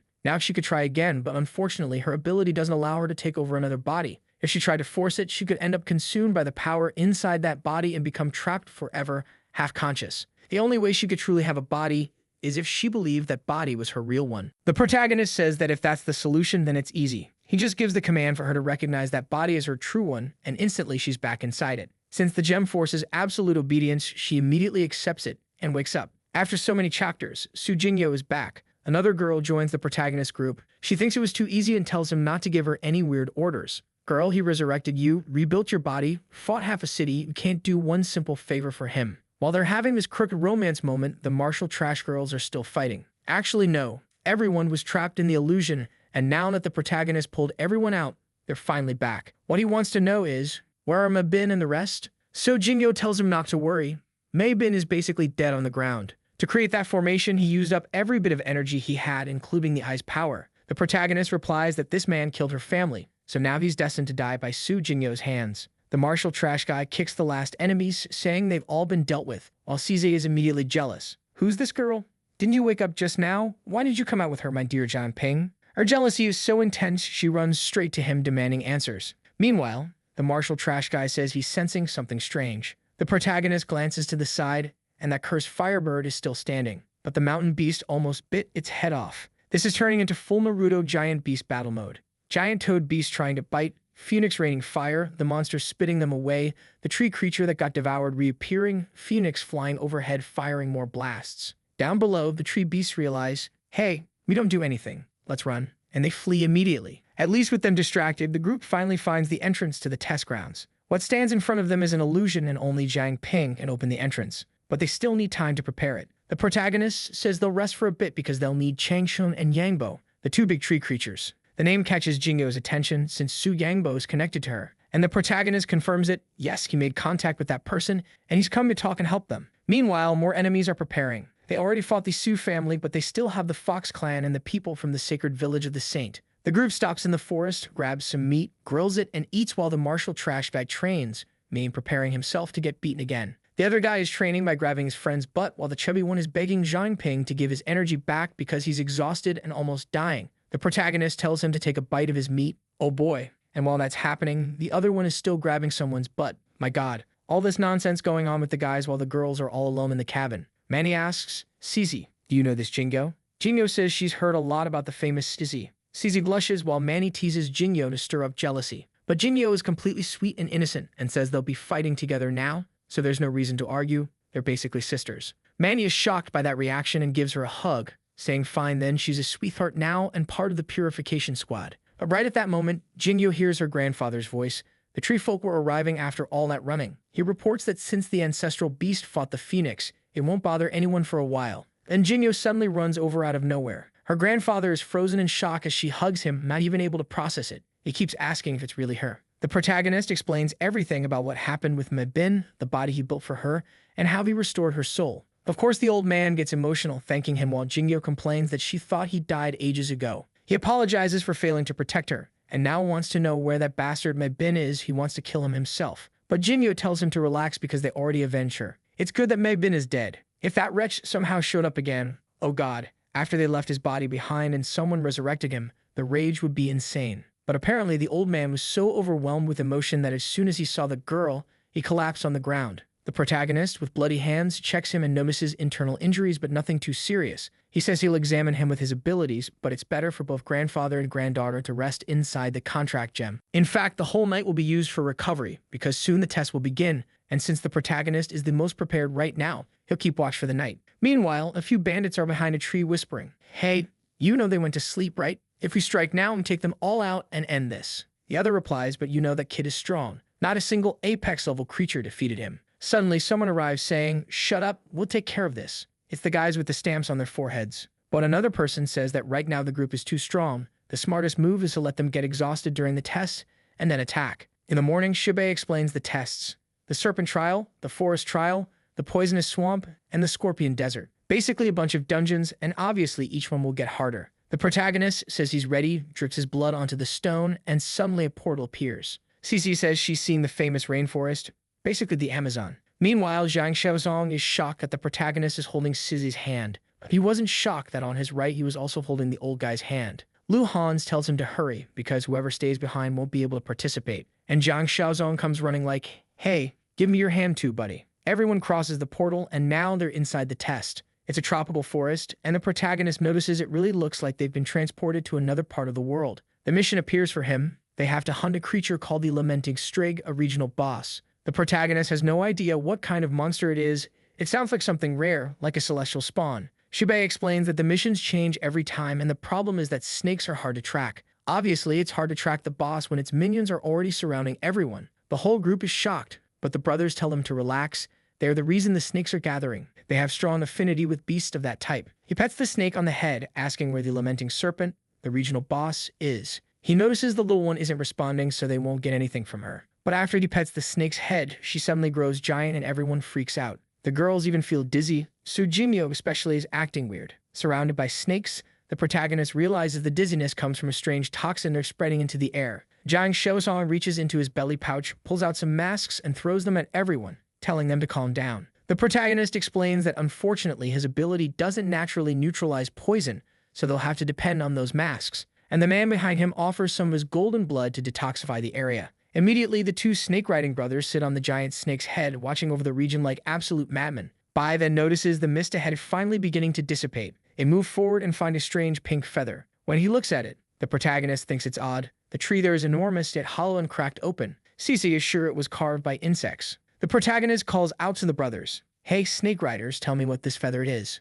The brothers say it belongs to a bird called a koi. Cece asks if he felt anything special from it, and he says it's too early to tell, but stores it in his ring. What they did notice was that the Eye of Sauron was watching them from inside the trunk. A bit later, the protagonist jumps into the air and catches a bird mid-flight. Cece sees some birds near a lake and freezes the entire area just to catch them. Why are they wiping out the entire bird population? I thought this was part of a plan, but no, they're literally just hunting for dinner. Later that night, they make a campfire. Zhang Xiaozong says it's cruel to kill birds like that, while stuffing his face with chicken. The group is chatting nonsense, but someone is watching from behind the trees. Zhang Ping has already noticed the presence and tells her to come out. Manny approaches awkwardly, asking what she's doing there. A complete stranger walks up and Manny acts friendly. "Girl, she could pull out a spear and killed you on the spot." But apparently she was hungry and followed the smell of the meat they were cooking. She introduces herself as Zhu. She belonged to the Zhuyan village and suddenly starts crying, saying everyone there must have been killed. The protagonist tells her to stay calm. They're there to solve the problem, so she should explain what happened. She says she had never seen a creature like that before. Two gullible brothers from the village went out hunting and returned with a young woman. And here comes the disaster. They said she would show them a wonderful place every morning, but suddenly, when everyone stopped to rest, she was knocked out by some fruit and everyone else collapsed unconscious. When she woke up, she saw the woman's true face, and good lord, the monster was hideous. Apparently, she had the power to control minds, and the brothers were still there going, "Wow, she's beautiful." "What do you mean beautiful?" She looked like a grown man in disguise. Zhu managed to resist the effect, escaped the village, and now ended up with them. Su Jinyo immediately says she can probably see through that creature's disguise. The problem is that if the monster really has a sound that puts people into a trance, this might be difficult to deal with. The protagonist tells Zhu that tomorrow morning they'll go there and she will lead the way. So the next day, they arrive at the Zhuyan village. Zhu runs ahead shouting, "Mom, I brought the warriors." Cece finds it strange that no one is around. And Zhu immediately starts wondering if everyone was eaten by that ugly creature. Suddenly, she sprints off, saying she needs to find her family, while everyone tells her to slow down.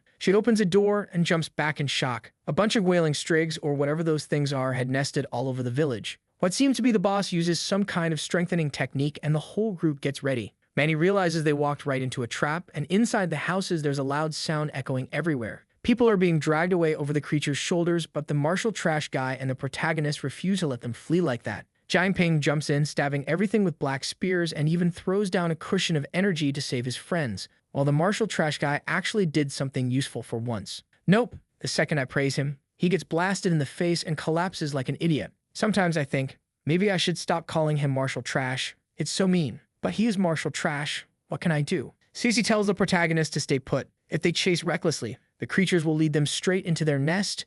These things are ambushers. But one of the brothers, sitting on the giant snake's head, tells them to relax. These are the birds the serpents reported. They're Kui birds. The protagonist decides to analyze one. Mutated beast, wailing strig. Potential 2, level 29. Wow, ridiculously weak. The problem is that they have mental abilities, hard for normal people to deal with. The good part is that no mental attack works on him because of the contract gem. And these creatures seem to be capturing people alive, meaning there were probably some newborns or smaller beasts they needed to eliminate. Shubei then reveals that everyone in this place is part of the test, and that's why he advises the protagonist not to rush and to wait for the citizens to recover so they can move together. But the protagonist, being emotionally unstable, says that all these people are real to him. No, he just explained to you they're not real, they're part of the test. And he's standing there with that dramatic, "They're real to me, and I won't forgive these strigs" expression. The girls shout, "Jiang Ping, we're going with you. We're your idiots." And since I made fun of the brothers, the protagonist decides to prove he's tough too and climbs onto the giant snake.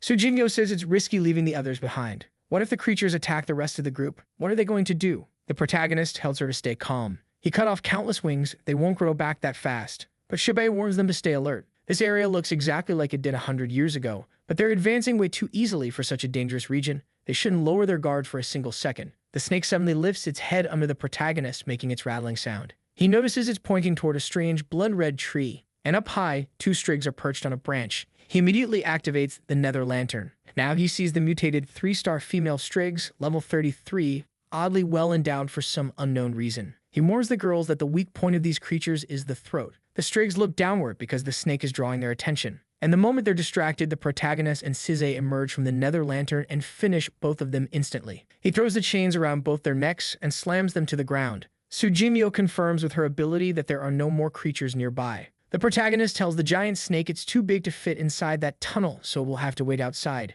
See? A huge snake isn't always a good thing. Sometimes you get left out of the fun. The protagonist and the group enter the dungeon while the big snake stays behind. One moment he's telling the girls to stay close and not wander off. The next moment he's walking ahead alone. Incredible. He lights up a fire spell to brighten the path. Then he hears a strange whisper carried by the wind. He spots a passage, does his COD player quick slide, and slips inside. And suddenly he's in a room full of cursed abomination babies. For the love of God, someone get rid of these ugly things immediately. Come on, protagonist. Burn everything. That's life. I thought he'd hesitate, but nope. He swings the scythe and slices the little creatures clean in half. What's this? He hesitates forever to kill Mebin and real enemies, but when it's baby demons, it takes him 1 second. He's a menace. Meanwhile, CZ sends a message saying they found the villagers. The bad news is, obviously, the whole thing was a trap. So Jimio uses her ability to create a barrier around Sizzy to stop the creature's sound attacks. But there are too many of them, and her mental shield won't last long. Suddenly, the sound stops, and one of the creatures appears right in front of her.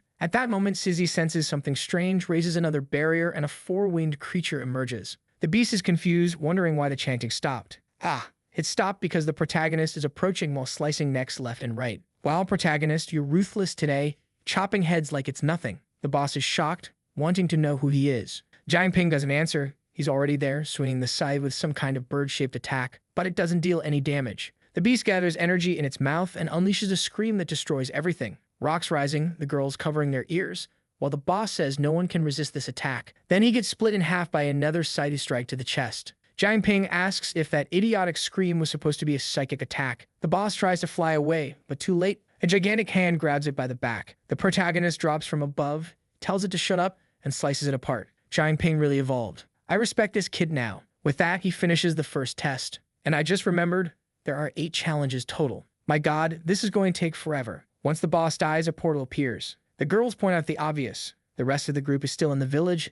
They need to go get the gangrene squad. Shubei explains they don't need to worry. The portal has no time limit. Back in Juyan village, the protagonist says goodbye to people who literally don't exist. They make drama. Thank you for saving us, even though we don't actually exist. The group gets emotional. Wow, we saved everyone. Since they kept everyone safe, they receive a bonus reward. The protagonist finds it strange that the boss knew his name, even though he never told anyone. Shibei appears to praise the boy, but the protagonist wants to know what that secret reward thing is. The old man is stunned that he even heard about that. He explains that a few awakened individuals who pass the tests can uncover hidden truths about the world. For example, when he discovered the evil behind the Zhu family, that was something he learned during his trial. However, he advises the boy not to reveal anything he discovers there to anyone and to head straight to the next trial. The protagonist says he understands, and then a portal opens in the middle of a swamp, throwing everyone straight into the water. Manny is soaked, calling for help, but she looks way too happy for someone asking to be rescued. Brilla rushes in to save her, tossing a water orb, while the protagonist asks if everyone's alright.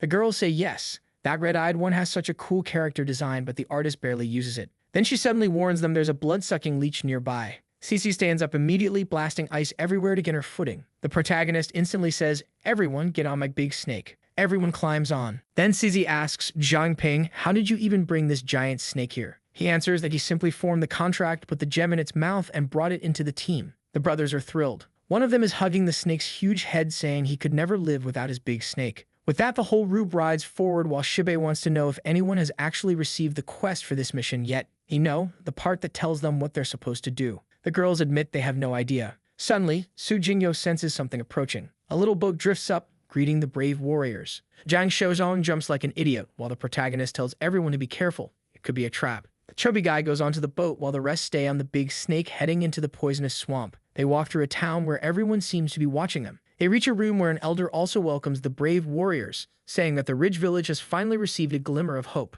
He introduces himself as Wai Zongbo, an elder of the village, welcoming them to this humble place and offering any hospitality they can provide. Shibei, speaking from the ring, asks what his relation is to Wai Xiang, and the old man explains that he was his great-great-grandfather. Makes sense. When Shibei did the trial long ago, it must have been a different elder. The old man then tells them the village legend. Whenever the people faced hardship, heroes would appear to bring hope. South of this region lay a black moon-chasing turtle. It had always been gentle and friendly, but recently it began acting aggressively. Villagers were being attacked and kept from crossing the waters. They needed the group to investigate why the turtle was behaving this way. The protagonist says he'll do his best, and the elder thanks him and offers them food. "Look at what we prepared for you. Heated sewage. Delicious. Everyone, eat and be happy." The protagonist analyzes it and sees it's definitely questionable food. Lu Hans offers to let Zhang Xiuchong eat double if he wants. He refuses immediately. The protagonist's analysis confirms it. Very questionable food, but technically safe. "I wouldn't eat that swamp sludge even if you paid me." Shibei explains that his mission long ago was to find a black turtle egg, probably related to this same creature. So Jingyo finds it interesting that in these missions, the villagers seem to influence the events instead of everything being pre-programmed. The protagonist wonders if maybe there's some kind of eternally looping zombies or something. But now he's confused. If they were zombies, why did the turtle grow? Why does the elder seem to be the grandson of the man from the previous test? It seems like they might actually be real. They decide to rest and discuss it more tomorrow. Outside, the elders stare at each other and mutter that they hope the sacrifices are fresh enough. The way I see it, the only ones who are always wide open on top of the big snake's head are those brothers right there. Look at him in front. Seriously, this kid is completely exposed. Zhang Shousong says, "This swamp is exactly like every place we go." But Sissy suddenly comments that this one is actually different. She can feel that the water here is much deeper than anywhere they've been before. She also says something is moving underneath, and out of nowhere something passes by and throws everyone off the snake. The protagonist activates his wings, and Luvens is there acting like a sword-surfing cultivator. The rest of the group falls onto the giant Titanic-sized block that Sizzy raises, saying she'll create more so they can get out of the water. But at the same time, something's wrapping around the snake. It looks like that rock Pokemon. Zhang Ping uses his analysis, but strangely, the creature suddenly vanishes. Even so, he can still sense something huge nearby, and he can still give commands. So he calls for his big brother and tells him to return to the contract gem immediately. So he calls the snake Big Brother. This guy really doesn't help himself. The protagonist knows that normally when a beast returns to the contract, it turns into a sort of ray of light. But something about this is off. Finally, that ray of light comes toward his gem, right when a huge water geyser is shooting upward or whatever that disaster is. Lu Han says, "Damn, that's the monster's true form." And then the Moonchaser appears, a giant turtle with a huge snake for a tail. The martial deadweight rushes in to show just how useless they are. He lands a full punch right on the snake's head while the protagonist is controlling the turtle with chains. The artist got carried away. How many stars does it have again? I'll have to count. Hold on. 13 little stars. It's about to hit on the right side. The protagonist is shocked that the creature has spatial abilities at the king level. He tells leader Jinbo to get out of there because he's useless. The guy turns around like, "What do you mean?" The next second, all three of them are trapped and in danger, and our boy has to save them. At the same time, an electrical explosion goes off in the water as Cyclone appears. The chains are loosening. What's even happening? Changchun, I think that's the tree guy, says he'll handle it.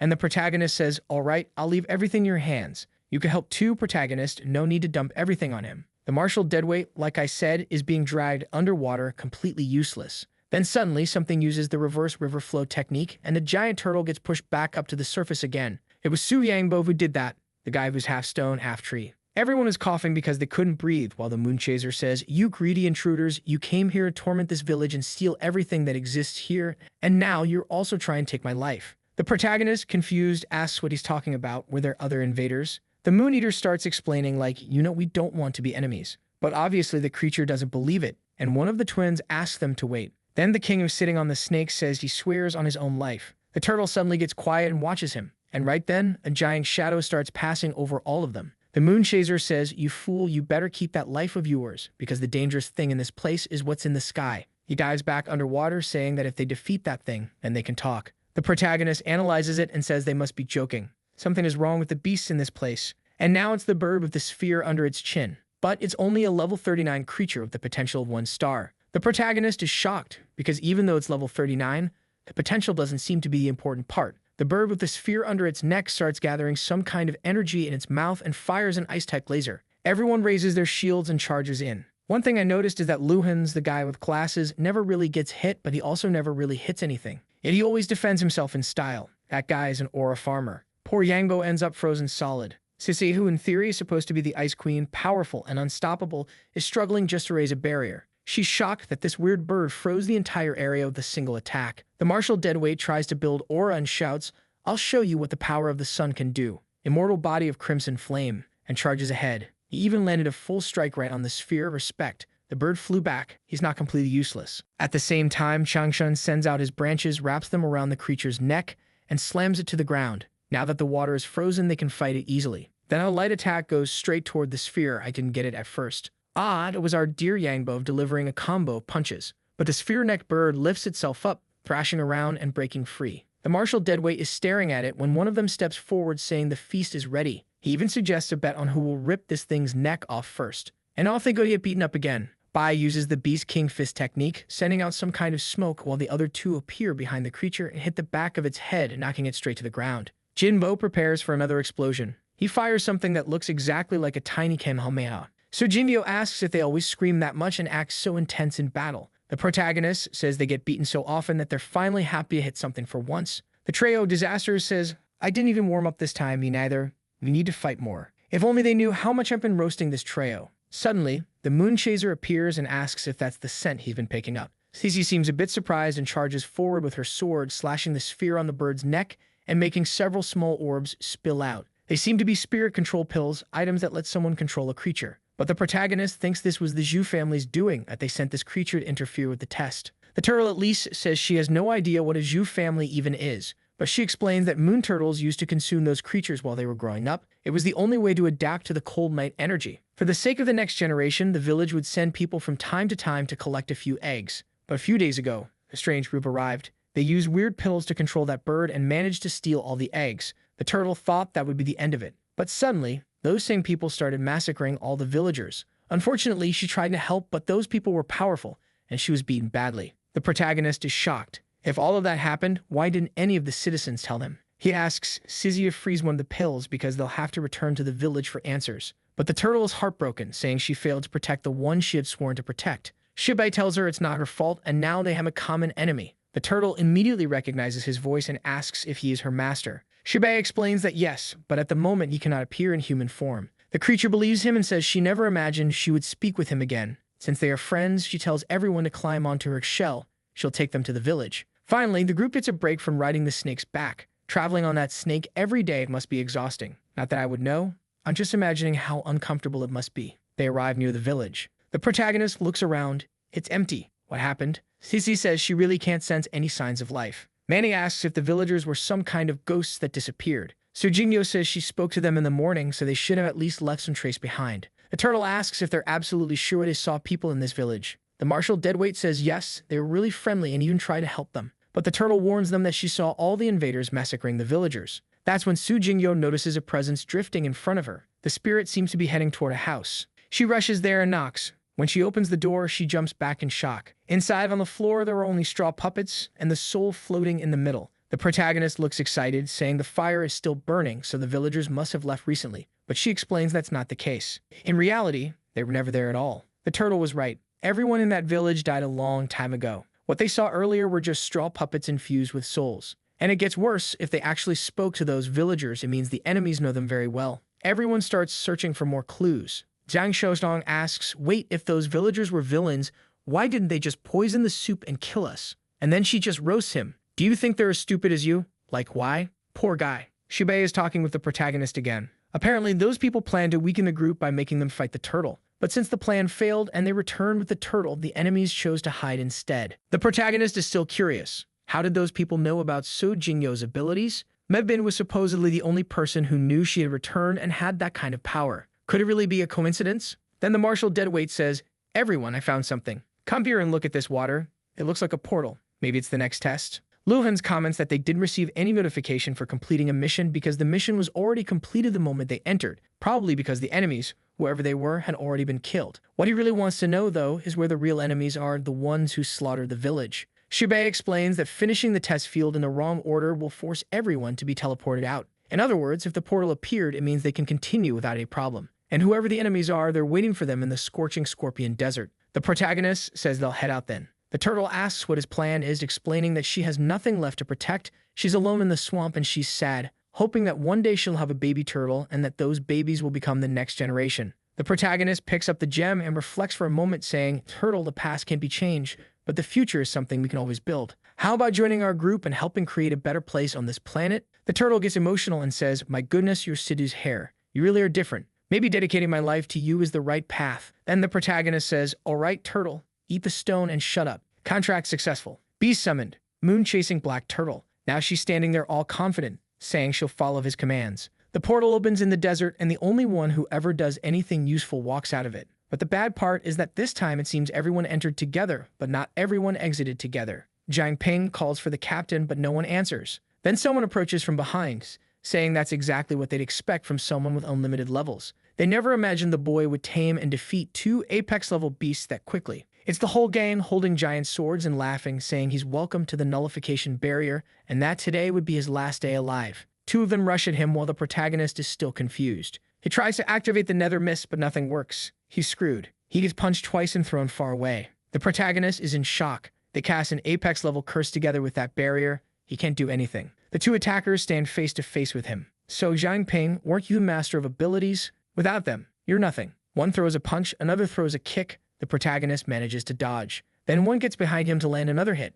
but somehow he also attacks from below, grabs the protagonist's chest, throws him upward. The protagonist lands, blocks, grabs the guy's arm, spins him around, pulls out a dagger and stabs him straight in the stomach, sending him crashing to the ground. But the protagonist notices the guy was way too happy about it. He quickly steps back, certain he stabbed that bastard's heart, but the guy reacts like nothing happened. And there's not a single drop of blood on the blade. It seems these people are just like the puppets from the village. The ones behind start talking. Fubo, how long do you think the fool is gonna last? Fubo says, if you want to bet something with me, I want that pretty scorpion you're raising. While they're making bets, the protagonist dodges and starts approaching the group of 4. He knows he has to take down the leader, but more hooded figures appear and he begins slipping through them. He dodges one, slips past another. Now he's face to face with the leader. The leader lunges in with a stab, but the protagonist dodges to the side, right as the big sword guy swings from behind. And the moment the protagonist's dagger touched that guy, he felt his nether ability return for a second. Looks like the secret to nullifying the barrier really is connected to those 2. And suddenly, the ones who were trying to kill the protagonist start running away. They're like, we're out,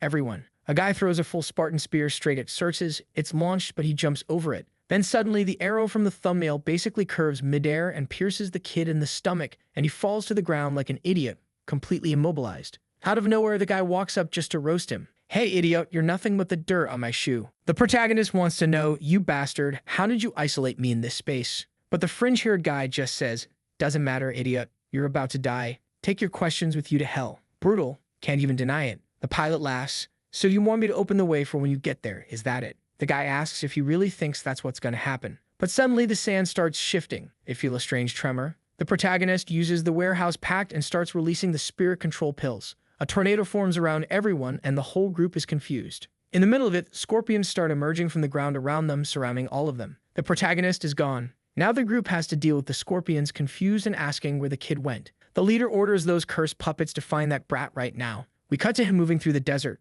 Later there will be wolves, plains, the peak that cuts the sky, and at this moment, Zhang Ping has a ridiculous number of stars. Next chapter. A scorpion crawls out of the ground, and the protagonist is inside it like a soul. Sneaky. He used the blood pact to take advantage and hide inside one of them. And not only that, for some reason, the pact was giving him a collective consciousness. He could see everything every scorpion could see. Perfect, because it was the ideal way for him to locate his entire squad. 30 minutes later, he's running.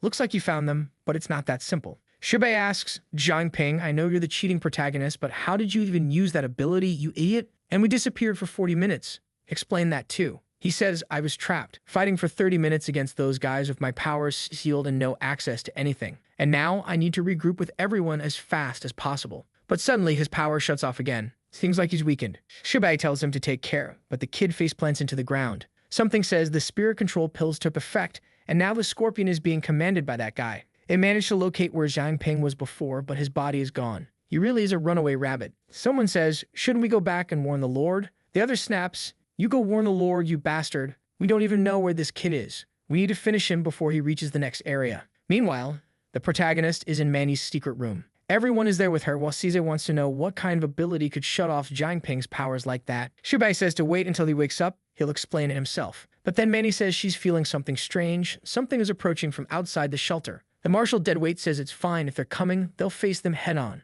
At least the martial deadweights know how to fight. If everyone's powers get cancelled, they're finally useful. Hopefully. Lumens, famous for a lot of style, little result tells them to calm down. No one knows how strong these people are. Sir Jingyo smiles and says, my god, Zhang Ping is waking up. The protagonist starts waking up. Where are we? My head is killing me. Manny says, we tried contacting you so many times, but you wouldn't answer. This desert really is brutal. He gets startled, still messed up in the head, remembers the enemies, but the girls tell him, take it easy, you just got back up. Calm down. But he's all crooked and says, these people are particularly dangerous, but strangely they don't bleed, and they cancel my abilities. And the power that suppressed my abilities was among their leaders. To test it, I used the spirit control pills, threw them on the ground, and attracted a bunch of scorpions. When they got distracted, I slipped out from behind. Alright then. Must be nice imagining there were 1,000 trees to hide behind. If you came out from behind with nothing around, everyone would clearly see you. But fine, it's Zhang Ping, the protagonist. And honestly, if he managed to cancel their power, you could say he activated Nether Lantern.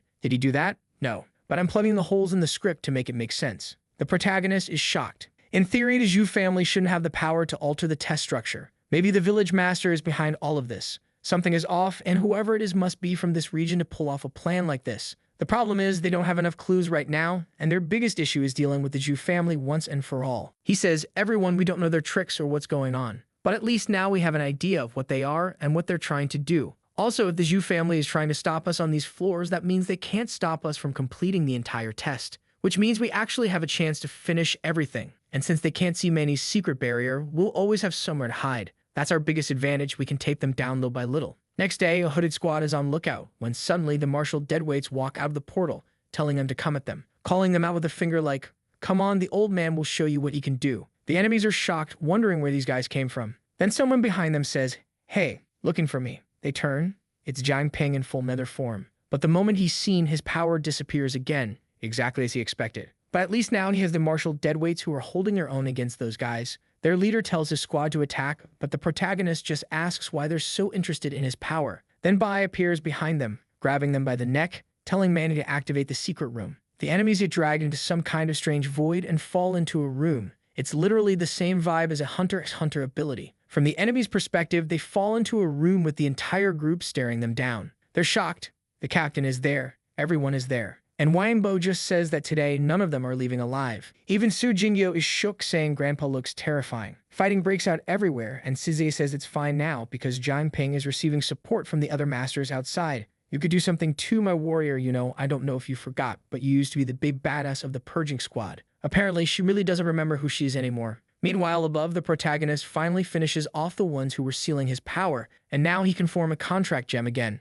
Perfect moment to test a new trick. He activates Death Scythe with an enchantment that lets him attack from long range. He activates Devouring Flame together with Nether Body. He imbues his scythe with both energies and slashes around him, sending a shockwave that tears everyone apart. The enemies try to run, but now that I roasted CZ, she actually started working. See how it goes, everyone? Just because I said she never does anything, she went and stabbed the guy in the stomach. That's right, Suze, you're hired. So Jingyo appears too, telling everyone to focus and finish those guys off. The protagonist activates the warehouse-packed gem while the martial masters dodge the attacks. One enemy approaches from behind, activating golden blood, and another one is going full Dragon Ball. He hits the guy with an uppercut Shoryuken, launching him into the air. But since they're half-spiritual, his attack does nothing, and the guy slams his sword into the ground.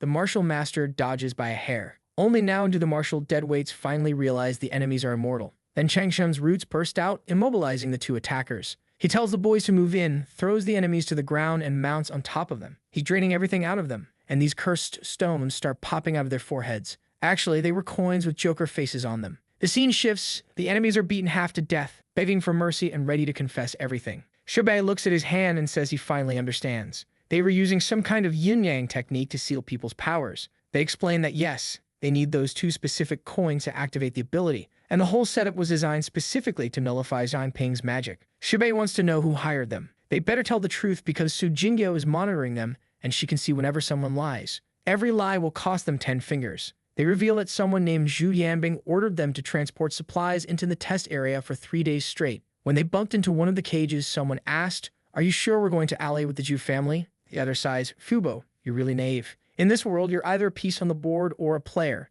And for people like us who were born pieces, we have no choice but to obey the powerful." His friend doesn't seem convinced, saying maybe this isn't a good idea. But the fringe-haired one asks, "Where's the contract?" The masked man stands silent. He says, "Hey, answer me." But the masked guy just turns, tells them to leave the items there, and disappears. Furious, one of them refuses to accept it. "You bastard, we risked our entire team to get this stuff. You think we're delivering pizza for you to walk away like that?" When he grabs the guy's shoulder to confront him, he's blasted backward by dark energy. The masked man turns and says he'll give them one last chance. They better vanish. Back in Manny's storage room, Shubei asks the protagonist if he managed to handle everyone outside. He says yes and wants to know if they found anything useful. For example, why the Zhu family wants the ghost foxes, what's actually going on. The two pathetic guys say, "Zhang Ping, we have no idea. We were just following orders here in the test field." Shubei steps in and says these useless guys are worthless. They have no decent information. But their heart-devouring ability is identical to the Celestial Fox's transformation ability. He wants to know where the person who took the foxes from the cage went.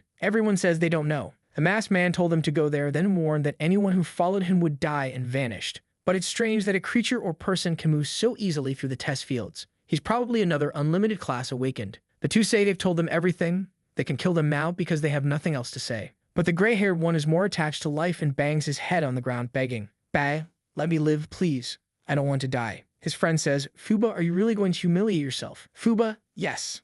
I'm not dying for free." Both start crying and the protagonist feels bad. If he were the same ruthless protagonist from 10 episodes ago, he would have already swum the site and ended both of them. He pulls out the gem and says, "You're going to follow my orders and swallow everything. Anyone who wants to stay alive had better prove their worth." The guys look at each other. Damn, this is worse than the Zhu family's judgment, isn't it? One of them asks, "You're saying that if I swallow all of it, you'll forgive me and let me live?" If that's the case, then he swallows everything on the spot. Scene shifts to the 4th field, the snow forest. Poor Zhang Shozong is suffering with his beard frozen stiff, while the guy who swallowed everything is trapped inside the contract gem. The system announces that in this mission, a massive horde will attack them and they must survive it. But immediately, Zhang Ping notices a strange castle up ahead. It's the White Steel City, and a resident comes out to greet them. As they walk through, Su Jingyo comments that it's been a long time since she saw a place built so well. The knight escorts them to a house and says it costs 10,000 per night, and heating is extra. The chubby one just wants to know how the prices here are worse than in a big city. They're supposed to be heroes coming to save the place.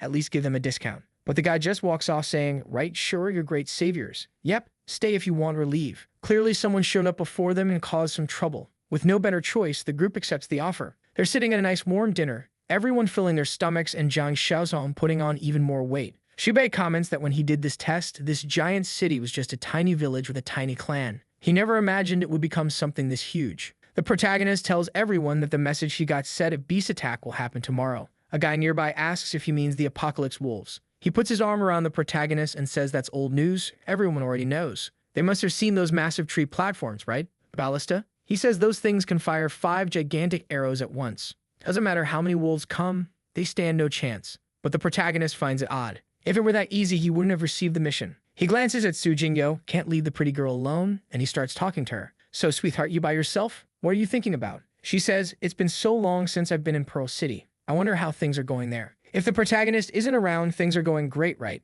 Everyone is rebuilding, carrying lumber, working nonstop. They're being scolded and insulted, sure, but they're rebuilding everything. In the center of the city, the foxes say the construction is almost done. Everyone now believes everything was caused by a natural disaster, and the remaining guards were already dealt with. The sleepy, lazy queen says it seems the pigs are already handled, but she wants to know where the rest of the trash they need to eliminate is. One of the foxes says they disappeared somehow. She also wants to know how they're going to handle the Zhu family. The good news is that all the citizens love her now. Lu Xiu gets up and tells her to stop worrying so much. The king is busy with Shibai, meaning the Zhu family won't accomplish anything, not even the saint. It's just a matter of time before those cursed people die to the Zhu family. And besides, she has everyone on a leash now, so there's nothing to worry about. But then one of the foxes reports that Huang Zimin lied to them. She says she doesn't care. That vice leader position is worthless anyway. And from now on, he's not lying anymore. Everyone has obviously been replaced by foxes. Someone comments that everything is going extremely well. One of the foxes tries to attack, demanding to know who's there, but Lu Xiu tells him to wait.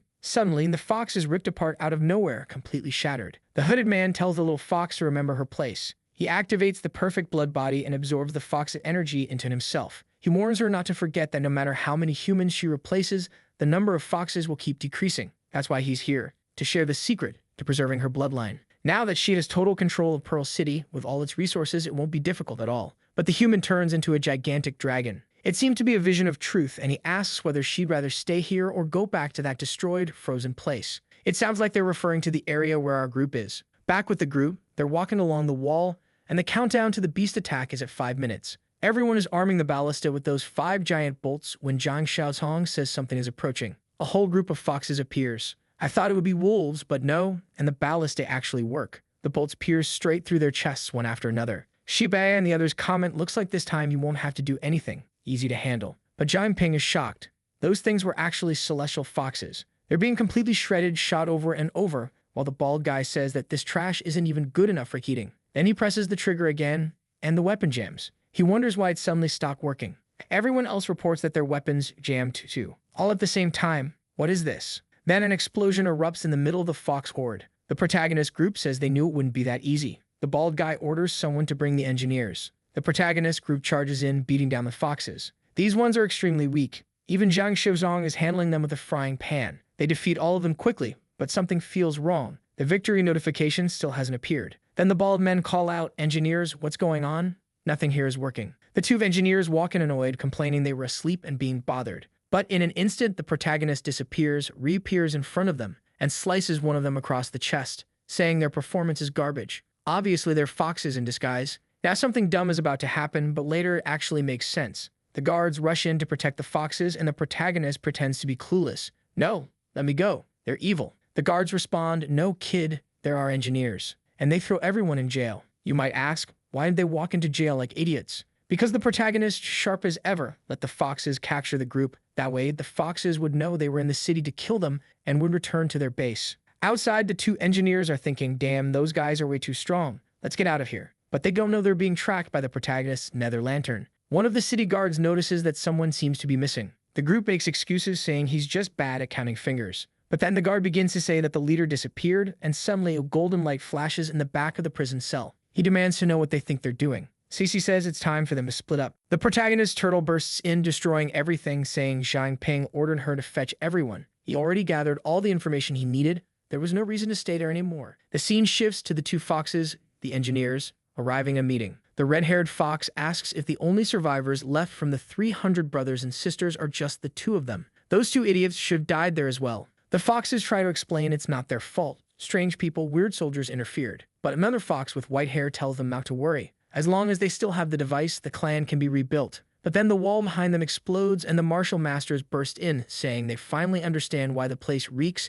It's full of filthy foxes. The foxes panic. What? We were followed? You idiots, you're unbelievably stupid. You brought the enemy right to the base. The protagonist shows up looking like death itself, wearing a mask and holding a scythe, saying that by his ancestors' will, he came today to clean up the trash. One of the foxes turns and asks who he is, but before she can finish, purple energy starts blasting everywhere and some are already dying. At the same time, the martial master says no one is escaping today and punches one fox so hard she explodes on the floor. The red-haired girl starts kicking everything in sight while Luhans sends his surfing sword flying. Everyone celebrates. The fox nest is cleared. The protagonist corners 2 foxes and demands to know if they're acting under orders from Princess Lui. They panic and say they have no idea what princess he's talking about. They were just born. The other one tells him to shut up, but Sizit already has her sword at their faces, asking if he really wants to resist. The fox replies that the Celestial Fox clan will never become slaves to humans. They're going to die anyway, so it doesn't matter. They lunge at her, saying they'd rather leave this world than reveal anything. The protagonist has no choice and slashes both of them, absorbing their nether. Cece celebrates, saying that at least this test felt more standard. The monsters attacked, they figured out the plan, and they wiped them out. But then the protagonist hears a strange sound coming from the crack he created with the scythe. Inside, there's a laboratory, and based on what's in the tube, he realizes they're manufacturing likes on this video that helps Mamoru make more juicy content for his viewers. Activate the cheeky little bell, and I'm out.